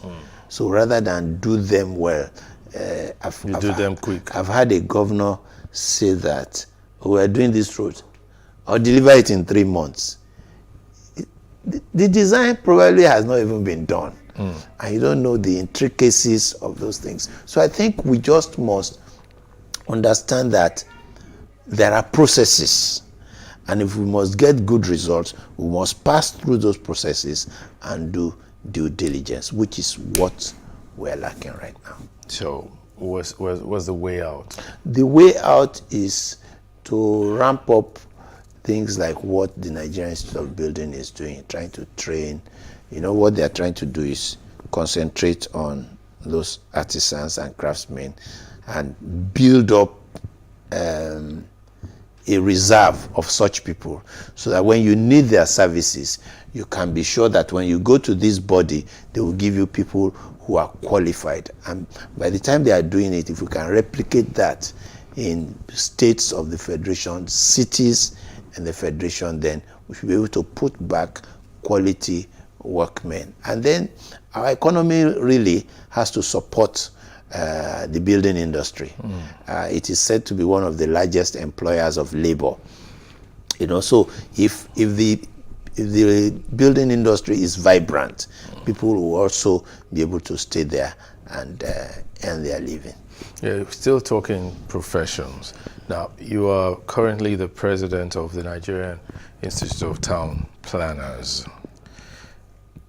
Do people really appreciate the work of a town planner in this environment? The way I put it is that Nigerians generally do not understand what town planning is. And I've had to say this before about 8 or 9 governors that I have met, that what people think is town planning in Nigeria is exactly what is not town planning. So what is town planning? Town planning is putting order into human settlements. But we will not understand this until we understand how a human body is.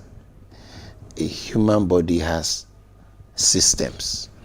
Circulatory system, respiratory system, digestive system, reproductive system, skeletal system. That's how the human settlement too is. Every human settlement has a circulatory system. That's the road system. It has a productive system. The industry, it has a respiratory system, the recreational areas that allows the environment to breathe. It has an excretory system, digestive to excretory system. That's the waste management, how you produce your waste and how you manage it. So these are the things that have to do with planning. So every human settlement, every town, city or village needs to first be planned on how is it going to grow, just like a human life is planned. You didn't become a broadcaster by error. No, nobody becomes anything by error. You plan it. You work towards the subjects that lead you there. Many children want to become medical doctors. When it becomes time to choose their subjects and they are choosing English literature, geography, Christian religious knowledge, French, they will tell that child, you know what, you can never become a medical doctor. It's the same thing. When you want a city to be organized, you plan it before you now begin to put buildings there. But in Nigeria, it's the buildings we know. So when we go for building plan approval, that's what we call town planning. Now, a building plan that is sitting on an unplanned area is like putting something on nothing. And that's why we will never get the right result. So we must start first by planning our city system, giving it a theme. Which type of city do we want? Is it an industrial city? Is it an educational city? Is it one that you will know for agricultural production? And that's what will now prescribe how we go about it and how we grow over time. But then, you know, when I've seen situations where cities were planned, as it were, and they evolved, they developed, and along the way, areas that were marked strictly residential began spotting commercial activity and all that. Very possible, because even a human being, you know, I likened a human settlement to a human being, evolves. There are times somebody bloats up in size, and he has to look through his wardrobe and see that these clothes can't size anymore. He gets new ones. There are times that he trims down. I say, you know what, I have to get new. So there is what is called review. So many times when in Nigeria, the once in a blue moon that we prepare a master plan, we think that it is forever. You know, plans are supposed to be reviewed because it's a dynamic system. And things are subject to change. So every 2 years, you look at it, what has this plan achieved? Has anything changed? If something has changed, for example, if you have an estate where those who started it were baby boomers, and then after some years, people have gone. They remain old. If you are still retaining an educational facility in that place, it will not make sense. I was in Manchester, I think in 2013, and somebody was pointing to a building that was apparently a church building. I was saying, sir, it's no longer a church, it's not a residential building, but the facade still shows church, was left as church. So it happens like that because the human settlement is a dynamic entity. So you respond to every change, making sure that what you want to do is promote sustainability so that you can live, work, and play. But living, working, and playing in such an environment becomes almost impossible when you look at, say, Victoria Island, that is now apparently more commercial than residential. There's no public car parking system here. I recall one of the businesses around the area had to eventually buy a plot to now erect a parking lot for its patrons because people's cars were being towed on the streets. But it was government's responsibility in the first instance to provide parking opportunities or even to stop people from converting a residential accommodation to public to commercial. Okay, now we're truly not responding to dynamics in Nigeria. Yeah. And part of the dynamics we're not responding is the need for public transportation. First, we have too many vehicles on our roads. And that's why we need parking. In 2015, we were talking about 75,000 commercial vehicles, which we needed to mop up. That's a lot. As at that time. Last time I checked, I was trying to prepare a paper and I was researching. Now we have over 200,000 commercial vehicles. We mopped up the Molue buses to bring in the BRT buses. And the idea was the next phase was to mop up the Danfo buses. But what do we have now? Instead of mopping the Danfo buses, we now have those other tiny buses again, which in the cluster the road in the local parlance they call them Korokwe. Yes. So those ones are more. We now have tricycles. Yeah. All congesting our road system. So we are truly not responding to the dynamics. We are not applying the right medication to our illness. So what we need first is to invest in public transportation, mass transit, so that we can mop up all of those vehicles, make them freer. You will need less land for parking. There are also some dynamics now. You know, Uber and Bolt were not the in thing then. No, they now were you not. have them now. So why would I need to take my car? All the time. All the time, you know. So, but all of these things are, and we need data, studies all the time. We're not studying, we're not conducting any studies. And this will be the result all of the time. Failure of systems because we're not reviewing, examining ourselves to know whether we are making progress. Okay. Now, because of the progress that has been achieved in society in terms of, say, advancements in information technology, it's easier to send information, receive information, share information, right? The younger generation is more into that than the older generation. However, politically speaking, how do we get the younger generation to even trust the older generation enough in terms of charting the right course for the future? Because they're the ones that will solve this problem we're seeing. I agree with you. It's a matter of trust. I'll give you a personal experience. I was going to, before I left for government service, I went through leadership course, and one of the things that I came across was the fact of some businesses that have stayed over 100 years.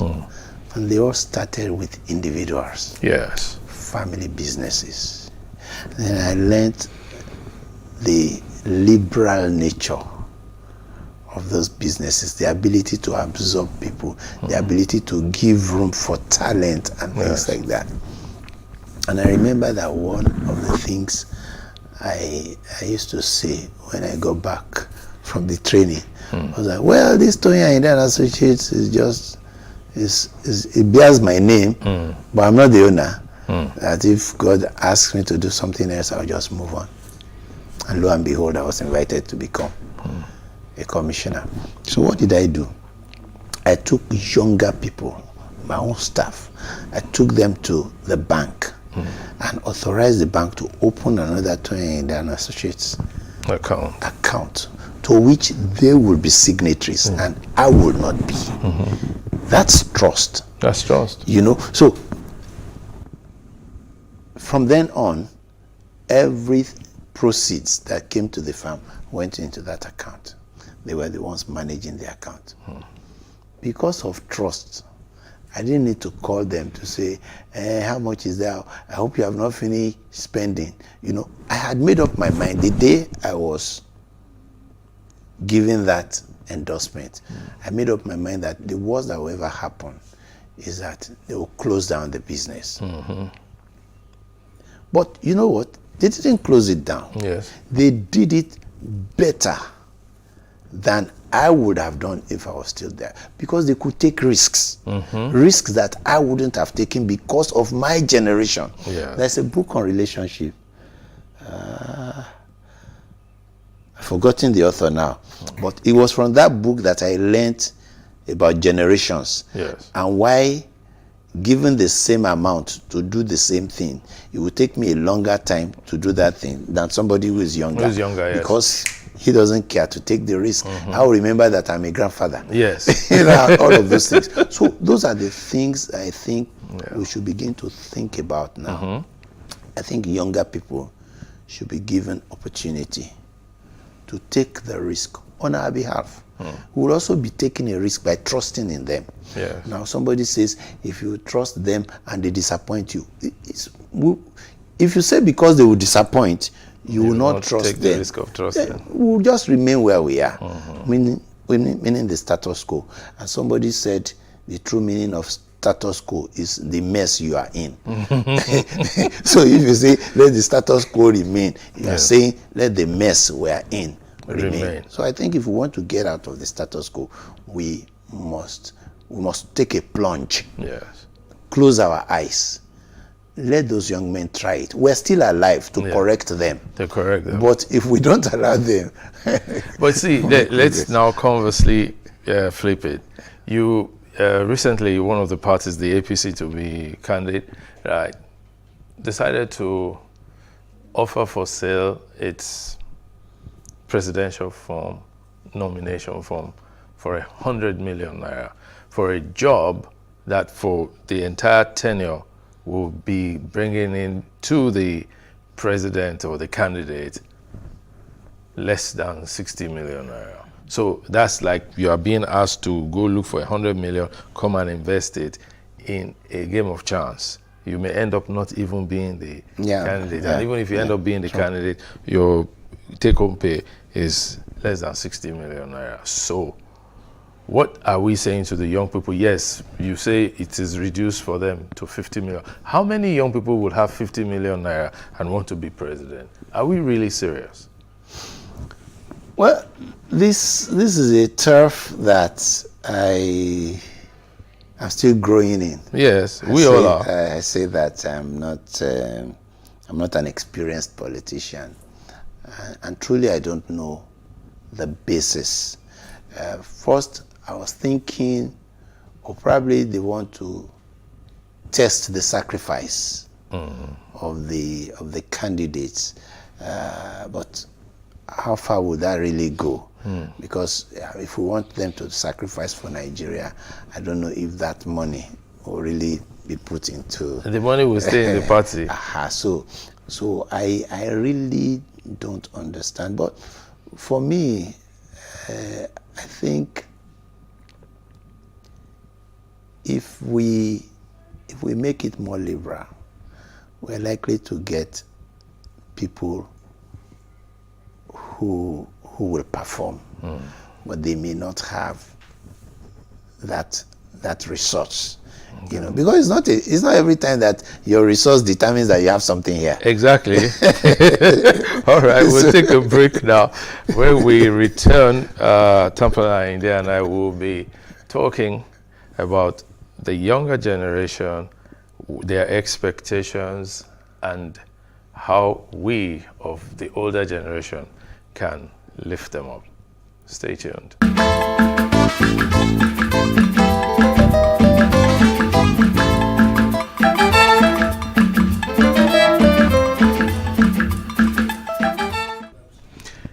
It's still Timeless Conversation with my guest, Tamplana Ayinde. Now, young people, have we failed them, really? Or have we helped them? Or do we even understand them? We are quick to look at them as having a sense of entitlement, which is valid.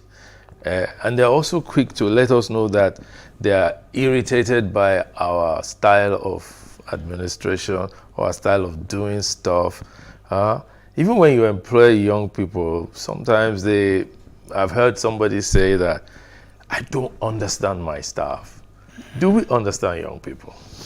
I think we should understand life as a continuous process. And when something is continuous, then we need to also learn as we go on. I look at the younger generation from the angle of my children. I have 4 children. And the first thing I know about them is that they are all different human beings. They all have separate ideas.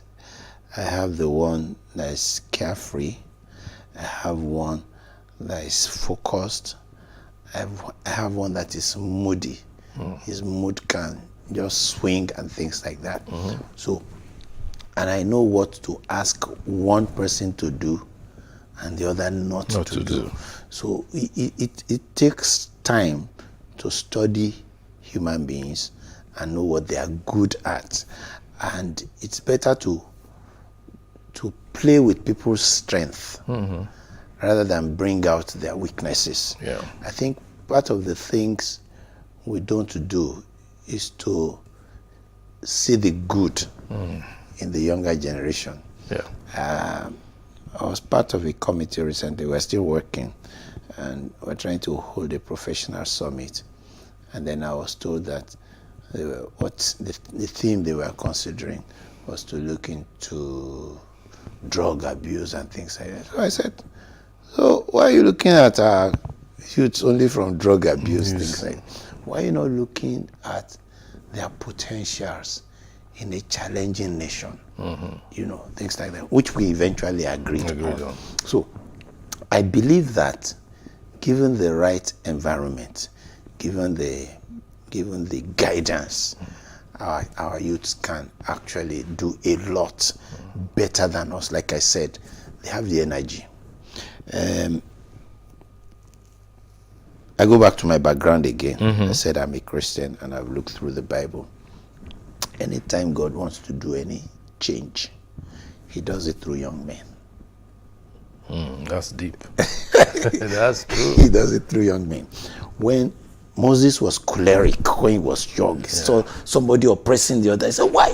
He went out, as a young man. He was drunk, Joshua was full of strength, David, look at how very exuberant. He was a game changer when he saw Goliath. I mean, Saul was probably a grandfather and everybody was afraid. He was running away from Goliath. But this 17-year-old boy ran towards him. So I've seen young people effect the change.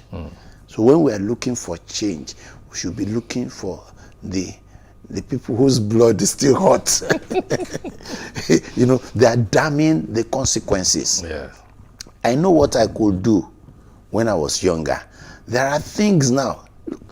Moses Ogunleye, my colleague, made an observation when I became a commissioner. He said, Egbon, I can see that you talk, you are slower now when you want to speak. And there were a lot of things to think about.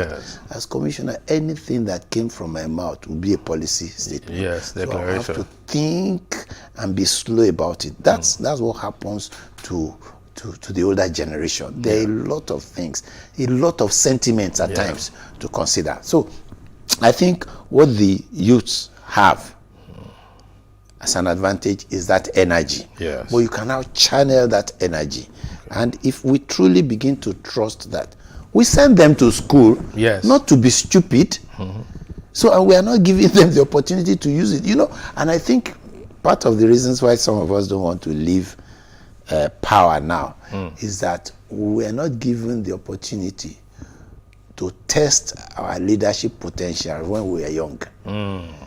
So it's at 60, it's at 65 that you are now becoming somebody. You won't want to leave. You don't want to leave. But that's really not the right age to now be showing as a leader. When I was going to contest as president of my institute, I was 57. And many people were asking me to step down for another person so that the person, and I did my calculations. I said, look, at 57, I will be second national vice president for 2 years. I'll be first national vice president for 2 years because it's a grooming process. Yeah. And then I'll become president. I said, by the time I'm president, I'll be 61.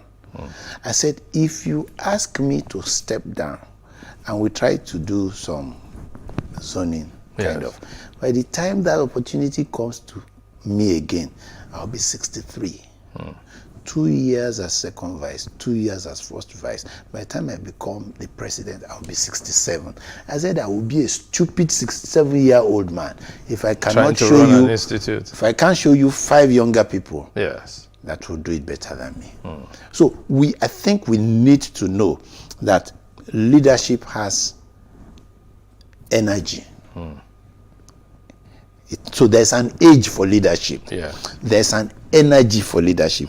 There's a speed for leadership. Yeah. I've gone to 25 states and I spend 3 days and I'm off to another place and I'm off to another place. You know, one of our past presidents said, Tony, you know why you're able to do this? You are still young. You're still young. Yeah, that's true. So we need to put our young people out there to bring out the best in them, especially now that we're in the technology age. Yes. Now, because they are even more technology savvy, they are exposed to a lot more of information than we were at our own time. They also need to listen to us. How do we make them listen to us? Okay. You develop a relationship. Most times we're disconnected from our youths. You know, when parents are talking to their children and you get to a point that a father is saying, I'm the one that gave birth to you, something is missing. It's already threatened. It's threatened. So it's like when a husband is telling his wife, do you know I'm the husband in this house? Yes. It's a break in communication. So we must always communicate with our children. I tell my children stories. I remind them of when I took them to school and I hadn't paid their school fees.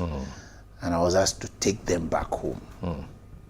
That's to let them remember that we didn't become who we are now just like this. It didn't happen to us. Yes. We went through processes. Yes. I remind them of when the car broke down. Yes. And we had to push. Yeah. So if we have one now that is remote controlled, don't be arrogant. Yes. We worked our way there. Yes. So all of these conversations we must have from time to time. I don't stop my children from asking me questions. It's different from in those days when we were brought up. Once our fathers, when you hear the car horn, everybody runs for cover. Everywhere is cool. Yes, and when daddy is in the sitting room, nobody is there. But this is different. Yes. You can come and discuss and things like that. And that's that's what we should really cultivate. There's actually this push in these days now where they say that we should mentor the younger generation.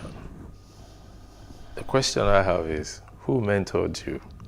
Now, how do you mentor someone else when you were not mentored yourself? Now, mentoring really should be like a kind of taking someone by the hand and letting him know this and that. But for us, I think there are many things we picked on the way. You might not have been told directly. It's like being in an apprenticeship. Sure. You know, I wonder how some of these mechanics get to, because all they will just be doing is to be looking at their oga. Yeah. You know, so, and there are things that can be taught. There are things that are caught. Yes. You can't teach it. Yeah. So, but somehow is by either looking at someone over time, reading something, and it just strikes you.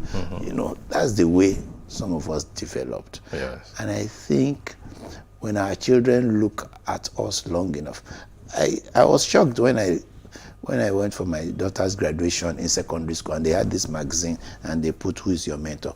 and she wrote her father. I was shocked. So this child is looking at me. So that means that I must not fail her. I must fail her. So as mentors, let me say as examples to our children, we will be mentoring them. Okay. That's the way I want. And then we need to also take that outside the home. Oh, of course. Do you know why we are building them in the home?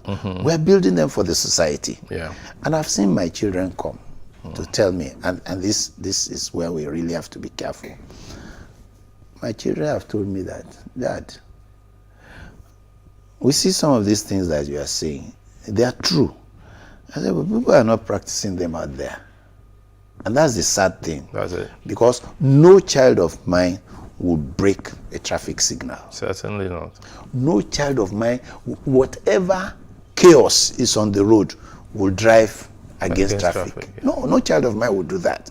But they see other people do these things and they wonder every day. So this is what we are up against. So how many parents have taught their children not to do that? Not to do that. Yeah. That's the challenge. Well, let's go back to the home now. I asked you at this initial stage that who is doing Ayinde, and you tried. Now, I'm coming back there. As a person, what are the things that give you pleasure?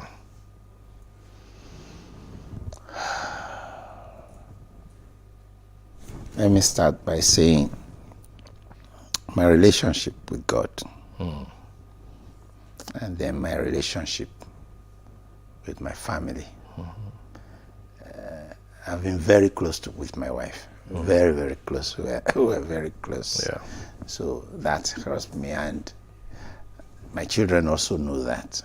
So we have grown together. I've not been privileged to close from work, then go somewhere and relax for hours before coming home.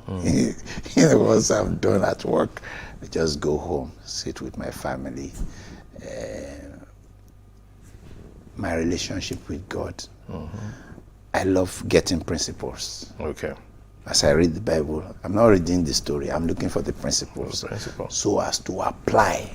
Because those things are meant to be applied to make you different. As you are. So if you are disciplined, why are you disciplined? I've read people who are disciplined. I've read about people who knew how to add value. Yes. So, and I hold that I'm God's representative. Okay, so at any time.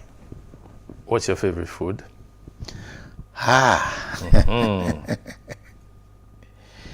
If you give me amala, the on the spot one. The on the spot one. Yes. If you give me 3 times a day, I won't complain. I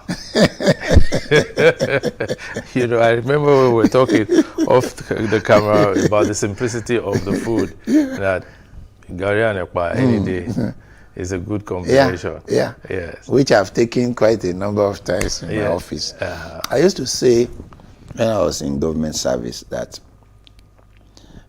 I did not, on account of becoming a commissioner, relocate my lunch area to Sheraton. Exactly. Because you stop being commissioner already, and then you go back to the basics. But how did you become a commissioner? You were not a politician then.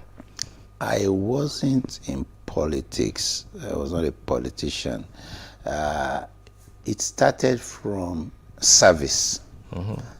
Because many people will know. There is a tendency to think that it just happened. But no, it didn't just happen. I remember when I used to send emails to the governor. When I noticed anything, I would send emails to the governor. I went to Nanjing in 2008. I saw some things. I took pictures. And when I arrived, it was my personal trip. And I sent to the governor. I said, this is possible in Lagos. And then I had an opportunity to consult for Ministry of Housing.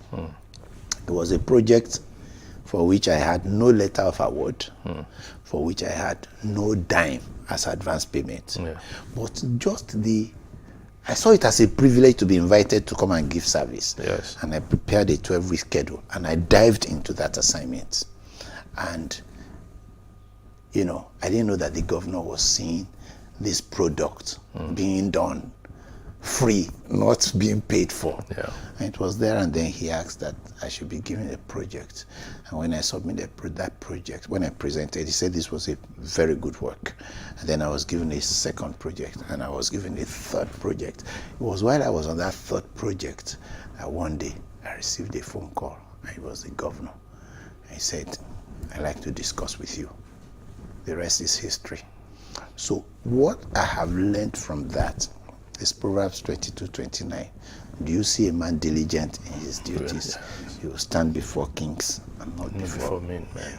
So this is how I got to government. But having been in government, I served the APC government. So, and so you became APC. Courtesy demands, courtesy demands that I'm a carrying member of APC. Let me thank you for your time. We'll do this again as soon as we can, and I wish you the very best in your tenure. Thank you very much. As President of the Nigerian Institute of Town Planners. It's been Timeless Conversations with Town Planner Toyin Ayinde as my guest. Thank you for coming. It's a privilege, sir. All right. Thank you all for watching. We'll be with you sometime soon. Thank you.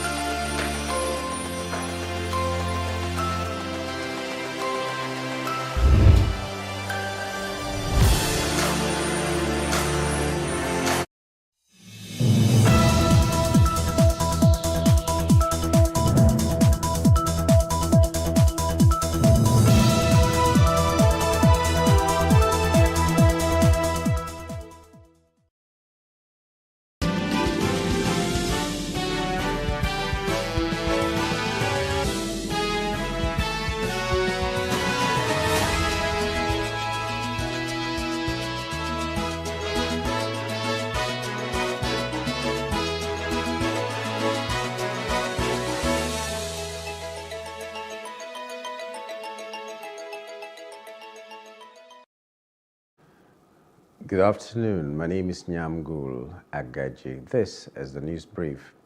Following the political crisis rocking Ondo State over the continued feud between Governor Oluwarotimi Akeredolu and his deputy Ayedatiwa, the leader of Afenifere, Pa Ruben Fashoranti, and some elders in Ondo State have appealed to President Bola Tinubu to urgently intervene in the situation.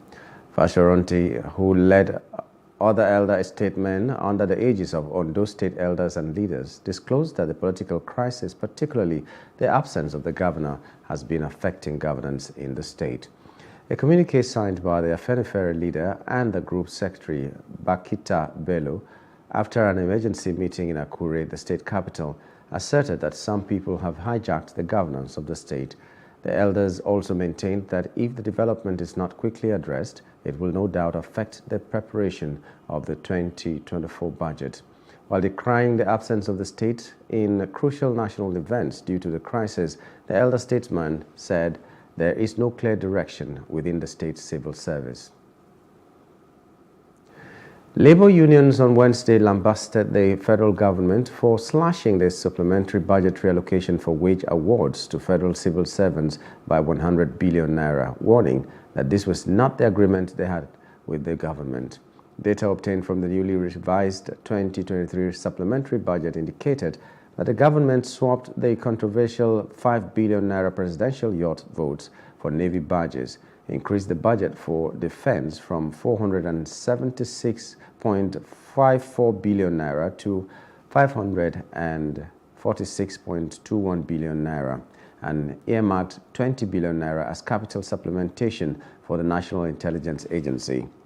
The recently approved 2.1 trillion naira 2023 supplementary budget was marred with controversy following the discovery of seemingly extravagant items, forcing an amendment by the National Assembly.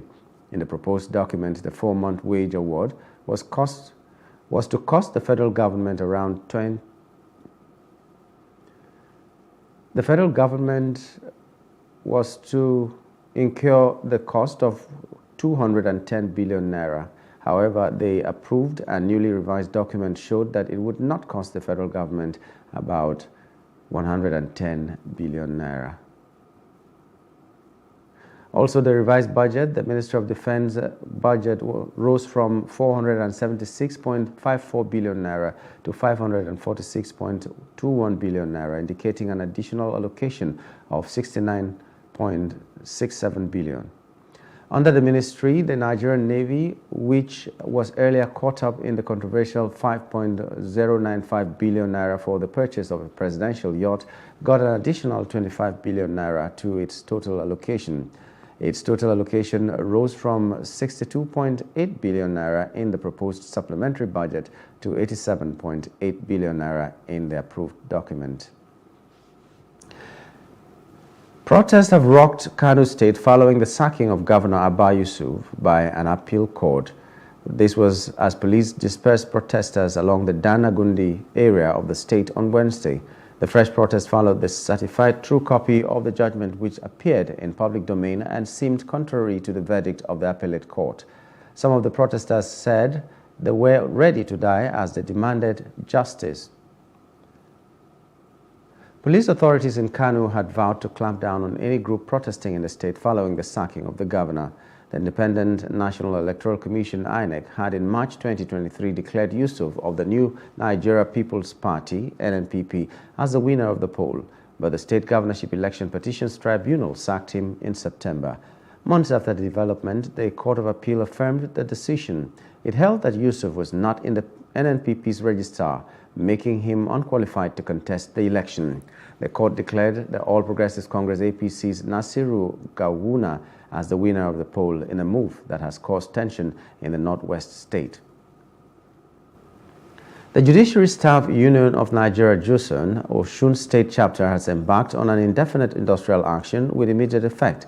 The strike is coming on the heels of the protest on Monday and Tuesday by Osun JUSUN over the allegation of maladministration against the embattled Osun Chief Judge, Justice Oyebola Adepele Ojo. The Josun members also accused her of unduly persecuting some members of staff and denying them entitlements ranging from restoration of training exercises, arrears of wardrobe allowances from 2021 to 2023, and a reinstatement of judiciary staff in the state suspended by Justice Adekunle Ojo. Our demands still remain intact. One, all our members that were unlawfully suspended by the Honorable Chief Judge should be reinstated with immediate effect. By the Osun State government, for all categories of judiciary workers should be complemented. The attitude of the police this morning and the singular act of the Honorable Chief Judge, I, Comrade Oluwagbemiga Olakunle Eludire, the Chairman, Judiciary Staff Union of Nigeria, hereby declare that we should embark on industrial action. They have decided that while the investigation is on, the CJ should step aside. Yes. And semantically, there's a great difference between the CJ being sacked, being suspended, and being asked to step aside. So the meaning should be drawn alongside each other. Justice Hamza Muazu of the Federal Capital Territory High Court Abuja has granted the immediate past governor of the Central Bank of Nigeria, Godwin Emefiele, bail in the sum of 300 million naira and 2 sureties in like sum. The sureties must have certificates of occupancy and titles of properties within the Maitama district. Emefiele is also mandated to deposit all his travel documents with the registrar of the court and must remain within Abuja Municipal Council. He is now expected to remain in Kuje Correctional Center pending when he meets the bail conditions. The fact that he was granted bail, he had the opportunity to leave this country, he did not leave and came to court willingly, weighed heavily in the mind of the court. And that was one of the factors that the court considered in granting him bail. The court also considered the fact that the charges before the court are bailable, and other reasons were given. So the court decided to exercise its discretion by granting him bail. That was what happened. As to his presence, well, there was an order of court for him to be remanded pending proceedings of today. Today he's not here, but it's not much of a big deal because trial is not commencing today. It was just for ruling, and the court could dispense with his presence today since it was just ruling for bail. At the next adjourned date when trial commences, certainly I'm sure he will be here. Well, you were in court when my friend for the defendant was saying that my lord should make an order to stop further rearrest or the repeat of what had happened before. And the court made it clear to him that my lord will not grant immunity to the defendant if there are other cases or other charges. Other sister agencies will not be stopped from doing their statutory job or function. So that is just what happened. And we have given my lord undertaking that in respect of the charge before the court, the issue of the arrest of the defendant will not happen. Worried by the recent rise in kidnappings in the nation's capital, the Senate has called on the FCT Minister Nyesom Wike to revisit the failed $500 million contract awarded in 2009 for the installation of CCTV cameras in Abuja and its environs. The Senate also wants the executive to install CCTV cameras in strategic locations in the 36 states to forestall incidences of kidnapping and other criminal activities across the country. These resolutions, among others, were taken on Wednesday's plenary following debate on a motion presented on the floor by Senator representing Delta North, Ned Nwoko. In his lead debate, Senator Nwoko expressed concern over the kidnapping incident in Galadimawa area of Abuja, where 19 people were forcefully taken from their homes, including his senior legislative aide, Barrister Chris Agidi. He further noted that the 19 individuals kidnapped, 12 are feared dead, while efforts to ascertain the well-being of the remaining 7 victims are ongoing.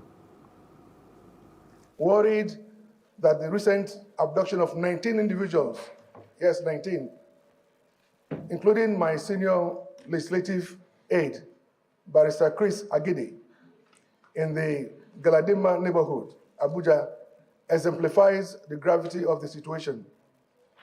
Despite swift engagement with law enforcement agencies, tragically, According to security forces, out of the 19 abducted, 12 lives have been lost. In FCT could result in social unrest, loss of confidence in governance, humanitarian toll, economic decline, increased insecurity, and potential international implications, all of which could profoundly impact the nation's stability, prosperity, and international stability. Contributing to the debate, Senators Naya Abaribe and Adamu Alero noted that the security situation in Abuja has hit an all-time high, as most people can no longer sleep in their homes for fear of being attacked. So many citizens no longer sleep in their homes. They run into town and go back during the day. So there's something very, very serious going on in around the Federal Capital Territory. No matter what we say, this is the capital territory of Nigeria. If there's anywhere that's going to be seen as very secure, this ought to be the most secure place in Nigeria. Now that it seems that the same lackadaisical attitude to security is being taken to, all of us are at risk.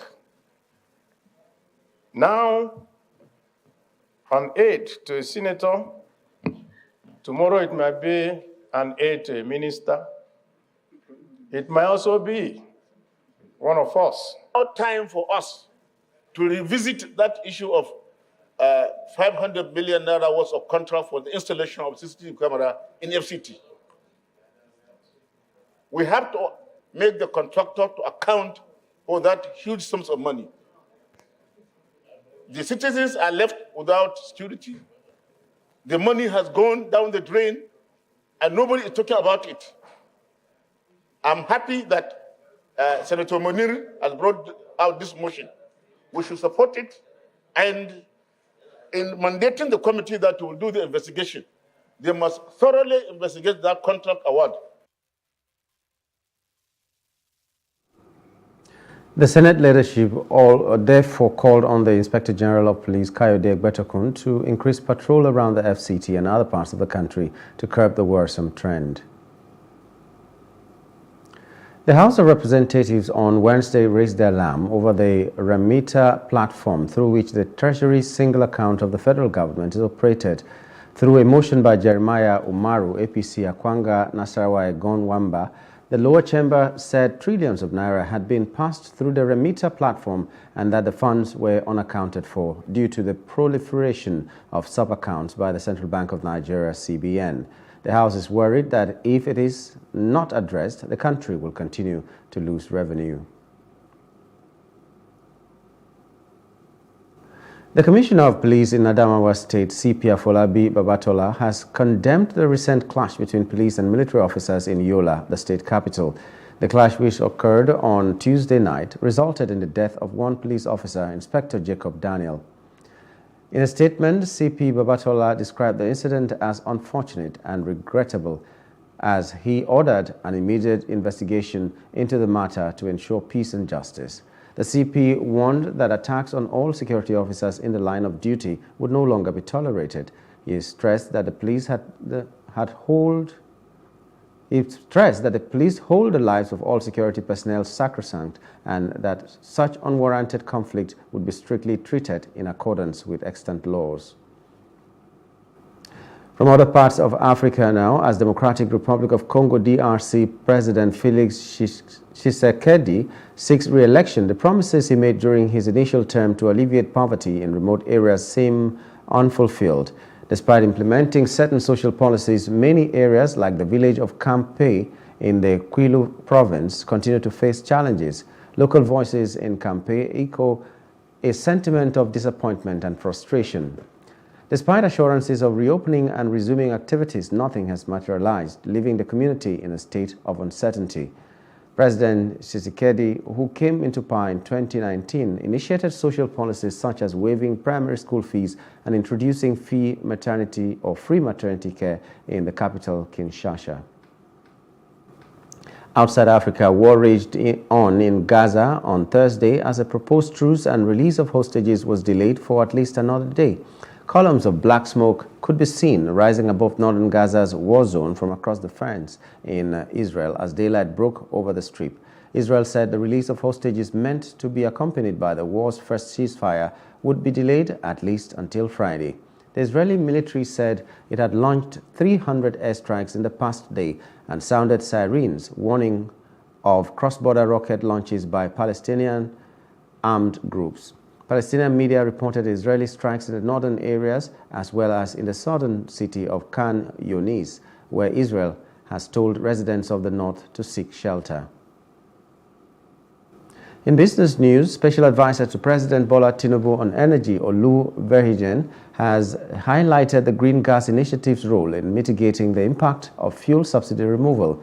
Represented by Erigi Anaguruwa at a groundbreaking ceremony of Portland Gas Green Park in Lagos, Verhijen expressed the Nigerian government's commitment to promoting cleaner and more efficient energy alternative. Our correspondent Paul George was there. It's a new dawn for Nigerians as captains of industries gathered to witness the unveiling of an innovation, the conversion of compressed natural gas, CNG, to serve as an alternative to auto fuel, petrol or diesel. The Special Advisor to the President on Energy believes that adopting CNG could yield a minimum of 40% savings compared to traditional fuels. The convener, Folajimi Mohammed, clarifies that the cost of converting vehicles from petrol or diesel to compressed natural gas hinges on the engine's capacity. In addition to economic advantages, Mohammed underscored the environmental benefits of CNG, citing reduced greenhouse emissions, lower pollution, and enhanced safety during collisions. This event is not only timely, but dovetails neatly into the President's recently launched Presidential Compressed Natural Gas Initiative.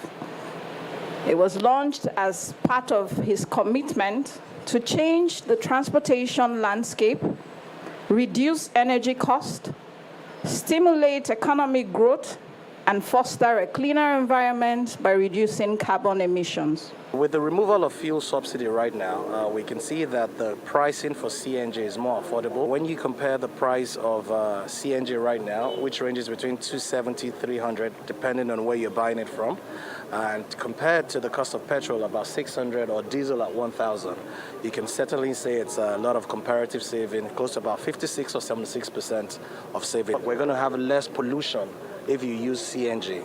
Thirdly, in terms of safety, it's extremely safe because CNG, which contains methane, it's extremely light and lighter than air. So once it disperses into air, it's gone into air. Also, former Nigerian senator and ambassador to Ghana, Musiliu Obanikoro, urged the government to encourage more of this innovation for a better future. He spoke alongside the president of Virtual Gas Infrastructure Association of Nigeria, Ubani Nkangineme, and the chairman, Koshofe local government, Moyosuri Ogunlewe. A car that takes a 40,000 liters of fuel can use a 3,000 watt of gas for the same purpose. So that speaks for itself. I don't think there is any need for me. Apart from the cost, it's also environment friendly. So I think what we are witnessing here today is something salutary, and I just hope and pray that the government will continue to support this initiative. It was my pleasure to admit Jimmy into VGN, and Jimmy has not for 1 second let us down. I am very happy that we are here today. And I do know that you're going to see the things he has done already. You're also going... If we can make sure that most of our cars are using gas and fuel, that's what that does. That would also help the federal government on this issue of subsidy. If your fuel is finishing, you can easily switch to gas. And what that does for us in this country is clear sustainability development that's happening all over the world. More of this should be encouraged in all the states for development of the country. Mohammed highlighted that each conversion center could handle around 25 vehicles daily contingent on technician availability. He suggested that establishing a framework for specific car models could expedite the conversion process. Paul George, Plus TV News. In entertainment news, Nigerian megastar Davido takes center stage at The Tonight Show. On November 21, 2023, Davido performed on The Tonight Show starring Jimmy Fallon. The Afrobeats powerhouse performed his hit singles Unavailable, featuring Musa Keys, and Feel Off, his record-breaking fourth album Timeless. Supported by the sensational Kingsmen Band, Davido gave a remarkable rendition of the hit singles, which both recently earned 2024 Grammy nominations. Davido recently headlined the State Farm Arena in Atlanta, where he performed at his Are We Africans Yet Away festival alongside other stars including Moyoko and Lojay. And finally, sports news. Nigerian international Victor Osimhen remains doubtful when Napoli take on Atlanta on match day 13 of the Italian Serie A. The Nigeria forward is close to full recovery and was back in Napoli training on Tuesday, although he trained separately from the rest of the squad. While his return for the weekend's clash remains in doubt, the Super Eagles striker will most likely be fit to return to action when Napoli travel to face Real Madrid at the Santiago Bernabeu on Wednesday in UEFA Champions League clash. And that's the news brief. For more stories, please follow us on Facebook, X, and Instagram, and do subscribe to our YouTube channel at Plus TV Africa and Plus TV Africa Lifestyle. You can also view us from Limex on limex.tv and Glow TV apps anywhere in the world. My name is Nyamgul Agaji. Thanks for being there.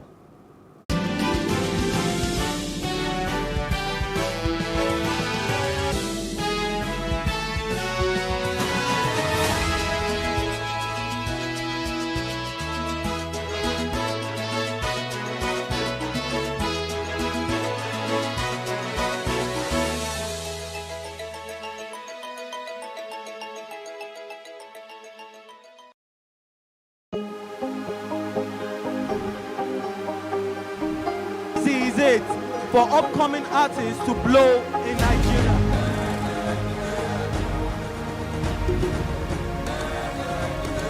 Welcome to Plus Trending. I am Buki November, your host, saying thank you for joining us on today's episode. Welcome back. It's tea time on Plus TV Africa. Practice makes perfect. I'm not perfect yet, but I'm a lot better than I used to be. He's a king. He's entitled to marry 100 if he wants to.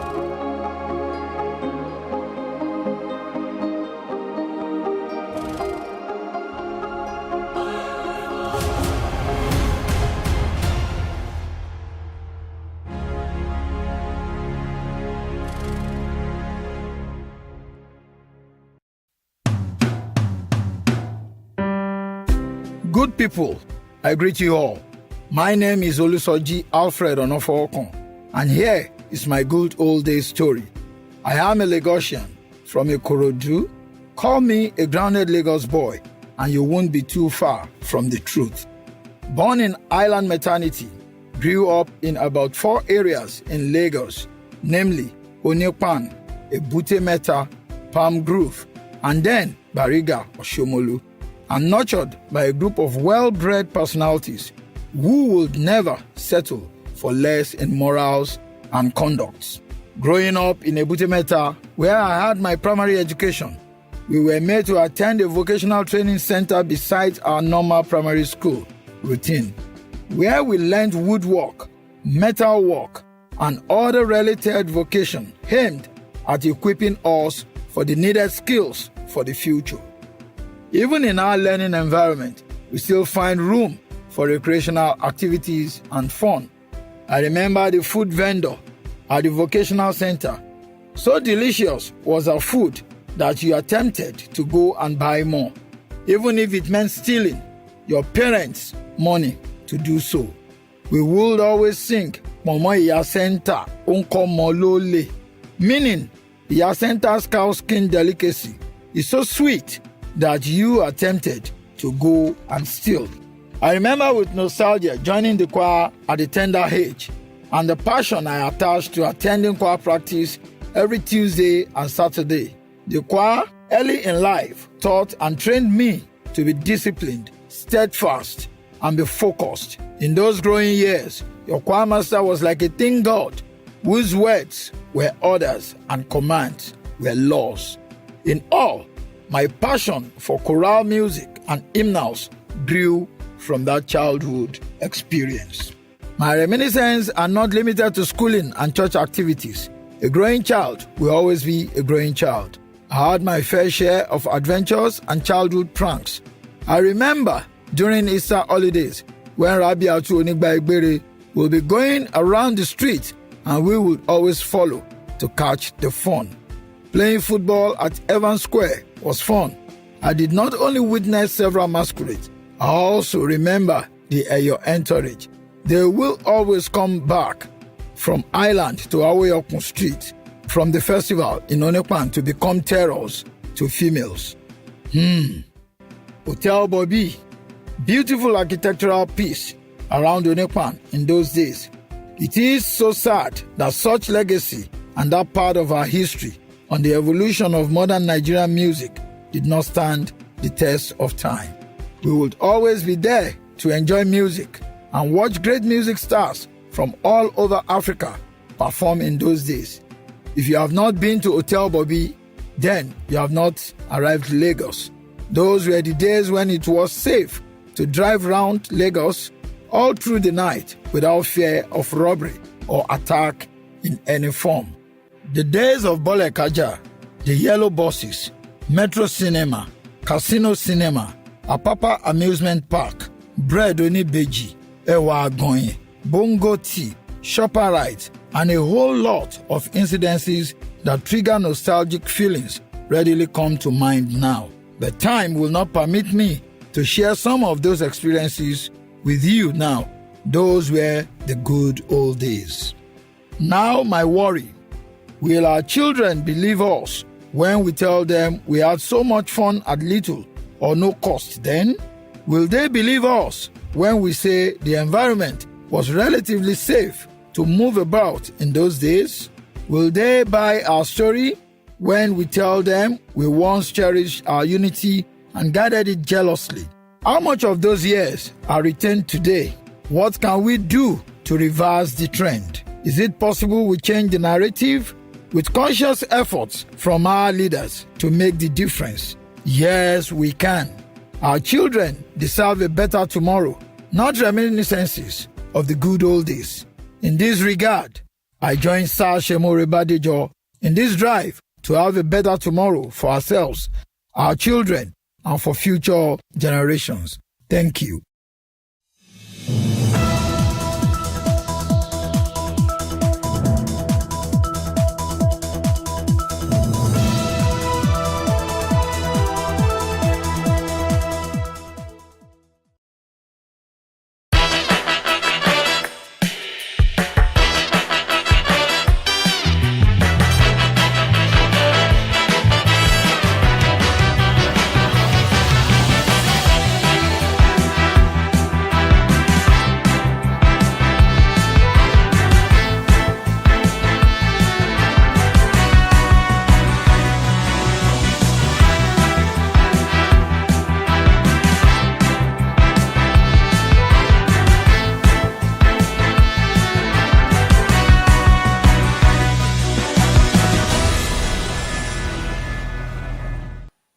Welcome to What Are You Saying?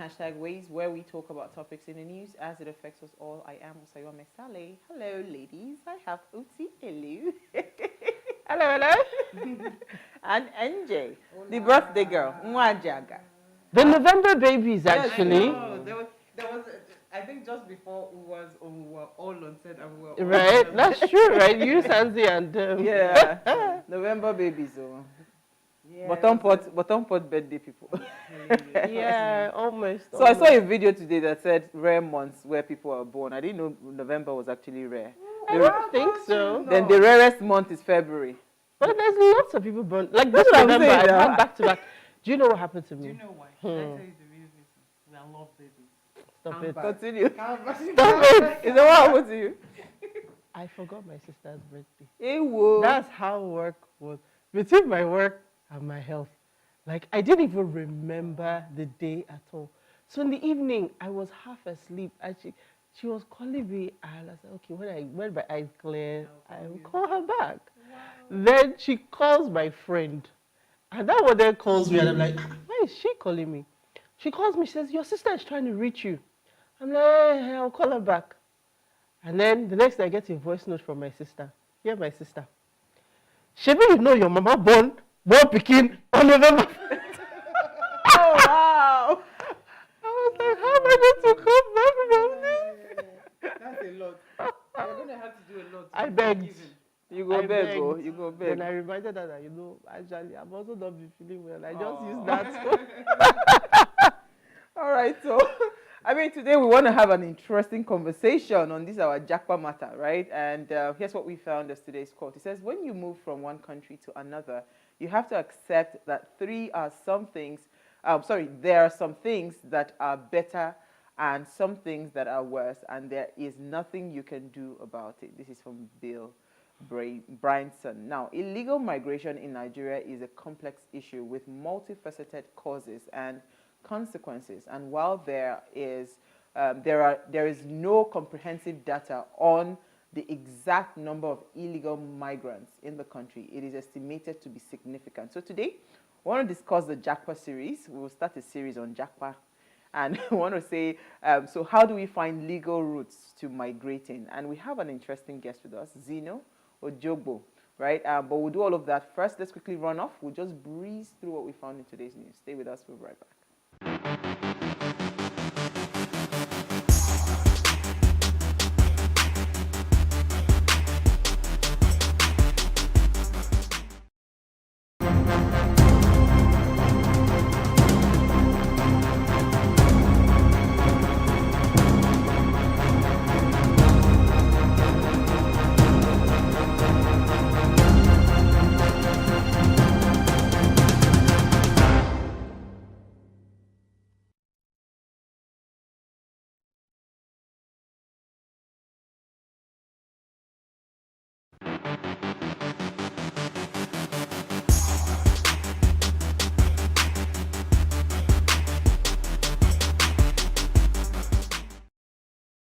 You are still watching Ways. Now, International Day for Tolerance is celebrated annually on November 16th to promote understanding, respect, acceptance, and appreciation of the rich diversity of cultures, our forms of expression, and ways of being human.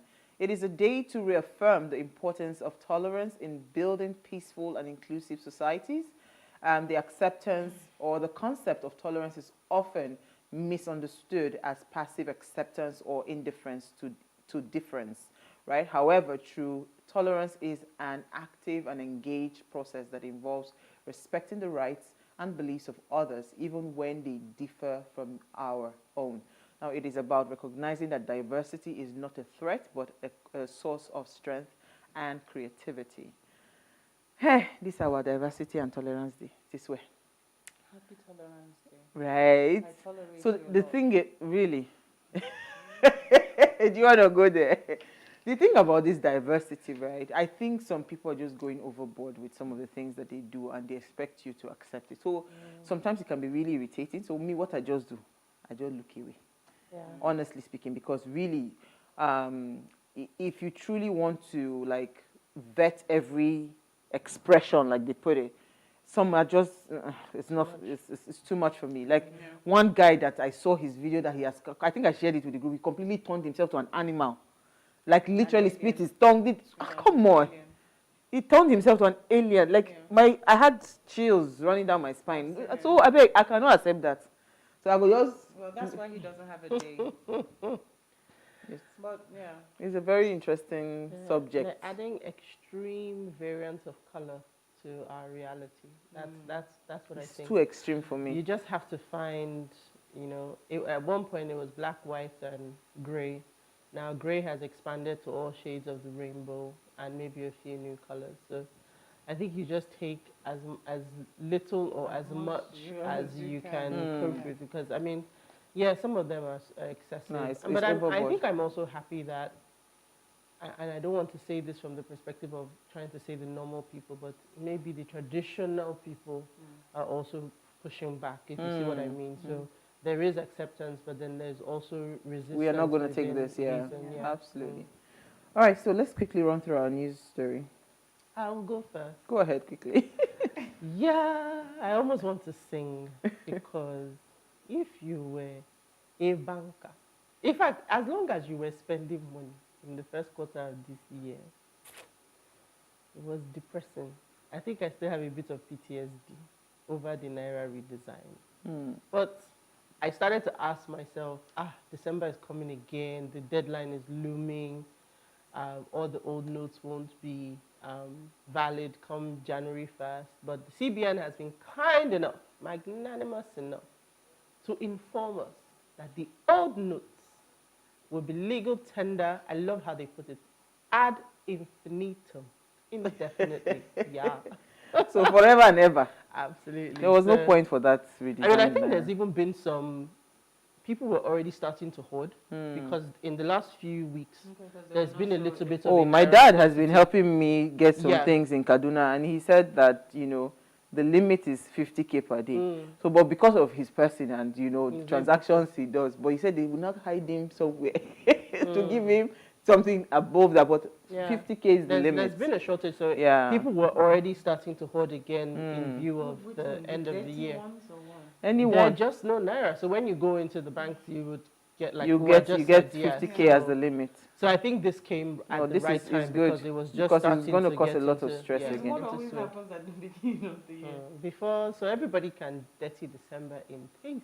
Okay. Okay. Quickly. So, Nigerian wig maker, her name is Helen Williams. She has set a new Guinness World Record by creating the world's longest handmade wig, measuring 351.28 meters. That's about 1,152 feet and 5 inches. So, well, here it is again. Something, I don't know if I would say this is, I think this Guinness World Record thing, we're going to go at They will reject Nigerians soon. We Nigerians, we are good at this. You see, we take anything, culture, dance, religion. Take it over the top. We take it and we become... But I like the fact that she's original, because there was nobody that had done this particular record before them. That's the whole point. We're just going to be coming up with things. But so this for me, I found really funny, because, like, I mean, where did you get this idea? And then, like, literally, when I saw this, I saw it on X, and I literally was there for the comments. And I love one comment that someone put. One person said, last, now we go tear this guy. Nigerians go block every page. At a point in time, they'll start having Nigerian section. Like, they'll put Nigerian, our own record. No, Nigerian edition. Guinness will do, Nigerian edition. Like, who comes up with something like this? No, I like her. I think it went round the whole field. I like it. No, but trust Nigerians. But yeah. All right, so Abia State government, they have shut down, I think, about 900 schools. 197 schools. They had inspected about 900 schools, and they said that some of those schools they could not even meet the minimum standards for, you know, operations in terms of like private schools and all of that. And they are rejigging the entire educational system in Abia State, and they're trying as much as possible to standardize education in the state. So the government has instructed that the Universal Basic Education Board, the Abia State Universal Basic Education Board, should make sure that they are like on top of their game. They even had to relocate their office because I think their office failed an integrity test or something. Maybe they know will collapse for their head, you know. But bottom line is, they said this is an ongoing exercise. They've not stopped, but as at the count today, 197 schools, private schools, have been shut down. I'm wondering when they will start that in Lagos. Alex Oti? Yes, so. Come Yeah. So I'm wondering when they will start that in Lagos, because we have a huge educational problem. But the only question I would have loved to ask is, what is the alternative? Like, are the government schools able to absorb the students? If and what is the standard of those government schools? Have they been upgraded? Are they better? Are they in better conditions? You know, and all of that, because it's not just to shut down. The reason we have what's it called, a high number of private schools in Nigeria is because of the failure of the government institutions. There was a time where private schools were really like a handful. Now they are everywhere because most of the government institutions are not able to absorb those students. So besides or aside shutting down the ones that are below standards, what are the alternatives that the government is providing, at least to be able to take up or absorb some of these students? It's the question But I would I like to think ask. it's still a step in the right direction.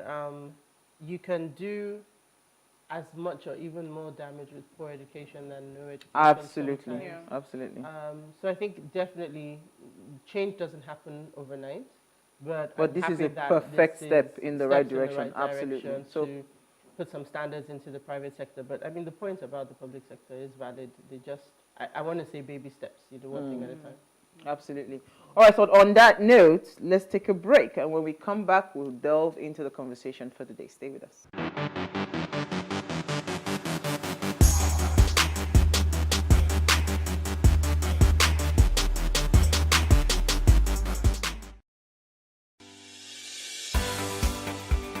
Businesses in Africa can be very challenging.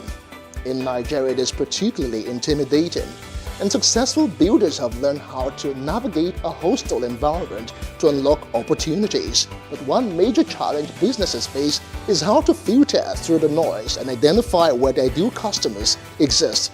Get insight and practical steps from industry players and captains of industries.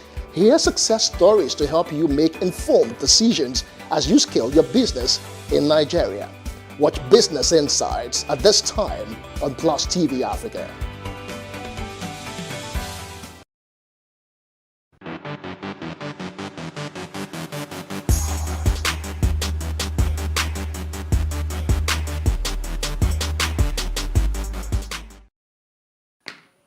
All right, thanks for staying with us. Now, illegal migration in Nigeria is a complex issue driven by poverty, economic disparity, political instability, and lack of access to education and opportunities.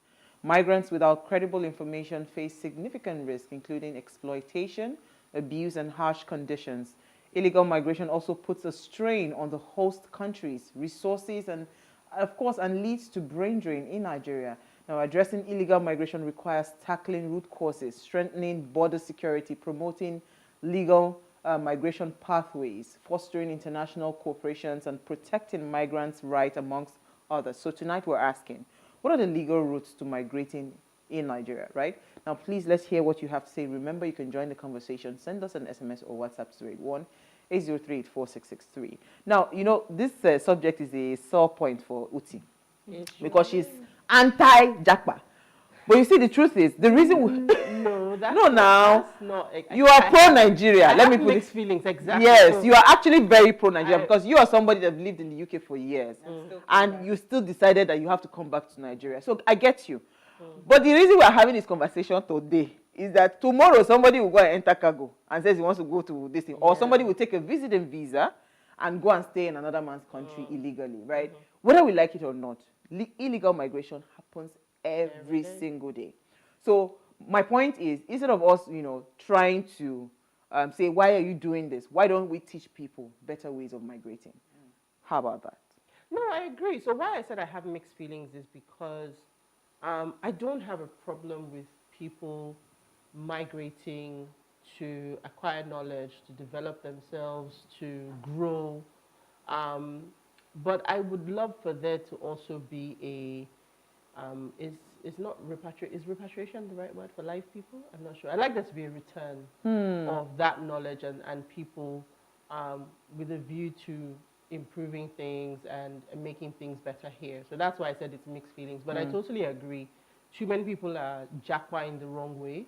So being able to do it in a legal manner and understanding the opportunities that are there is also very important. So I think that when people the people who, like our guests, who are helping people to do it the right way, absolutely, are actually very, very valuable, because this process is not only sometimes very complex, but it's very expensive. Are you telling me? So anybody that can help you to, one, find a way to reduce those costs, find a way to gain, because this also scholarships and things for education. Oh, is yeah. part of the, I think she's the perfect person. Exactly, of gaining knowledge. So yes, I understand it, but I still have mixed feelings. Yeah, I mean, she's the perfect guest, and I'll tell you why. Because I kind of like monitor her page on social media, and I see that beyond, you see, it's one thing for you to say, okay, these are legal means. A lot of times, she presents opportunities that even when you do not have financial, you know, she talks a lot about opportunities that are available without you having to pay money. Yeah. You know, you get a sponsorship, you get a scholarship, you know, all of those kind of things. But so quickly, better ways to yeah, do it. absolutely.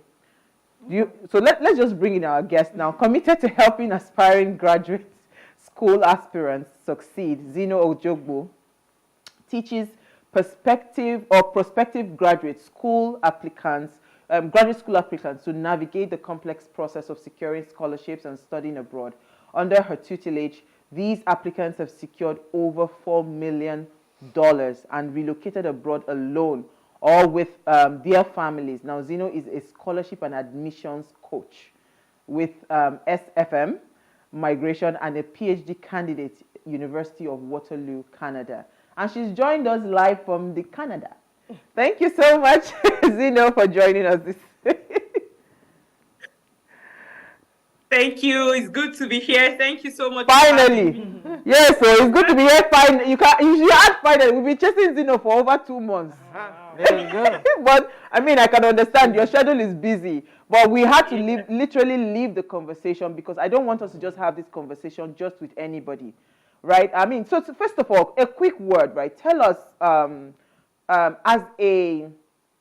as someone that is really passionate about helping people, why did you even start to venture in these particulars? What led to this first, before we even then quickly go into what's it called, the conversation for today? Okay, yeah, so I started, it was during COVID, I became active on social media, right? I just started posting on social media, and people see me in Canada, they see that I'm in school, and people started to ask the question, like, how did you do this? Like, how are you studying? People know that studying abroad is expensive.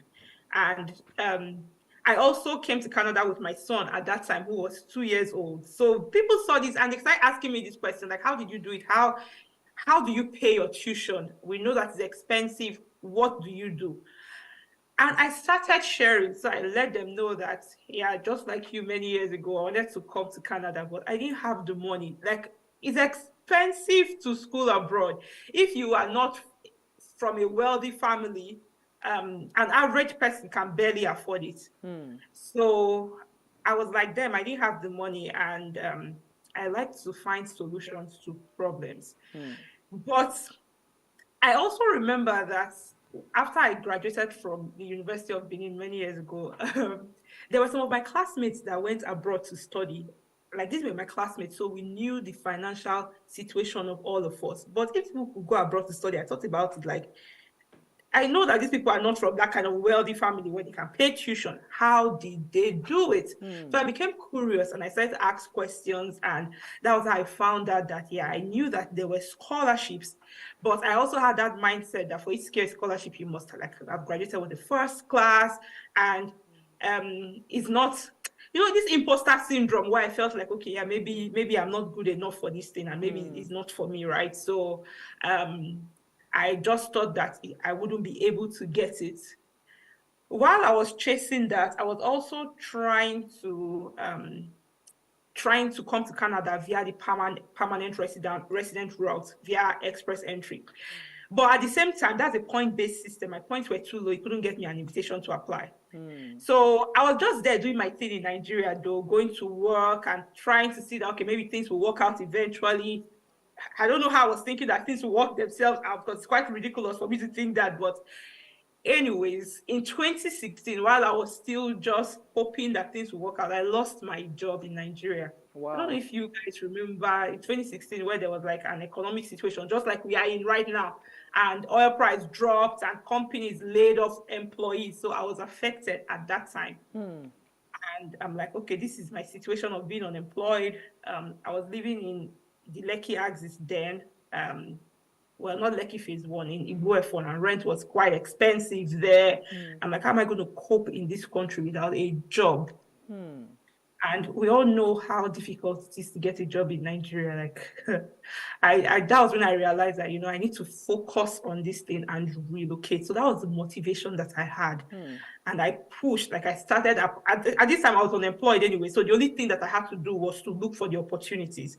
So I used that time to focus, look for opportunities. I learned that universities have scholarship opportunities.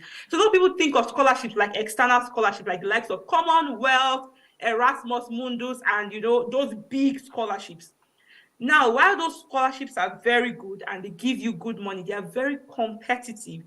So I had to look for opportunities that were less competitive to give me more opportunity to be able to secure one. And that was when I found the university-based scholarships. So these are institutional-based scholarships. So an example is that when I came to Canada to school in the University of Waterloo, my scholarship, I was funded by the university. Wow. So what that means is that I cannot decide to say, okay, I don't school in University of Waterloo again, I want to go to University of Toronto. I cannot take that scholarship out of the school. So if you want to stick with the scholarship, you have to stick with the school. Exactly. So these scholarships, they are a lot more easier to get than those big name scholarships, which many people focus on and realize that, they tell themselves that, yeah, it's not for me. So when I started talking about teaching people on social media, then I saw that more people were even interested. So that was how my brand on social media came about, and since then I've been sharing. Awesome. Ladies, you want to come in? Well, you have quite a story. And very relatable, I must add. Very, because you found the easiest way to get what you wanted, and you were able to be successful in that, because a lot of people have a lot of issues, even when they want, like what we're talking about, migration. So I don't even know how much it costs legally in Nigeria to actually purchase, like, if you legally want to migrate, what the total cost would look like. But this has brought light to other ways where you don't even have to spend as much. Absolutely. So it's quite enlightening. Uti? So, I was going to say, you touched on something that is really, really key. I think for me, whenever I think about scholarships, what I'm thinking is academic excellence. Is the academic side of it, right? So you touched on that. But I think for me, it's always, what does that journey look like? So we've talked about the usual bigger scholarship programs. You mentioned Erasmus. There's things like Chevening if you're in the UK. What are some of the criteria? Because I think you think of academic excellence, but then what does that selection process look like? What does that application process look like? What should I be thinking about? Most people think it's all about having a first class. What if I have a 2-2 or don't even have I have a third class? What does that look like with this particular type of institutional scholarship? Maybe just walk us through that application process. Where do I start? Okay, yeah. So the first place to start is to decide how you're going to fund your studies. I see many people, they just rush to go apply for admission, and they get admission, and then that's when it dawns on them that they cannot fund it. So you first of all need to make a decision. How am I going to fund my studies? So are you going to use scholarships? Are you self-funding? Are you trying to take study loans from like these international organizations that give loans to international students? So let's focus on the scholarship part. If you decide that, okay, I don't have money, I'm going to try to secure scholarships to fund my studies. These institutional scholarships, there are different ways you can approach them, and this is dependent on the school. So for some schools, they want you to contact a research advisor or a professor who is going to supervise you for a research-based position. So you have to contact that person first. And if the person says, okay, you know what, I like your profile, I want to work with you, he's going to give you a go-ahead to go apply for the admission. And on your application for your admission, there's a part that says, have you found an advisor? What is your advisor's name? And then you can put that professor's name there. Some other schools, they don't want you to find an advisor. They just tell you know what, apply, and our advisors will come and pick from the pool of applicants. And they pick their students that they want to supervise. So research-based funding, the way it works is like you're going to do a research-based master's or a PhD. These professors, they have grants to do research. So they have research grants, and they need students to work in the lab to do this research. And when I say lab now, people may think of a physical place. It could be a physical place, or it could be a group of people. So some people, they work on, let's say that their research involves like doing surveys and talking to people. They say, yes, in my research lab, they are referring to a group of people. They don't necessarily have to be in a physical space. But for me, as a chemical engineer, I have to be in a physical space because I do like physical experiments. And when this professor hires you, he now pays you from his research grant for you to work in his lab. In exchange, you do the research and you get a degree. So that's how this money comes about. So it could be in form of that research assistantship, or some schools will tell you, okay, you know what, you're going to help a professor with teaching. So like a teaching assistant, where maybe you support, you proctor exams, you mark assignments, mark exams. Or they have another like graduate assistantship. Like if you now go to the US as an example, graduate assistantship. Here you can do like a course-based master's or a course-based program, so where you don't have to do a thesis. There's no thesis component to it, and then you can get that funding. So they tell you that, yeah, you're going to get tuition waiver, plus you're going to get a stipend, but you're going to be doing a job. Maybe you're working as a porter in the hostel, or you work in parking services, or you work in the library, or you work in the IT department. So it is generally attached to something. Exactly, yes. So like they're paying you for what you are doing. So they pay you that money while you chase your degree. And I tell people that, you know, the universities abroad, they cannot run without graduate students. They need the graduate students to do the job. So there are some departments where they keep chasing graduate students. Come apply for teaching assistantship. They have to pay, they'll pay you, but they are looking for people to apply. But you know, this one is hard, Shao, because me when study physics, why I did for inside media now? How will I go and do graduate assistant? You know, so this is a very critical question, because you know why? In Nigeria, what you studied, right, it's only very few people that are lucky to be working where in the field of study that they actually studied. You see doctors now in the bank, or you see, you know, bank turned interior decor. So there's not that link. And if you want to take up some of these kinds, of course, I've seen that with things abroad, right? They really want to follow your history. So if you are doing, if you're doing physics, or you studied physics like me, they would expect that your work history is aligned with physics. Then if you're going to go and do a master's, it has to be, you know, like that. So that kind of clear path is not available. So people that have probably like digressed in terms of like their career from what they studied to what they're doing now, how easy will it be for them to be able to get some of these, you know, scholarships? Because it's not tied to them. Because I see sometimes it has to be tied to your first degree somehow. Okay, so this is what we call this an employed study gap. So you have a study gap, but you have been employed in something different. Now, again, it depends on how long you have been doing that something different. So if you've been doing it for a while, let's say you've been doing it for 10 years, now you can leverage your work experience to get into a graduate program, because the work experience you've earned for all these years it's even more than a bachelor's degree, for example. So if you have this work experience and you've been doing the job, then you can leverage that. Then many times while we work, like you get certifications, you are building skills, you know, you have like proof to show that you have developed these skills over time. You just have to present that. And this is where application packaging comes in. At the end of the day, it depends on how you present your application. So I tell people that the scholarship committee, they are your customers. You, the applicant, you are selling a profile. What you sell is your academic profile. the way you market it to the admissions committee is how they are going to take it. So you need to learn how to package your profile and deliver it to them in a way that they are going to choose you amongst all the other applicants.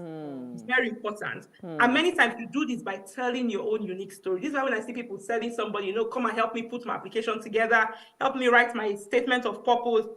You're not telling your story. You're going to try to tell somebody else's story, and it doesn't work that way. Okay, you know what? Yeah, I'll come to you, Uti. I know you want to say something. Let's just go out on a very short break. When we come back from that break, I'll come to you, Uti. Stay with us.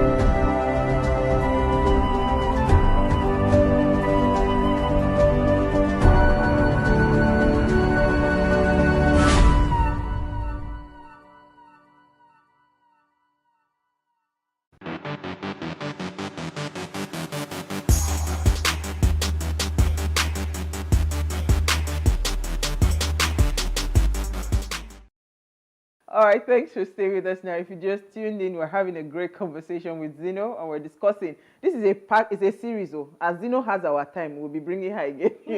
It's legal routes to migration, and today I think we're just focusing on education today. Legal routes to migration, and that's the conversation. Please let's hear what you have to say. Remember, you can join the conversation. Send us an SMS or WhatsApp to 081-803-4663. Uti. Yeah, so, I mean, when I was listening to you talking about the teaching positions, graduate assistants, all sounds very interesting, right? Now, most times when I think about research degrees, they tend to be in the sciences. So let me say STEM or STEAM, whichever. I was going to say that. And not everybody has that background, right? So my question is twofold. One, yes, what kind of opportunities exist outside of the usual sciences, STEM, STEAM? And then, when we do these things, let's be honest, the study is a means to an end. So when I go and get a research degree, and yes, they've paid my way for the first couple of years, what next? Yeah, I really like the questions. Yeah, so again, it's a myth when people say that there are only opportunities in STEM. That's not true. The opportunities. But that's what we hear. Yeah, but the opportunities in every department: English, mass communication, public health, all the social sciences. They have research in all of them, all these fields. So if you can go, just check the website of the university. You are going to see that these professors are working and doing research. That's all you need to do. You just need to contact them. If they are professors in that department, then of course they engage in research. So in every field. Now, why is it that a lot of people think that there are more opportunities in STEM? Just because they look for people in STEM. So they keep advertising it everywhere because they are looking for qualified students in STEM. And this is what I tell people that, the way international students are looking for funding opportunities, that is the same way professors are looking for good students because they can't find, because many people cannot present their profile the way they should present it. So it's like a mutual relationship. Now let's go to your second question of saying what next.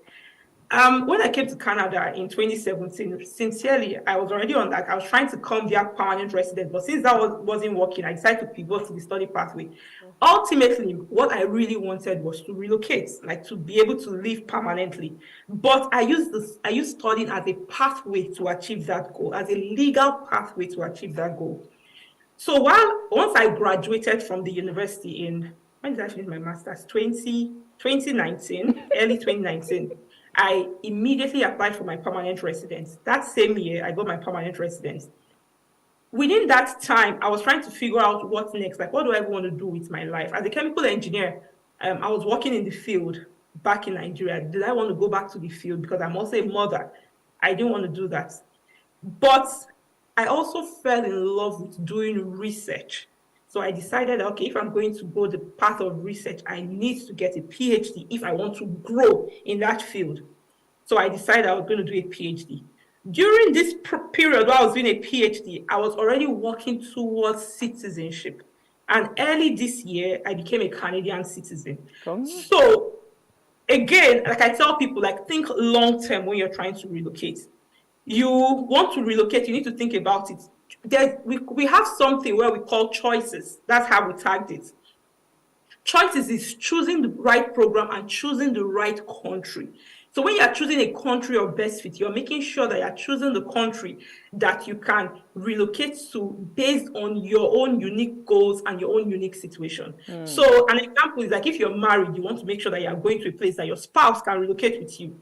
You're going to a place that your spouse can work. If you have kids, you want to make sure you're going to a place that your kids can live, can go to school without you having to pay additional tuition. If your ultimate goal is to live in that country permanently, then you also want to make sure that there is a path to permanent residence in the country that you are going to. So these are the things that you need to decide while you need to think about while you are making that decision to relocate. Okay, so I mean, Zeno, I like where we are going with this conversation. I just want us to bring us back to the original question, right, which is the legal route to migration. And I'm asking, if these options are readily available, like you say, why do we still have a huge number of people leaving, what's it called, Nigeria illegally?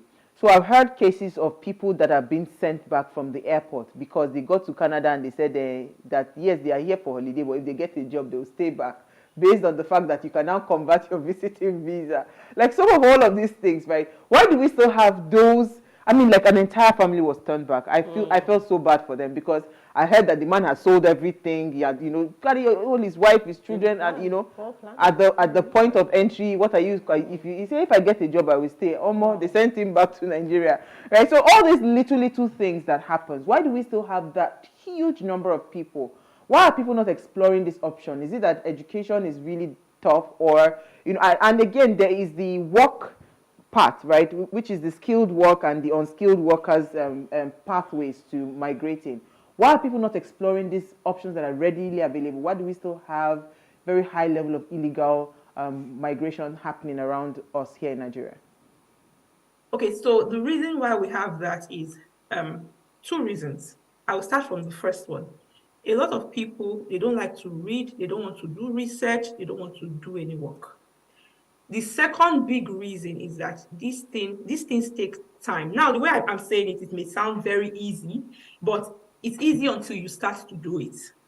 And it takes a lot of discipline, a lot of effort, a lot of resilience, and you have to be able to handle rejections. Because, again, think about the number of people in Nigeria, then think about India, think about population in China. All of these people are chasing the limited opportunities. I've not even mentioned people in other countries. So what this means is that the opportunities are less than the number of people that are chasing them. So you have to ultimately differentiate yourself if you want to succeed. Now, I see sometimes I post scholarship opportunities and I put the link in the caption. And on the image of the video, I state it there, details in caption. People still comment, where is the link? It tells me that they did not read. And then people are looking for shortcuts, the easy way out. Sometimes the amount of money, time, effort people spend chasing shortcuts, they would have spent less if they had actually gone the right way to just do it. But people are chasing shortcuts. They don't want to work. When people come and they deceive them that, yes, when you just get to Canada, you just go in, your work permit is inside your visit visa. There's a lot of ridiculous things. And people want to hear, they like to hear what they want to hear. And when you tell them that these things are not easy, be ready to put in the work, they don't want to do it. Some people will come and tell me, you know what, Zeno, you do it for me. I'm in my final year of my PhD. I stayed up until 2 a.m. last night. applying for funding opportunities. And I tell people that the number of funding opportunities that I've applied for in my lifetime, it's a lot. And I was a very broke student, and I just couldn't remain in that situation. I didn't want to live from hand to mouth with my child, looking at my child and we don't have enough. I had to start applying for scholarships. And from doing those applications and dealing with many rejections, I now got to a point where for every scholarship I applied to, it became easy. So I got the university scholarship. I got the Ontario government scholarship. I got the Canada federal government scholarship. So it got to a point where everything that I applied to, I just got. But it took a lot for me to get there. I did not graduate to the first class, so that people will not be saying that, yes, she must be very brilliant and whatnot. In fact, my CGPA was a 3-pointer over 5. So it's not like I was not top in my class. I just want to put it there so that people can understand that, yeah, it's not because she's too intelligent. But I hustle. If they say that there is this thing that is available and there's a legal way to get it, I would learn how to do it. I will practice doing it. I will do it until I become an expert in doing it, until I can get it. And I will not give up along the line. But many people, when they do it once, they'll be like, you know what, it's not working. And then, so this is the reason why you see people going shortcut, looking for illegal routes. They don't want to work. They don't want to do anything. It's not easy. But at the end of the day, if you are diligent to put in the work, it's worth it. So this is what I say, right? And thank you so much for telling your story in such a real and very relatable way. Mm-hmm. This is what I often say on the show. Who will make it will make it. The tenacity that you have, the drive that you have, you made a decision, right, to take the route to Jakpa and better yourself. I want to bet that if you had stayed in Nigeria, yes, you were going through a tough time at that point. You would still have succeeded. But you would still have succeeded because this tenacity, you would have put your hand into the something energy, else, yes. and you would have done well. And that's what I always say. That is not a magic formula. There's no magic pill. There's no silver bullet. Success. Right? If you are going to put in the work, it will take time. Yes, the time frame is different for everybody. But the reality of it is, if you dig in and you dig deep, it will pay off. Absolutely. The fact that people don't want to do the work, we like to throw money at things, and that's why we end up in the hands of people who take advantage of us. Because they just tell you, bring $10,000. They will hustle for a short term, because I just need this $10,000. Everything will just add up. And then you get abroad and you realize that you've been taken for a ride. Whether it's a tourist visa, and that's the thing for me. So, I mean, like I said, I have very mixed feelings about this topic, but me personally, I applaud you for shining light on what hard work it takes, because people need to understand that. Absolutely. I was just going to add to what Uti said, because you see, sometimes when we hear these things, and it's important that the conversation is as real as it is, right? When people hear these things, they just think there's a magic wand. They just do it like this. Once you just enter Canada, you know. There's money on the street. Yeah, but hearing you speak, right? Even within the fact that you're still doing the PhD, you were up till 2 a.m.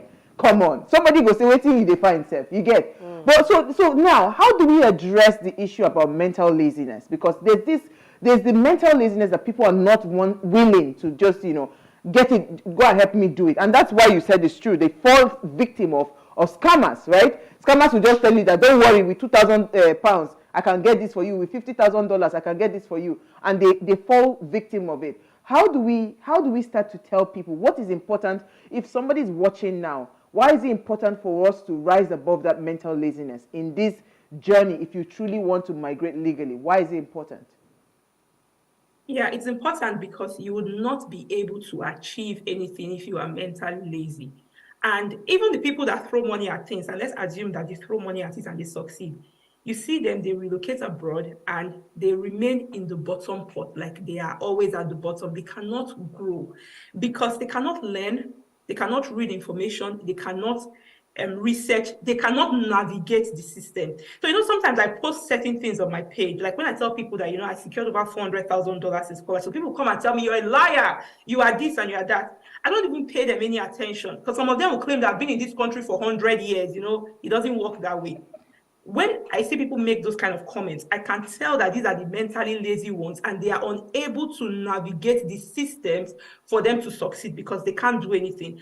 So it is very important that you rise above the mentally laziness because you would not succeed in anything if you continue that way. So if you know that you want to grow, you need to start from somewhere. Tell yourself, I'm going to read this thing for 5 minutes. Even me, sometimes I get bored of reading certain things. Like sometimes, if it's not interesting to me, I don't want to read it if it's not interesting. But there are some things that I know that I have to read. And what the strategy that I use to help myself is that if I say I'm going to do something and I put aside 10 minutes to do it, and I don't feel like, I feel bored, like I'm tired, I don't want to do it, I'm going to punish myself for 10 minutes doing nothing. So these 10 minutes that I'm saying I'm going to use to read this paper, if I'm not reading that paper, I will not take my phone. I will not watch YouTube. I will not do anything else. So let me stay in that boredom. The boredom is going to push me to do the thing that I said that I will do, so I can release myself. But you know, say you get Nigerian Delta blood for your blood. I be worried.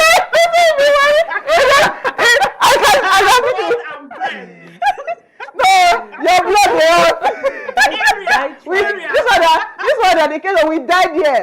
Nothing they happen. Well, I mean, this is I told you what are you gonna carry last. Let's take a comment quickly. Okay, this comment is from Daniel Ilo. Good evening, my beautiful sisters of what are you saying? #Ways. Japa series, legal routes to migration. Japa is a means whereby someone relocates to another country because of hardship.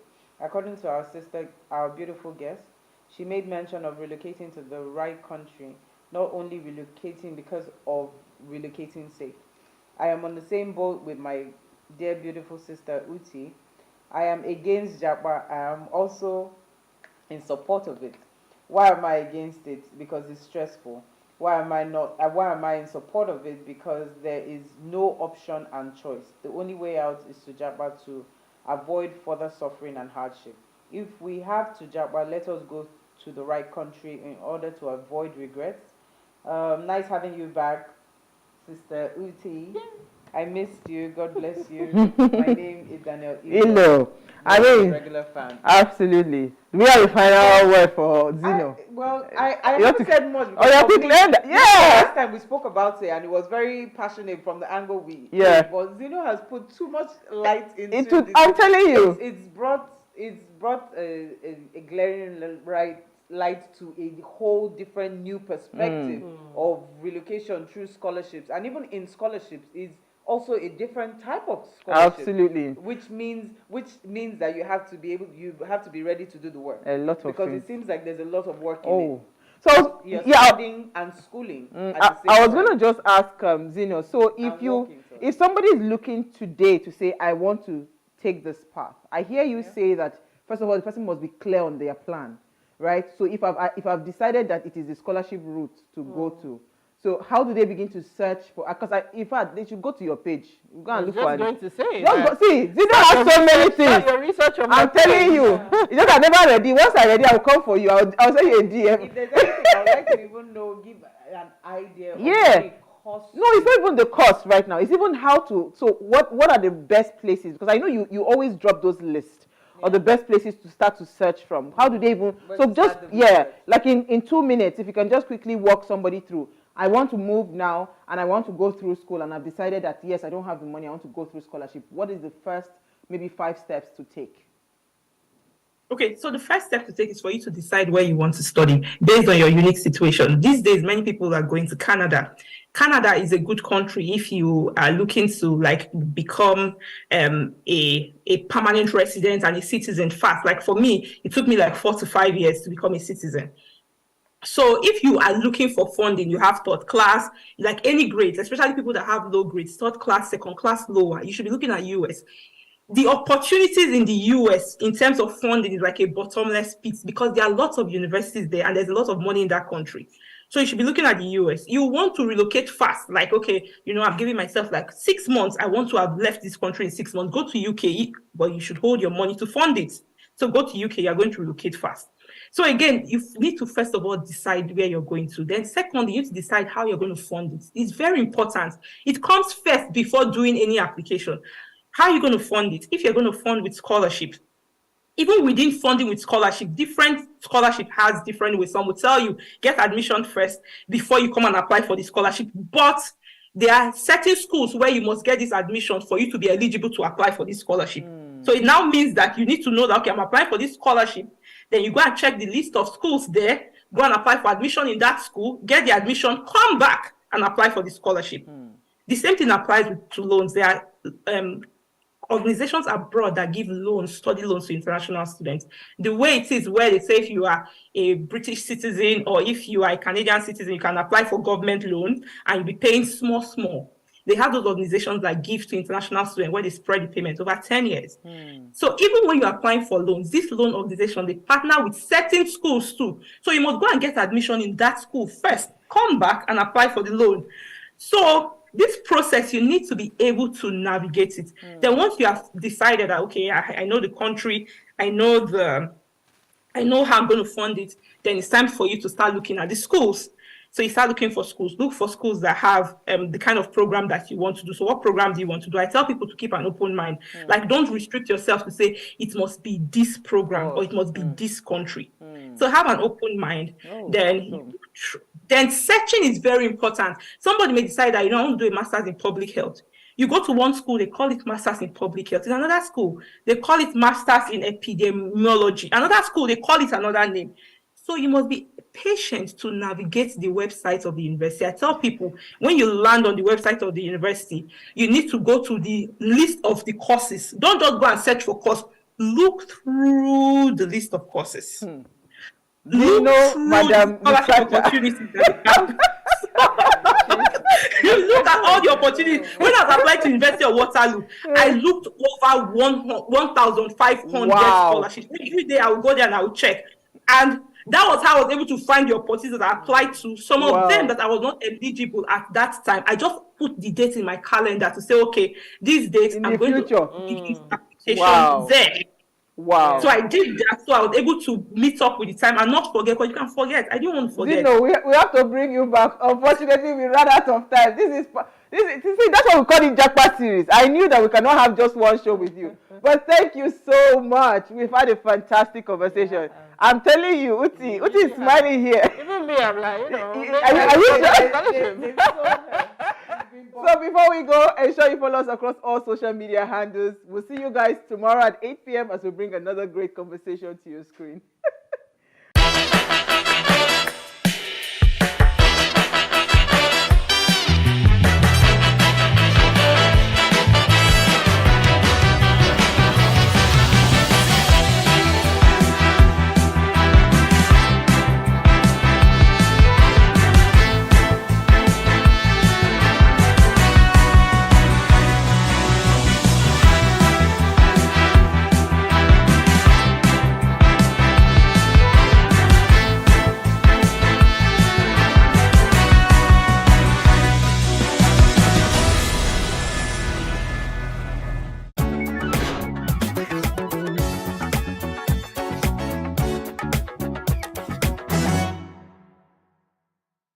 Cars have become a very important part of our everyday modern lives, mainly for transportation and for a few, a display of wealth, a show of luxury.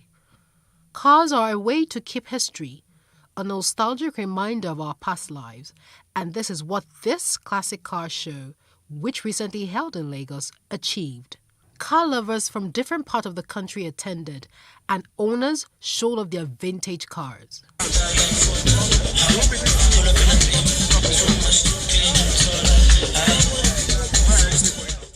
Some of the car owners tell us of how their love for vintage cars began. This is a 1966 Mustang Shelby Cobra, and I've had it for about 7 years now. So it was handed over. So I had a family who had it for 50 plus years. So they wanted to sell it, and I got it from them.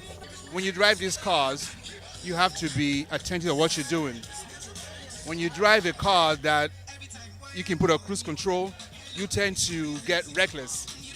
Now you have to be very attentive because you have to be sure what you're doing. You have to be in control to drive the car versus I can push a button and the car drives by itself. So, but I've always been into them.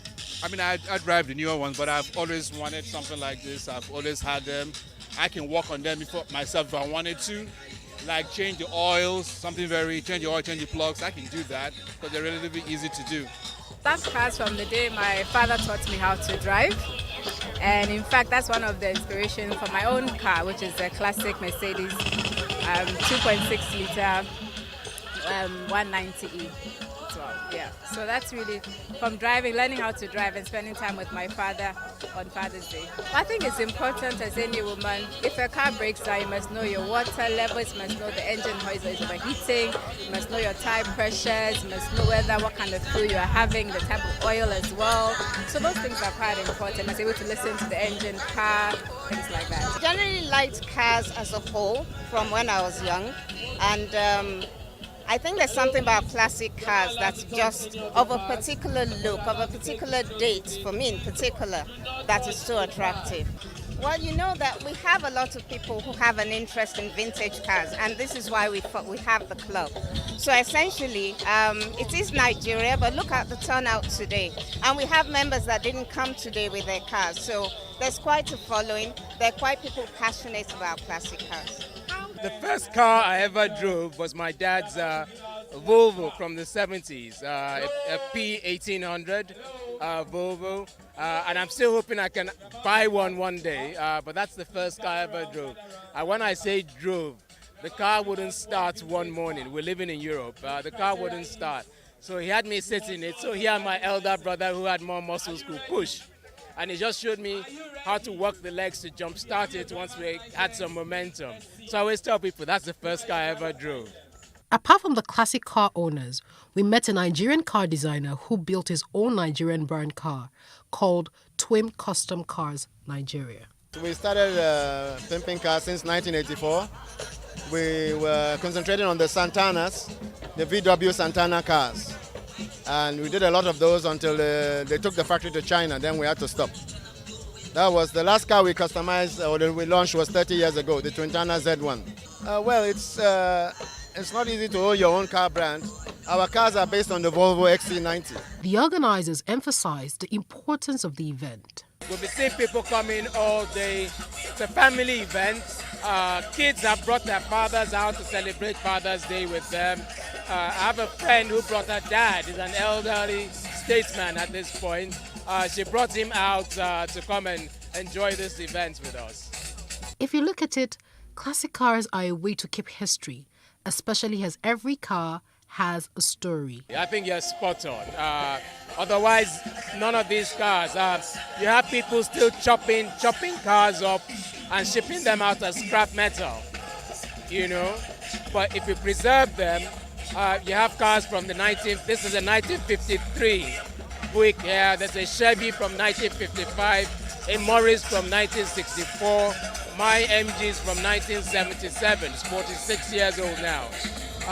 So we are preserving history. We hope classic car shows like this evolve to educational forums for families and schools.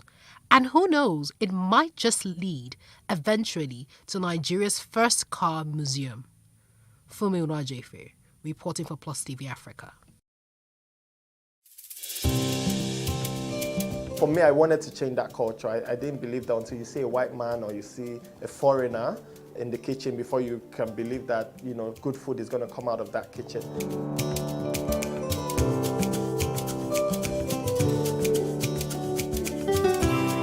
You can leverage on each other's spaces and, you know, sell.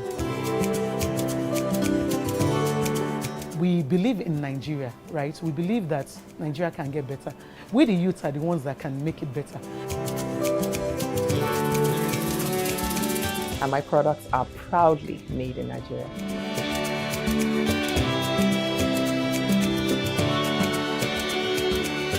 Made in Nigeria, showing every Tuesday at 10:30 p.m. and repeats on Saturday at 8:30 a.m.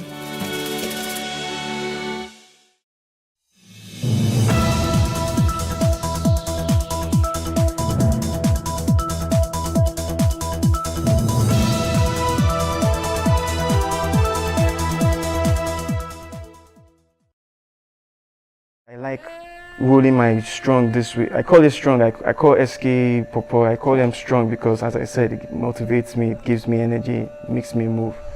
I'm addicted to tramadol, Baba Blue. Everyone knows it as well. No, codeine, Benelin with codeine. Tramadol was given to me by my father. Him too, he didn't even know what it was.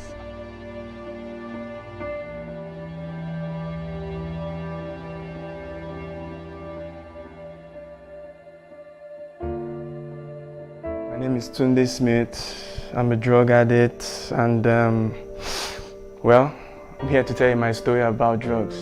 I started taking drugs when I was 20.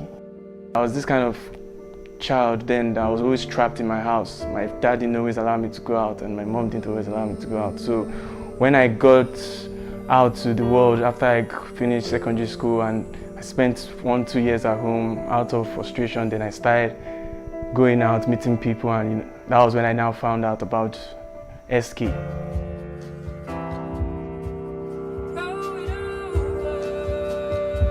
And that's the street name outside. It got to a time that without it, I couldn't eat anymore. I was very, very much fatter than this, but I guess it's drugs that did this to me because I lost my appetite.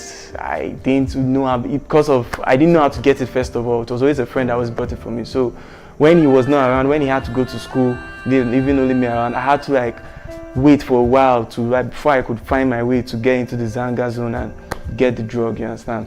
So it was very, very hard for me to hold on to it, saying, okay, fine, I won't take this thing for a long period of time. But when I had the chance to take it, I took it excessively. I took it like there was no tomorrow. I took it like that was the last one that was on earth, just to make me feel good. I won't say I'm proud to say I'm a drug addict, but well, I guess I found myself here and I have to actually tell myself the truth. So yes, I am a drug addict. I steal money from my mom, I steal money from my dad. I just try my best to get a shot of it a day at least. My curiosity always got the best of me when it came to drugs. So I moved on from just taking SK to taking other ones. And it got to a point in time I tuned into hard drugs. So I was taking all of them together. I would take tramadol, I would take Ruchi, I would take all those kind of stuff. I would take them, just know what this does and what this does. All those kind of drugs, they're very, very easy to get. All you can do is just go down to the pharmacy and just ask for it. You don't need prescriptions, you don't need anything. You just go there, you get it. Hard drugs like that, I call it hard because of what it does when you take a large amount of it, because the feeling it gives and everything like that. And it's so easy to get. It's like just to walk down the park and you get it so easy. Psychologists receive phone calls day and night from addicts who want to give up drugs. Every 2 calls is about one particular medicine, tramadol. Parents shouldn't give their children medications containing the narcotics codeine or tramadol. Tramadol was given to me by my father. Him too, he didn't even know what it was. When I don't take it, it makes me feel like the whole world is on top of me. It makes me feel like I am nothing.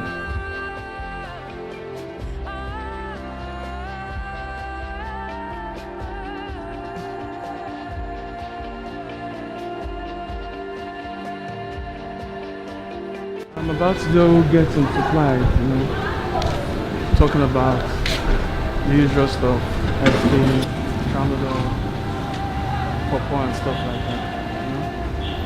It's not an easy task getting these things and actually trying to get a video of it as well, but let's just pray that I don't get caught.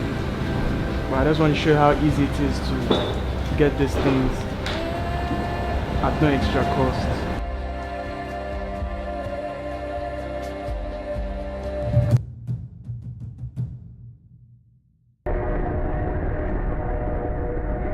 It's quite easy.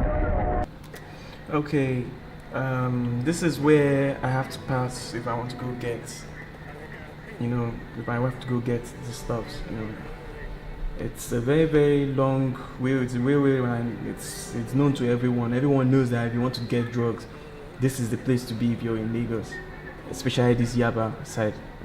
You can see the environment is a place whereby it's not conducive, You can see everyone, no one knows I'm doing this. So, if I'm being caught over here, if anyone should just suspect that I'm doing something like this, I'm screwed already. I'm literally screwed because no, the police is not going to come here on time. This place is so deep inside the location that I'm going to this stuff. Before the police gets here, I would have been dead. It's so sure about it. This place that I'm about to enter now, I want to go get tramadol. It's as I said, it's just another shop, another pharmacy that you can just walk into and just get anything you want. Hello. Good afternoon. Do you have tramadol? Huh? 100 milligram. Okay, let me have one then. I'm asking for her now if I could get tramadol, and she says yes, she has it. I'm going to take 100 milligrams. That is about 5 pills. So I'm just going to wait for her and let her, sell it to me. In the meantime, I'm showing you guys around the pharmacy. As I said, it's all being done secretly, so no one knows I'm actually doing this. As you're seeing right here, this view that you're looking at is what we call Zanga. This, as you can see right there at the far right corner, you see that you can see some guys sitting right there. I can't go down there because I'm not meant to do this kind of thing at all. If I'm caught doing this, that's it for me right there. But as you can see over there now, you can see those guys seated right there. Those are those people that take drugs. They're always there. This is where you can do anything you want. In fact, this place that you're looking at right here, it's not even on the Lagos State map. This place doesn't exist at all. This place is it's meant to be a canal. There's a canal over there. That's where you see the bushes, right at this corner, after this house. There's a canal that passes through that side. So all this place is meant to be like a gutter, but you can see houses everywhere. Everyone just trying to survive. Over this place that you're looking at, the guy that you're seeing over there, that's actually the dealer. Because he sees me standing here for so long, he's wondering what's up. He wants to come and meet me, but I'm just giving him the signals not to come yet, because I don't really want anybody to see me doing this. That's it for me.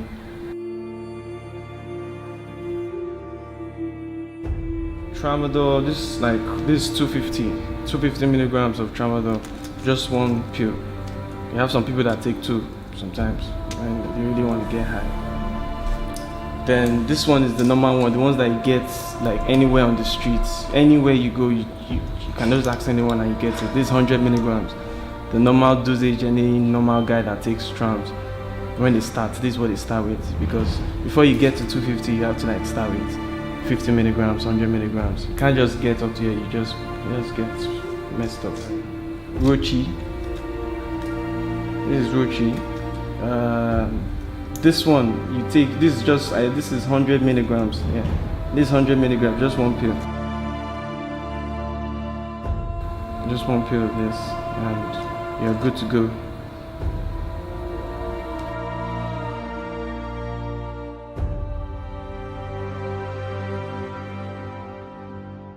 Having the motivation to come out and speak about this is because it wasn't easy for me as well. I had to seek help from a doctor. When everything was going crazy for me, I had to seek help medically, and they were the ones that gave me the motivation to do what I'm doing here today. If there's anyone out there that it's into drugs and feeling depressed, and you just feel that okay, fine, you want to step out, but you don't know how to. It can be hard, but it all starts by that step. It all starts by you just going out there and just seeking help. No one is going to hunt you down. No one is going to arrest you. It's just about you just coming out and just saying this is it, because that was the step I took.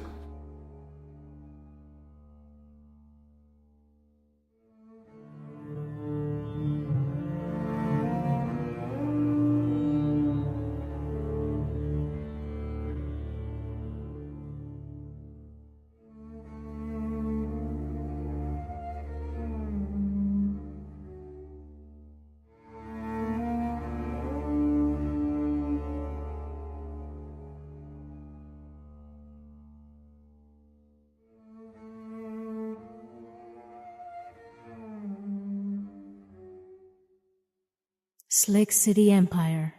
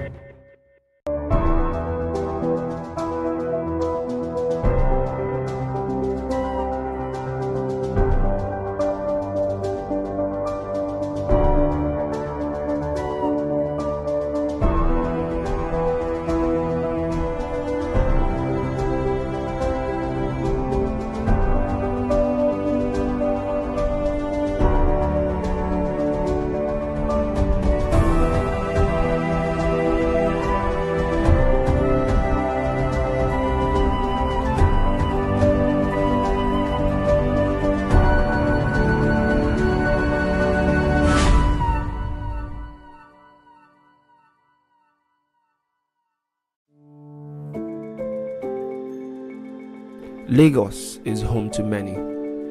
But before you think of making Lagos your home, I'm sure you must have heard things about housing in Lagos.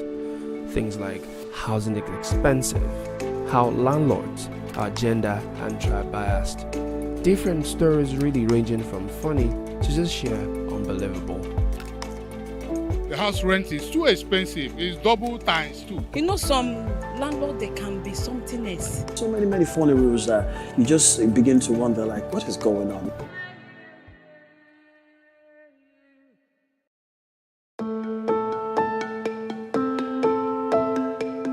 My name is Akunna Iyama, and my experience is quite, what will I say? I don't even know how to explain it. It was quite interesting. Let me just use the word, to say the least. As a matter of fact, it was also pretty annoying, and I had to start saying in 2022, I'm surprised that people still have like this mindset. Housing in Lagos is, I would say, divided into different categories. Like they have the eyebrow area, you have the should I say. I don't know, maybe shanties or trenches or, whichever way you want to describe it. But I think if you have the right set of, the amount of money, you know where to stay. And if you're struggling, you know where to stay. And if you don't really have, you know where to stay. So Lagos, I commend it to everybody. But at the long run, it is expensive, whichever category you pick. When looking for an apartment in Lagos, you have to dira, like the Yoruba will say. You have to be very, very intelligent. You have to be very smart. First things first, let me just say that Lagos, what they sell here is location and proximity to anywhere, as opposed to a good house. They have terrible spaces. The house agents that are trying to get you an apartment, they know where the good house is, but they will not take you. Agent, God, what did they don't show me? The place I stay in Lekki now, the guy told me it's Ocean View now. And that's why it's expensive. I said, where is the ocean? He said, don't worry, it will come. So my brother, 2 months, I can't expect ocean. I don't say that rain. First thing that comes to my mind is, the high cost of housing in Lagos, which I think is ridiculous. And Lagosians, as a matter of fact, if you take out, the issue of rent, from our hustle, from our savings, from what we earn, from our income, I think a lot of Lagosians will be living well and they'll be doing well as well.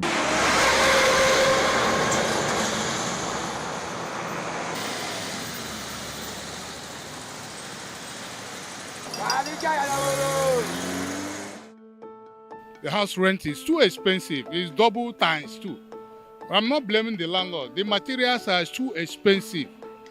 Materials are too expensive. The house we are paying for 100,000 now is 200,000-300,000. Landlord themselves are human beings. The cost of all the materials very, very expensive these days. And what would you expect if you have to be in their shoes? You surely increase the what is it called? The rents. Yeah, make an even like give now. They are overrated. I don't know why they're so expensive like that. See, a house you can get for like 1.something million in Lagos, you can get it for like 400 and 500 and something thousand in Delta State, another part of the country. But I don't know why it's so high in Lagos. I don't see the hype. I don't understand. A bag of cement is going at about 4,800.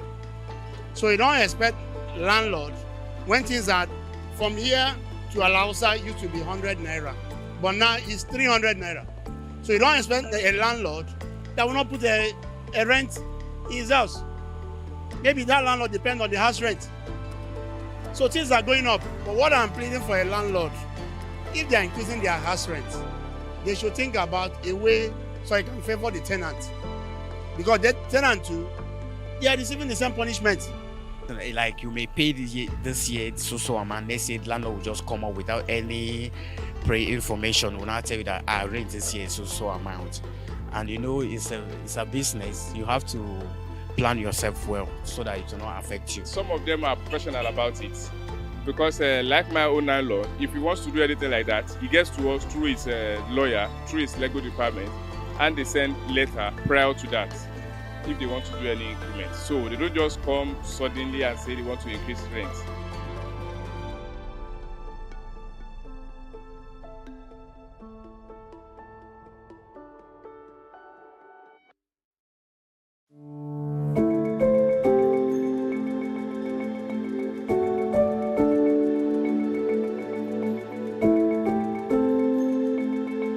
some Lagos landlords are quite tribalistic. And they are particularly tribalistic towards Igbo people. So once they hear, oh, we don't want any Igbo person here, what's your name? And you say your name, no, we're not looking for an Igbo person in this house because I'm Igbo. So I know I've had first-hand experience of it. Say, no, we don't want an Igbo person. Last person that was here was Igbo, and the person did this and the person did that, so we don't want that. Some landlord, precisely, maybe based on their previous experience with the tribe or people that had occupied the property, they don't want to fall victim of, when you're a victim the first time, you have to be very careful. So yes, most of the landlords consider that. I have never had a landlord that's considered that as an option, but I hear and I also read newspapers. Even not just tribal, religious at times. You see some Muslim landlords, they don't want Christians. You see some Christian landlords, they don't want Muslims. You understand? I've seen a landlord, he said he only wants transgender. I've never seen such in my life before. You understand? So I think tribalism occurs because landlords at times, they feel they can relate with tenants better when they speak the same dialect. So many funny rules that you just begin to wonder, like, what is going on? Like, you have visitors on certain type of days. If you are single, you're not allowed to bring women. If you're a single lady, you're not allowed to bring men.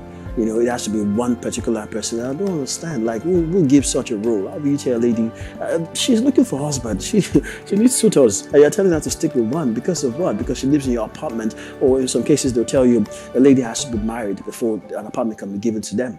On one of my ordeals, I was like, okay, I'm looking for a place. I spoke to an agent, and he was like, Dante, sorry, how old are you? I said, why? That's a personal question. Why are you asking me my age? He said that because the landlord said he doesn't want any single lady. If he wants any single person, he can even maybe take a single guy. The reason why houses are expensive, I would say, number one, because of greed of some landlords. Agents. Because if you get an house of 2 million naira now, you pay agency of 200K. And the guy's friend, probably the agent's friend, just gave out an apartment of 5 million naira. His commission, agency fee, 10% is 500K. You can see. So at times, agents will convince landlords that, this house is too fine for 2.5 million. It's too fine. It's supposed to bring it. See, they will convince landlord, I can get someone that will pay 4 million for this place. It's not like they're trying to do the landlord a favor. They're trying to do themselves that increment of agency. The reason why there's high cost of houses there in Lagos is a lot of factors. One is inflation. Like a normal developer will say, every day the cost of materials increase. Like if he buys rods of, let's say, 5 naira today, by the time he goes to the market next week, it's about 20 naira. So imagine you're trying to get an apartment of 400,000. And the agents are telling you that, okay, for the house of 400,000, you're going to pay agency and agreement 100,000. You're going to pay commission 100,000, and then you pay caution 100,000, and then you pay service charge maybe 75,000. How much is that? That's already 375,000 on top of a house of 400,000. So these are the issues that one basically faces in Lagos State. Lagos, as home to all, must indeed house all. And for that to happen, all stakeholders must work hand in hand to make this huge housing deficit a thing of the past.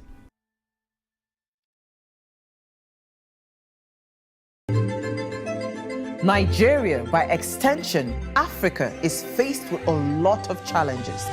The growing youth population with little engagement, that is a ticking time bomb.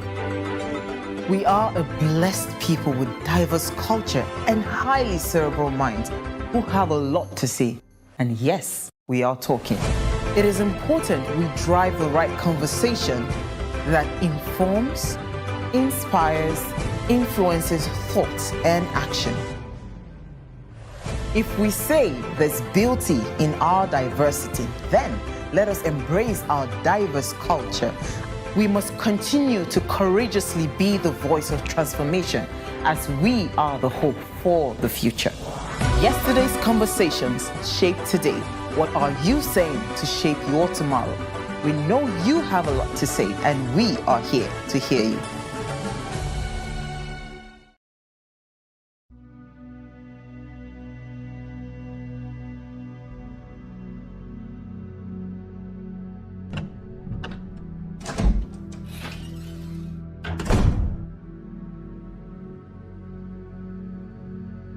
How long were you going to live in denial?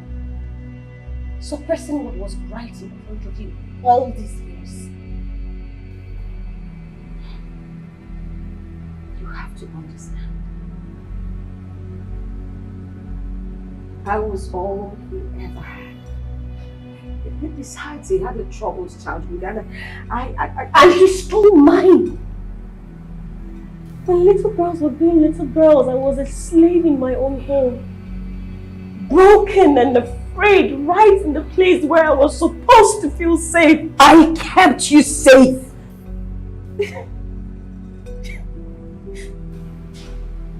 How? Well, I took care of you when your deadbeat father was running the streets with those whores. I was left with 4 kids to take care of. I fed you. I gave you shelter. I clothed you and I paid your fees. My back was on the ground like a horse day and night. Your brother raped me! He did, okay? He did, and you know it. You know this. I told you he did. You cannot do that. For 5 miserable years, right under your nose. You were supposed to protect me and I came to you, I did, and you called me a little liar, said I should be ashamed of myself, and I have carried that shame all my life. I was the child. You were my mother and you did nothing. He is not perfect. No one is. You're not, I am not, but he loved you all dearly. He was a good man. He was the only help that I had.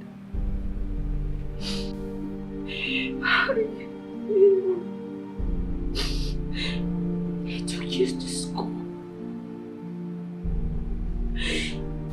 He cooked. He cleaned. He did everything. Oh, cut the crap, Mom. Cut it off. You were a child. And you know, those days, you were something else. You had this wild imagination, and I figured it was all coming from. I can't believe you.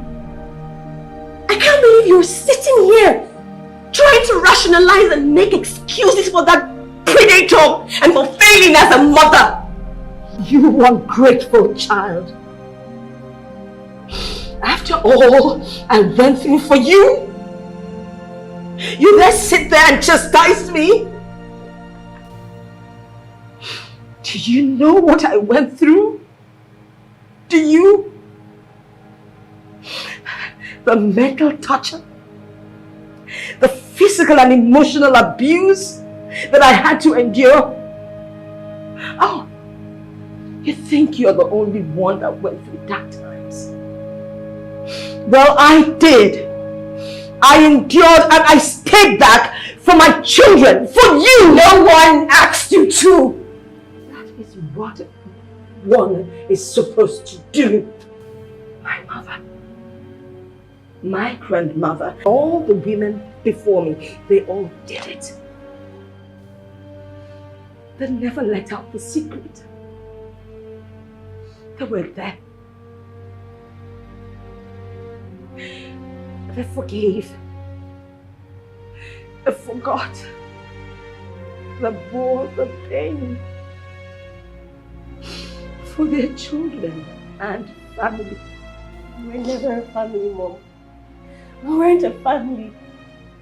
We were broken. You should have taken us.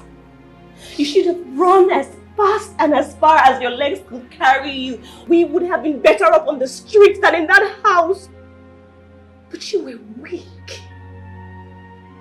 And we had to pay the price. Everything is not always black and white. You women of this generation with your modern day ideologies and feminism. All you want to do is talk about everything.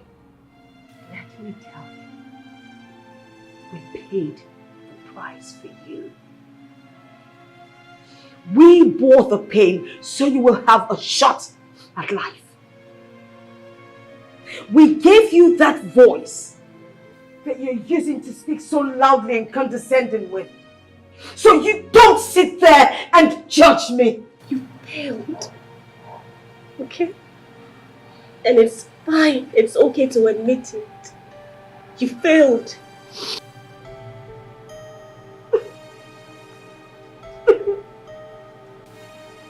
I raised my little girls with a nagging pain and a constant fear of neglect.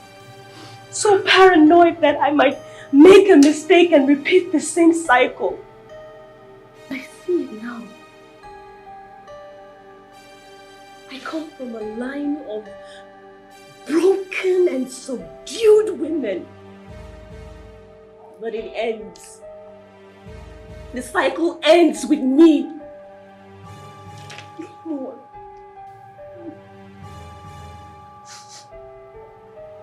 I forgive you. And I hope that you find healing for your soul as I do mine.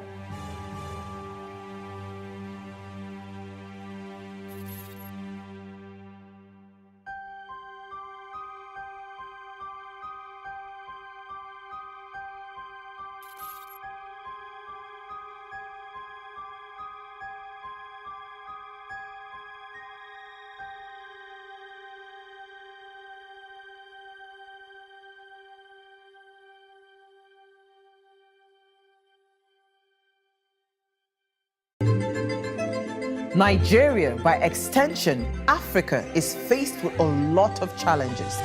The growing youth population with little engagement, that is a ticking time bomb. We are a blessed people with diverse culture and highly cerebral minds who have a lot to say. And yes, we are talking. It is important we drive the right conversation that informs, inspires, influences thought and action. If we say there's beauty in our diversity, then let us embrace our diverse culture. We must continue to courageously be the voice of transformation as we are the hope for the future. Yesterday's conversations shape today. What are you saying to shape your tomorrow? We know you have a lot to say, and we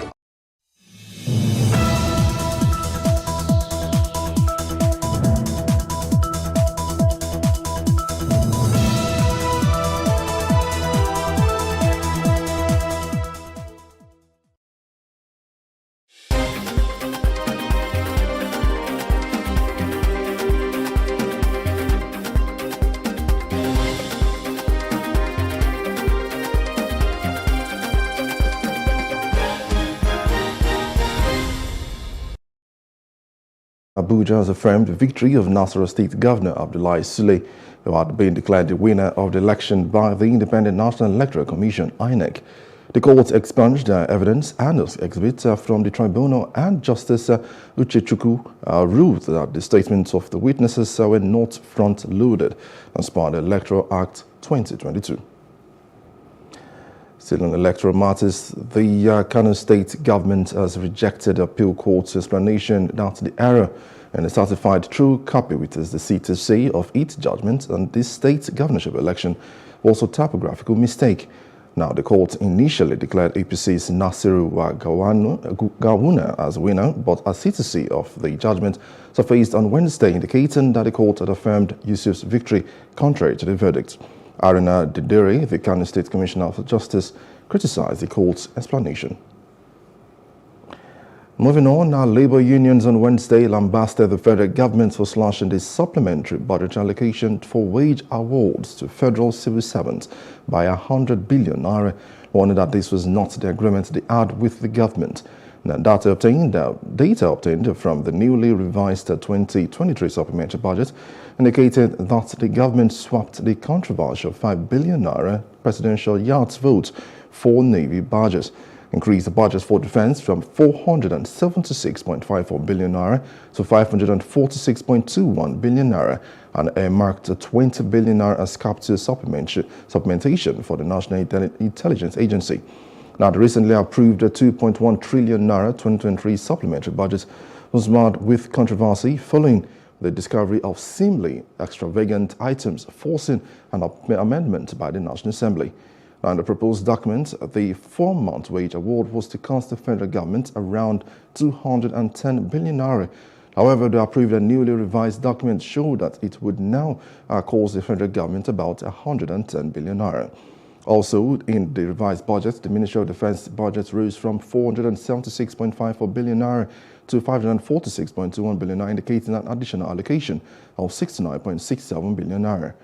However, under the ministry, the Nigerian Navy, which was early caught up in the controversial 5.095 billion naira for the purchase of the presidential yacht, got an additional 25 billion naira to its total allocation. Its total allocation now rose to from 62.8 billion naira in the proposed supplementary budget to the sum of 87.8 billion naira in the approved document. Now, following the political crisis rocking Ondo State over the continued feud between Governor Oluwarotimi Akeredolu and his deputy, Aiyedatiwa, the leader of Afenifere, Pa Reuben Fasiranti, and some elders in Ondo State have appealed to President Bola Tinubu to urgently intervene in the situation. Now, Fasiranti, who led other elder statesmen under the aegis of Ondo State elders and leaders, disclosed that the political crisis, particularly the absence of the governor, has been affecting governance in the state. Now, a communique signed by the Afenifere leader and the group's secretary, Bakita Bello, after an emergency meeting in Akure, the state capital, asserted that some people have hijacked the governance of the state. Now, the elders also maintained that if the development is not quickly addressed, it will no doubt affect the preparation of the 2024 budget. While decrying the absence of the state in crucial national events due to the crisis, the elder statesmen said there is no clear direction within the state civil service. Now we move on to other parts of Africa. British King Charles III and Queen Camilla stayed in an eco-friendly villa in Kenya's coastal county of Kilifi. Now, the 5 bedrooms, fully ensuite villa built in 2016 by Dutch designer Erwin Overkamp was equipped with a solar power, providing the royals with a solar-powered infinity pool. And the villa, located in the exclusive Vipingo Ridge, offers 750 square meters of launch green land and is only a half-hour drive from Mombasa. Now, surrounded by towering trees and a balcony, the villa was chosen for security, privacy, and nature. Moving on now, as Democratic Republic of Congo DRC President Felix Tshisekedi seeks re-election, the promises made during his initial term to alleviate poverty in remote areas seem unfulfilled. Now, despite implementing certain social policies, many areas like the village of Kampe and the Kwilu province continue to face challenges. Now, local voices in Kampe echo a sentiment of disappointment and frustration. Now, despite assurances of reopening and resuming activities, nothing has materialized, leaving the community in a state of uncertainty.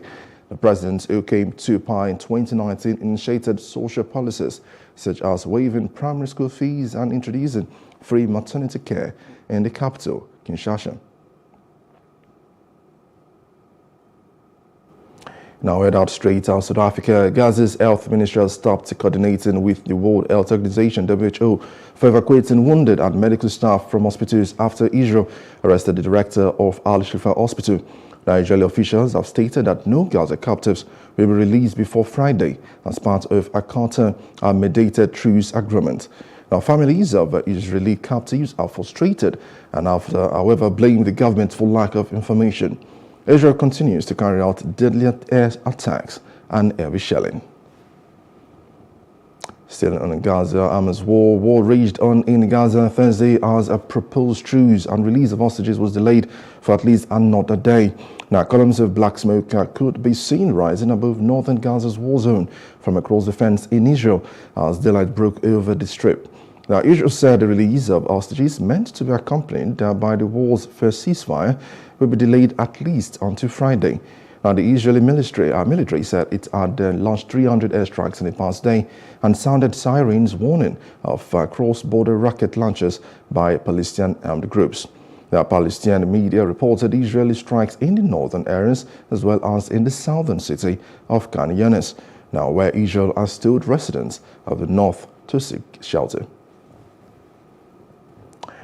And now straight to business. Special advisor to President Bola Tinubu on Energy, Oluwaseun, has highlighted the Green Gas Initiative role in mitigating the impact of fuel subsidy removal. Represented by Erije at a groundbreaking ceremony of the Portland Gas Green Park in Lagos. Now, they expressed the Nigerian government's commitment to promoting cleaner and more efficient energy alternatives. Our correspondent Paul George was there. It's a new dawn for Nigerians as captains of industries gathered to witness the unveiling of an innovation, the conversion of compressed natural gas, CNG, to serve as an alternative to auto fuel, petrol or diesel. The special advisor to the President on Energy believes that adopting CNG could yield a minimum of 40% savings compared to traditional fuels.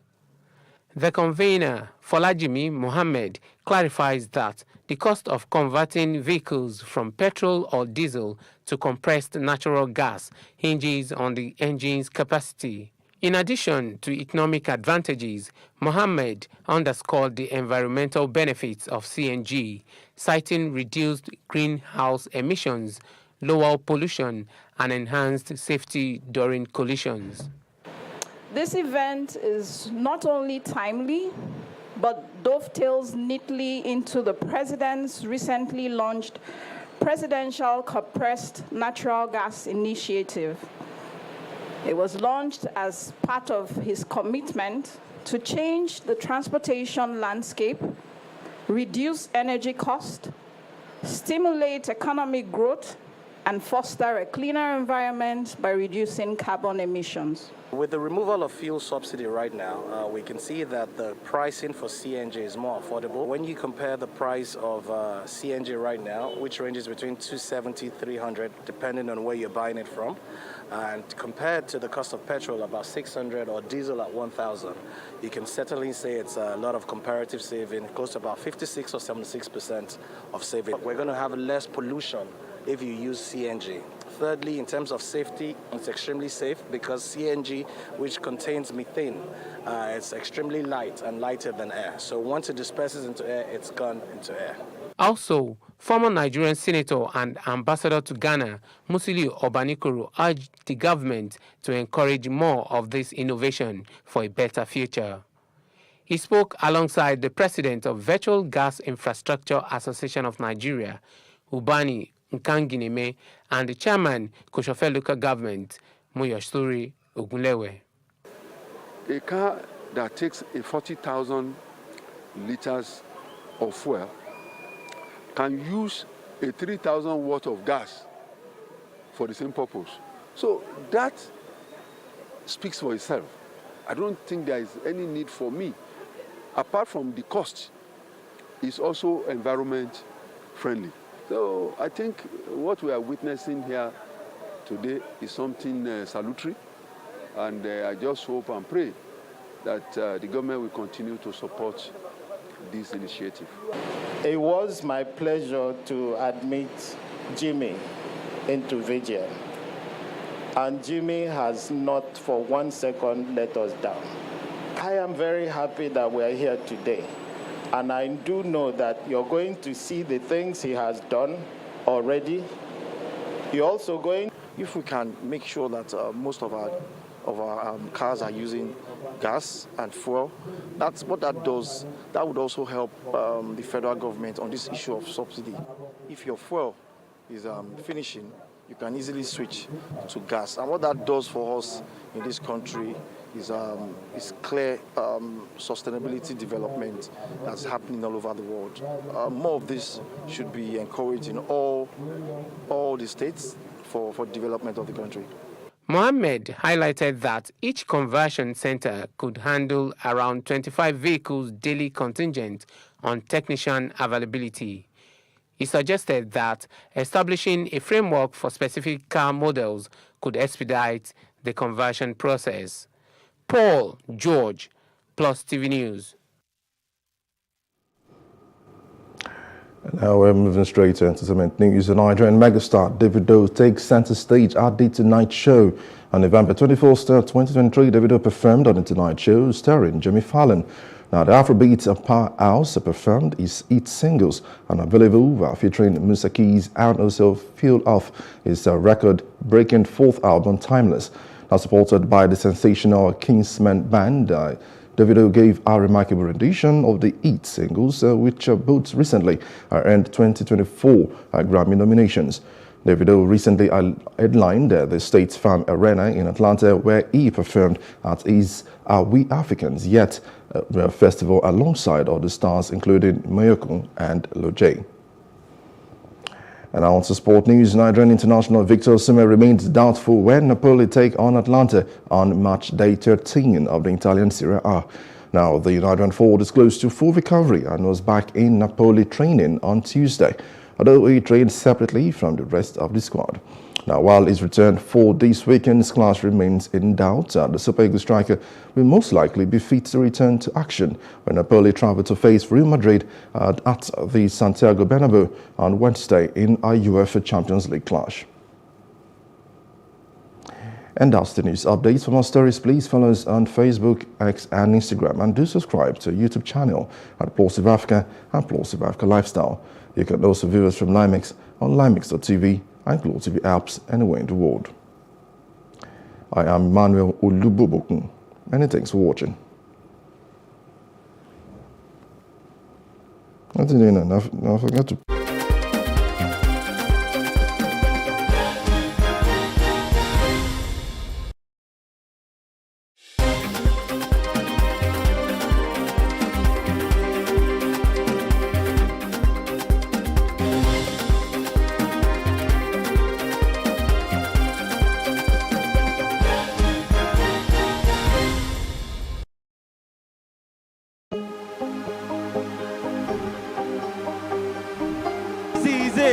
for upcoming artists to blow in Nigeria.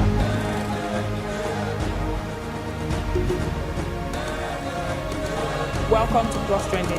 I am Buki November, your host, saying thank you for joining us on today's episode. Welcome back. It's tea time on Plus TV Africa. Practice makes perfect. I'm not perfect yet, but I'm a lot better than I used to be. He's a king. He's entitled to marry 100 if he wants to.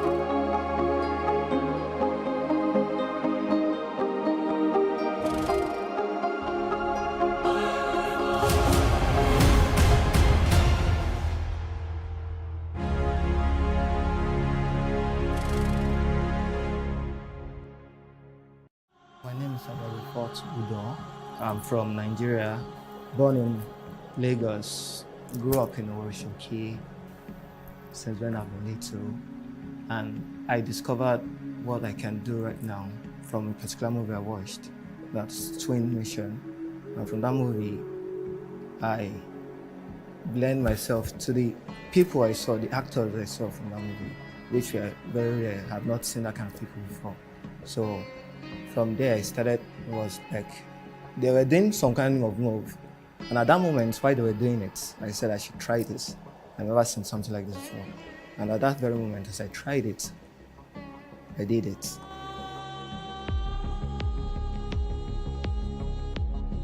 Contortion, sometimes referred to as contortionism, is an art that's not very popular in Nigeria.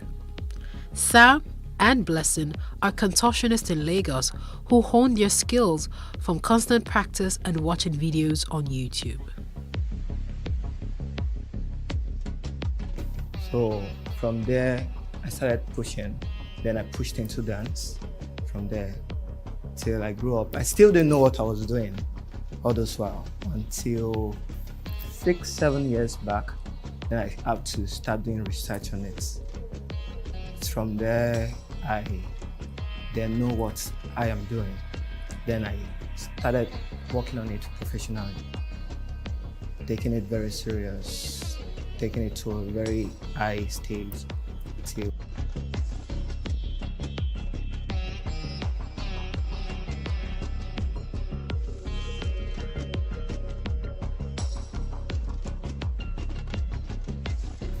from what I've been doing from time come to now, I've been watching videos on YouTube and other ways I can actually learn from. So that way I've been learning.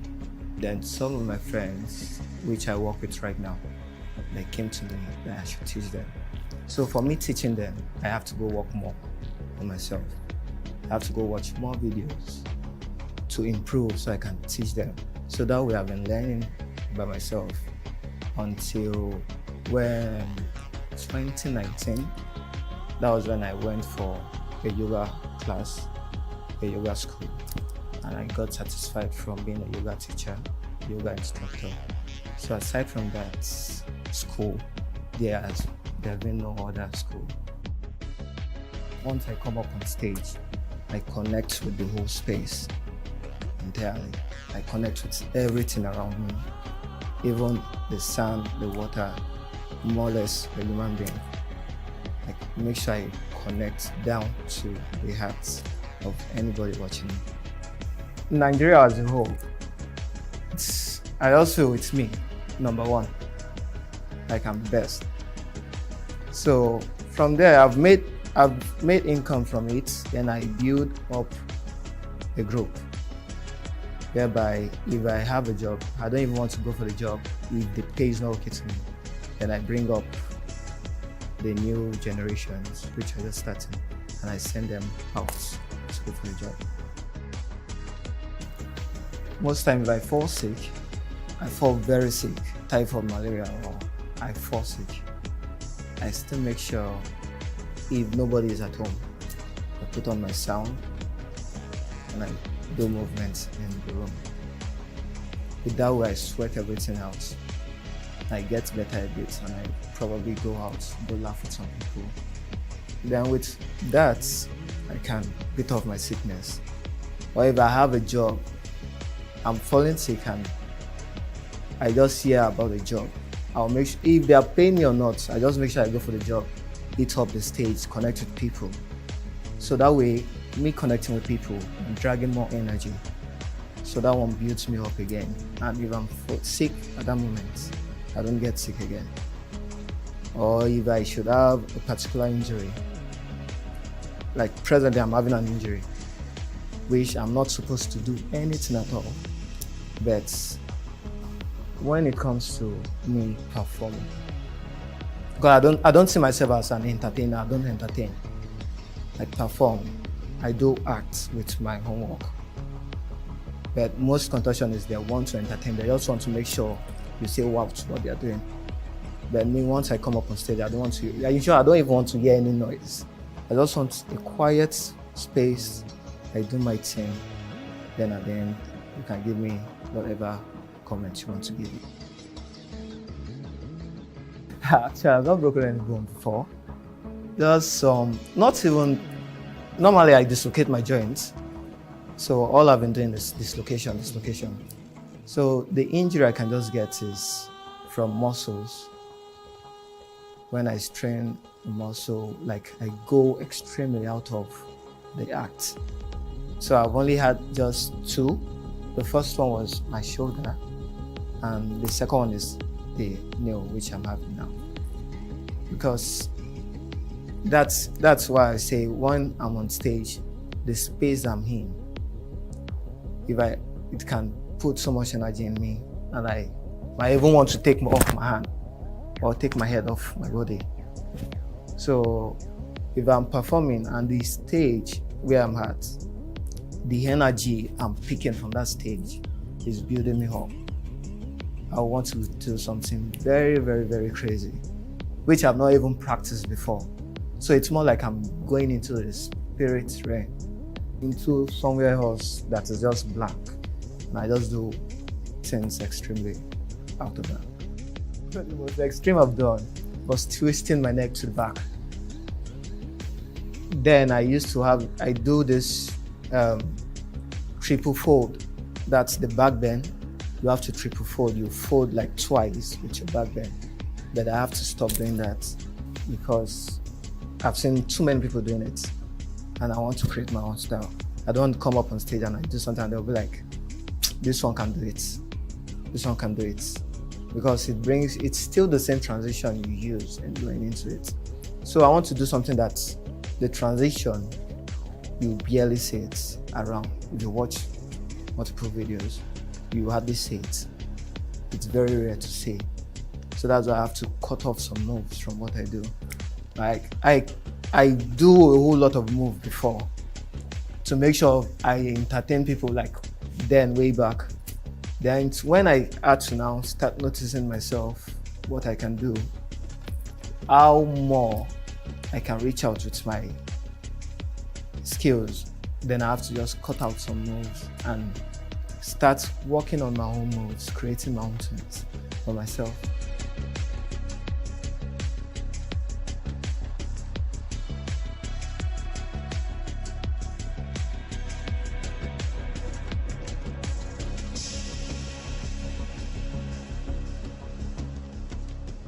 More like the racket move in Nigeria now, presently.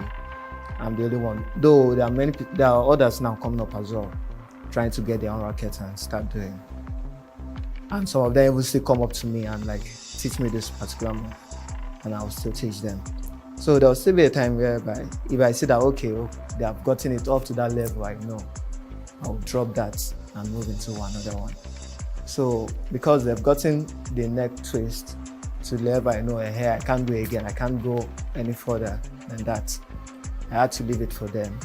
So it's only when I have this kind of audience, like if I have a performance for a particular program and they'll ask me to perform like 5 different times for one event, and I can't come up with another move for the next performance.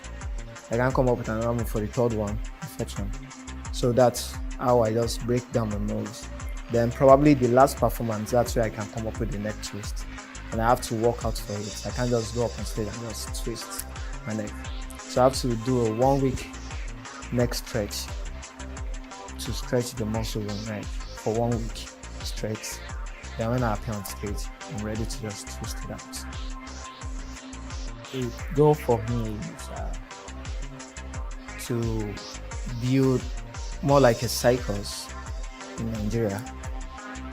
Bring that to Nigeria. There are people doing it, but it's not really like circus. It's just more like a show. They just do it and they call it a circus show. And circus show is not supposed to be something you just do once in a year. It's supposed to be something you do like every weekend in the year. So what I'm looking at from 5 to 10 years from now is that I bring circus into Nigeria.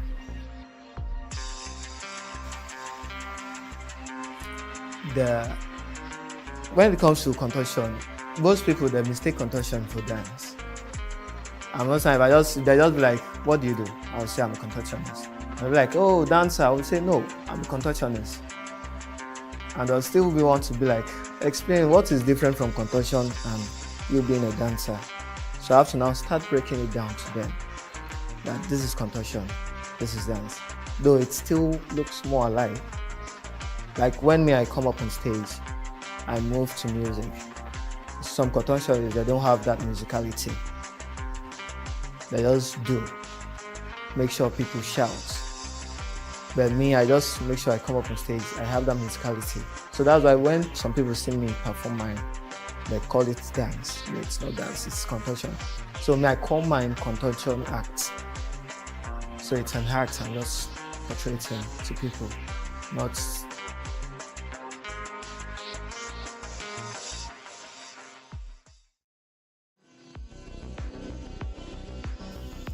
Before I met Blessing, I've just known 6 7 contortionists before I met Blessing. I've known just 6, 7 contortionists, which I've worked with. And I didn't work with all of them. I met a few of them in a competition, whereby if they see me, they just see that somewhere I've come, they will even want to leave the competition for me. But I'll be like, oh, what is it? Is it not the same thing we're doing? But they see me and they will still want to run away from me. Same thing to Blessing. We met at one show. Then from that show, I saw her. She was the first female contortionist I've seen. Like, I've traveled Nigeria, I've seen contortionists, but she was the first one I've seen that was different from other females. Hi, my name is Miss Okute Blessing Uche. I'm 21 years old. I was born January 7th, the year 2000. I'm a student of Lagos State University, Ojo campus, 200 levels. I'm actually studying physical and health education. I started about 6 years ago when I was seeing this movie, As Strength. It's about this teacher, a dance teacher actually. She was teaching her students how to split and then carry their legs up. I was very, very amazed at what these girls can do with their bodies. So I decided to start on my own too and to start stretching. I would always stretch in my parlor. It got to a point whereby my parlor wasn't spacious enough for me, so I had to go to this place opposite my compound. It was spacious, so I took this my dad's mirror because he used to be a barber. He had a salon, so I took his mirror there, and then I would always practice alone in that place. Will I say it's profitable? Okay, it has been profitable because I was able to use this money I get from the shows I do and the concert I go for my school bills and other bills I have to pay. It's actually helping me to take care of some other things too, but I'm not where I want to be right now. I'm not getting what I want right now because I want more. So every lady that wants to be a gymnast or a contortionist should know that it is painful, and whatever you put your mind into, you're going to achieve it. One thing that helped me to get this far is my consistency and my persistency.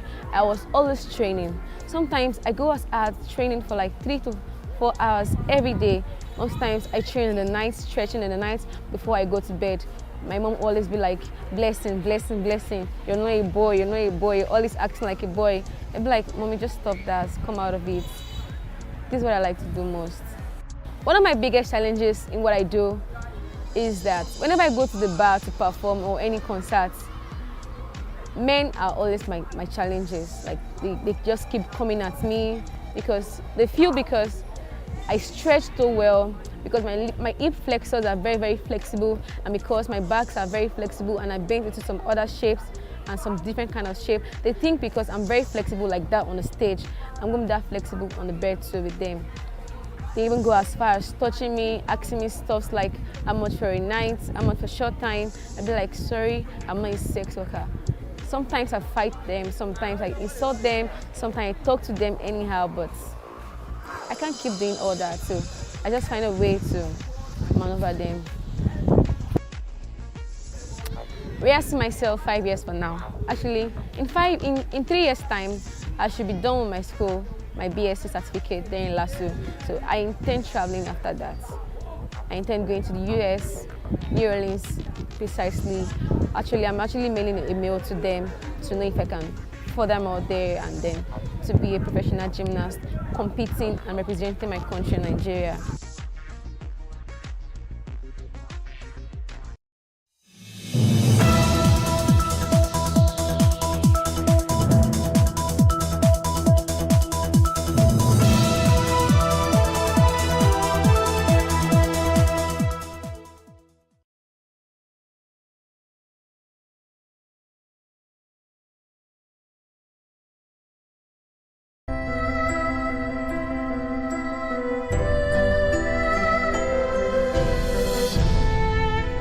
Human rights are women's rights, and women's rights are human rights once and for all.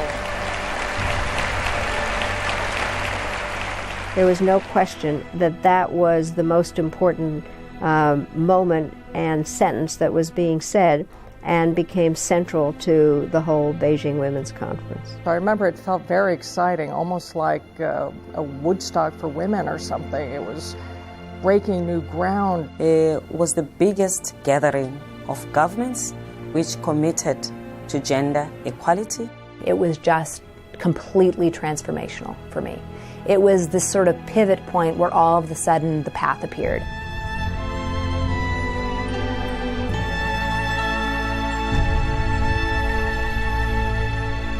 I was there, and it changed me. I'm Sally Field. The 4th UN Women's Conference in Beijing inspired me to take a bigger role in women's rights.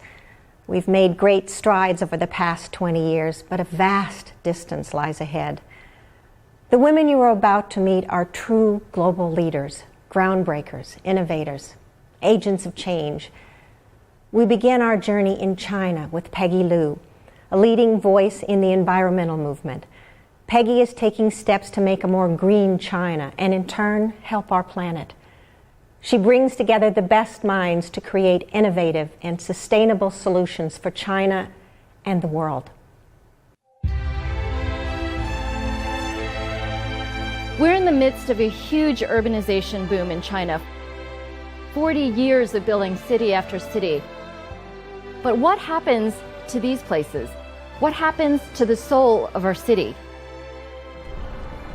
You've really seen nothing like it until you land in China and you take a look at the skyline. To deal with China's growing pains from unprecedented economic growth, Peggy Liu, an MIT-educated engineer, started JUICE, or Joint U.S.-China Collaboration on Clean Energy.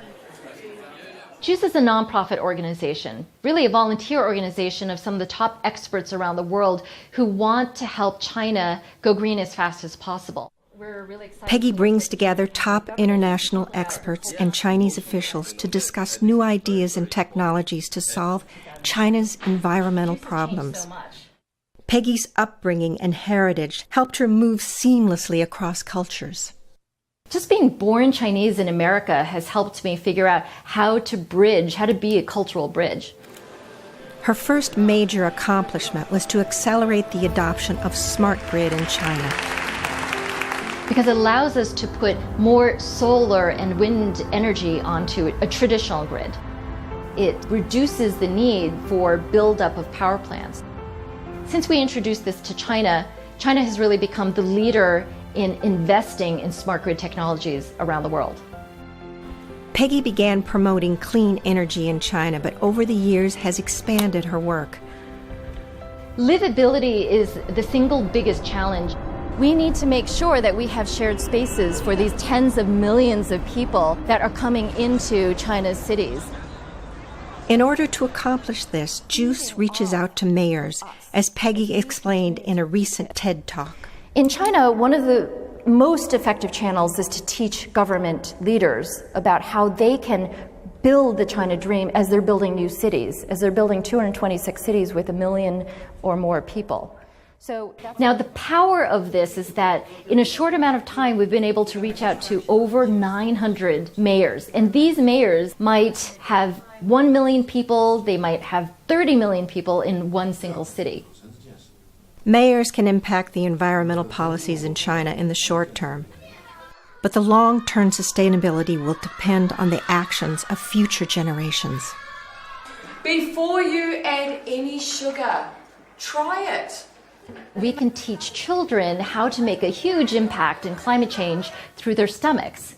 So we created a new way to eat, or teaching them how to eat in a way that's good for you and good for the planet. As a mother, like hopefully every parent, I do feel a personal responsibility to make a change in the world, to leave a better world for my kids and their kids. To Peggy, China's crisis is both personal and urgent. I know you've heard and seen these ugly pictures of pollution in China, and yes, this is affecting the rest of the world. 25% of the particulate matter in Los Angeles, for example, is drifting there from China. So we know that we need to win this battle on pollution. We need to win this battle on clean energy. But to do that, we really need to learn how to capture the essence and the beauty of Chinese heritage while we chase this urbanization and modernization. Perhaps bamboo, which is fast growing, strong, and beautiful, is the best metaphor for Peggy's vision for China. Bamboo is really symbolic of the type of nature that we need to preserve in the cities as we urbanize. We need to bring to life the soul of bamboo, but in our concrete jungles. The single step that led me on this journey was actually an accidental one. Chinese have this saying, it's called 缘分 or fate, and I really feel like juice has been my calling. Katie Myler founded Liberia's first tuition-free school for underprivileged girls. Building educational infrastructure in Liberia was challenge enough, but she soon faced something more formidable: Ebola. A great leader presses on in even the most difficult of situations. That's exactly what Katie did during the epidemic. Fighting on the front lines against Ebola was worth the risk because it meant protecting her girls. I think that no matter where you go in the world, we are humanity and we're all the same. Each of us has a calling in her life, and for whatever reason, I was brought to Liberia when I was 23 and I saw a need that I knew that I could do something about, and I couldn't turn my back on it. Liberia is a beautiful place, but it's full of struggle. It was a country that has been devastated by war. In post-war Liberia, 2/3 of the country lives in poverty. Only 35% of children are in school, and 42% suffer chronic malnutrition. You know, I think I do see myself oftentimes in these kids, and whether that's right or wrong, it's the truth. I think that's empathy has a lot to do with, what drives me. And I grew up poor in America, but despite the poverty that we lived in, there were safety nets. Katie started the More Than Me organization in Liberia to provide some of the support she had. It's about living for something bigger than just yourself. You studying hard? Yes. I want to see you people reading plenty. It's important you can read well. If you read, you can teach yourself anything you want. We focus on the most vulnerable young girls in Liberia, specifically in a slum called West Point. It has one of the highest rates of child exploitation, sexual exploitation in West Africa. We have our own academy for these young girls. Our mission was really to make sure that when they graduate that they have real choices. They can decide what comes next for their own lives. We believe that no young girl should be on the streets, when her biggest dream is to go to school. As More Than Me Academy wrapped up its inaugural school year, the Ebola outbreak hit and shut it down. There's a baby on the verge of death. Katie turned her school into a first response unit to aid Ebola victims at Ground Zero. I had spent 6 months on the front lines fighting in the community. People were afraid. Businesses shut down. International organizations left. It was scary. I was afraid for the lives of our students. To be honest with you, I was afraid that Liberian existence was at risk. So we coordinated ambulance responses and worked with the Ministry of Health to hire nurses and medical staff. I will come and get you. You will be okay, okay? We rescued and took care of orphans that had been abandoned. We'll take care of you. All right? Ambulances took as long as 4 days to reach Ebola victims. Katie cut that time down to 30 minutes. When I talk about Ebola, it's still pretty raw. There's definitely moments that will never leave me for the rest of my life. One was this little boy named Charlie. I remember, I left people laying outside of the holding center just dying. I felt like vomiting. I felt like I had to go back. So I did. I went to the grocery store and I bought ice cream and I bought toys. And I went back later that night and I went looking for Charlie. I handed out ice cream and toys and sang and prayed with people as they were dying, squashing through the vomit and the blood. And I found Charlie and I put a blanket on him. It was time to go and I was like, I can't leave him here. And so I left, and I never saw him again. In the wake of Ebola, Katie's looking beyond the epidemic to help aid Liberia's recovery. What's scarier than Ebola is what happened before Ebola and what will continue to happen after Ebola is out of the news. You know, unless you fix the infrastructure of the country, starting with basic education, nothing is going to change. You're just treating symptoms. Katie's focus continues to be on education. I'm working with everything that I have to make sure that we rebuild education in Liberia so that we can protect our girls and the women of Liberia long term. It's about coming together with different people and joining hands to make sure that we do everything that we can, to create a more beautiful world. I want to know that my life has purpose. I believe we all have a blinking light inside of us, and that light leads the way, and I'm following that light. I'm gonna take you places, show you faces that you've never dreamed.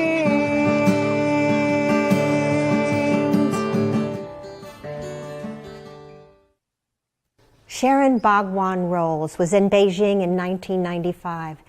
Galvanized by the experience, she has made it her life's mission to give the women of Fiji a voice. Sharon provides women with access to radio so they can broadcast and promote gender equality.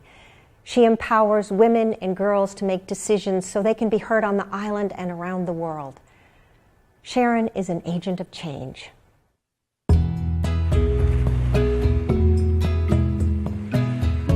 We love this country. We've got from the beaches to beautiful mountains, we've got this amazing geographical structure that you don't have to go anywhere beyond Fiji to enjoy the Pacific.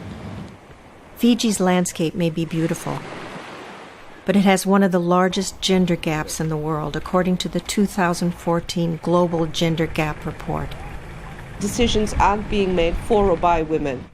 If you look at all our governance structures, traditional, local, even parliamentary, we haven't seen any change in addressing the gaps in decision making. So that's a big problem politically. A problem rooted in the patriarchal society of Fiji. We are women. We stay in the village. We will respect the elders. When they talk, we have to keep our mouth shut. Yeah. We want to be empowered because as women, we got all these powers. We got the talent. We can talk. We can raise our voice to be heard. To give women a chance to express their viewpoints and share their stories, Sharon launched a community radio initiative in 2004. On Fem Talk 89 FM, I'm Sharon Bhagwan Rolls, and it's time for a special program, our Lambasa Women... Sharon used a simple yet powerful tool, the suitcase radio. It's both portable and easy to use. It's literally a whole radio station in a suitcase that weighs up to about 20 kilos, and we've been able to travel around Fiji into rural centers and taking our community radio station to women in the communities. It's meant that the local issues have been discussed. It's just given women that chance to talk, to speak out, to overcome those traditional barriers of participation and decision making, and to value their voice, and for us to demonstrate that you don't need to be highly educated to have something to say. Regardless of who you are, your voice counts. My issues, there are times I face discrimination. When I talk, they seem to think, oh, she's disabled, well, who is she to talk to me? And there are times I cried, and it's just a big challenge for me. Sharon turned the suitcase radio into a platform for programming central to Fiji's women's movement. If I just look at women's programs, you suddenly had women's programs with DJs or personalities reading recipes out of Women's Weekly, rather than we still needed assistance in terms of the development issues. So the poverty of information is that the airwaves not being dedicated to the kind of information that could liberate women, that could alleviate some of the poverty that they experience. We are left out.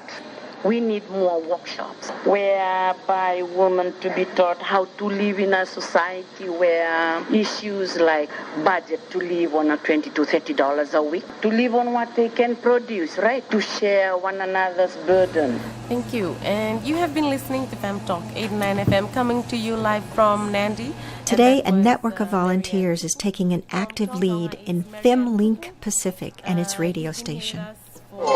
This week, 32 women leaders, all And it's been bridging the divide between what's in the capital city and not being heard, and that opportunity for women within their communities from where they live to talk about issues of local priority, but when you connect it all, is a national agenda.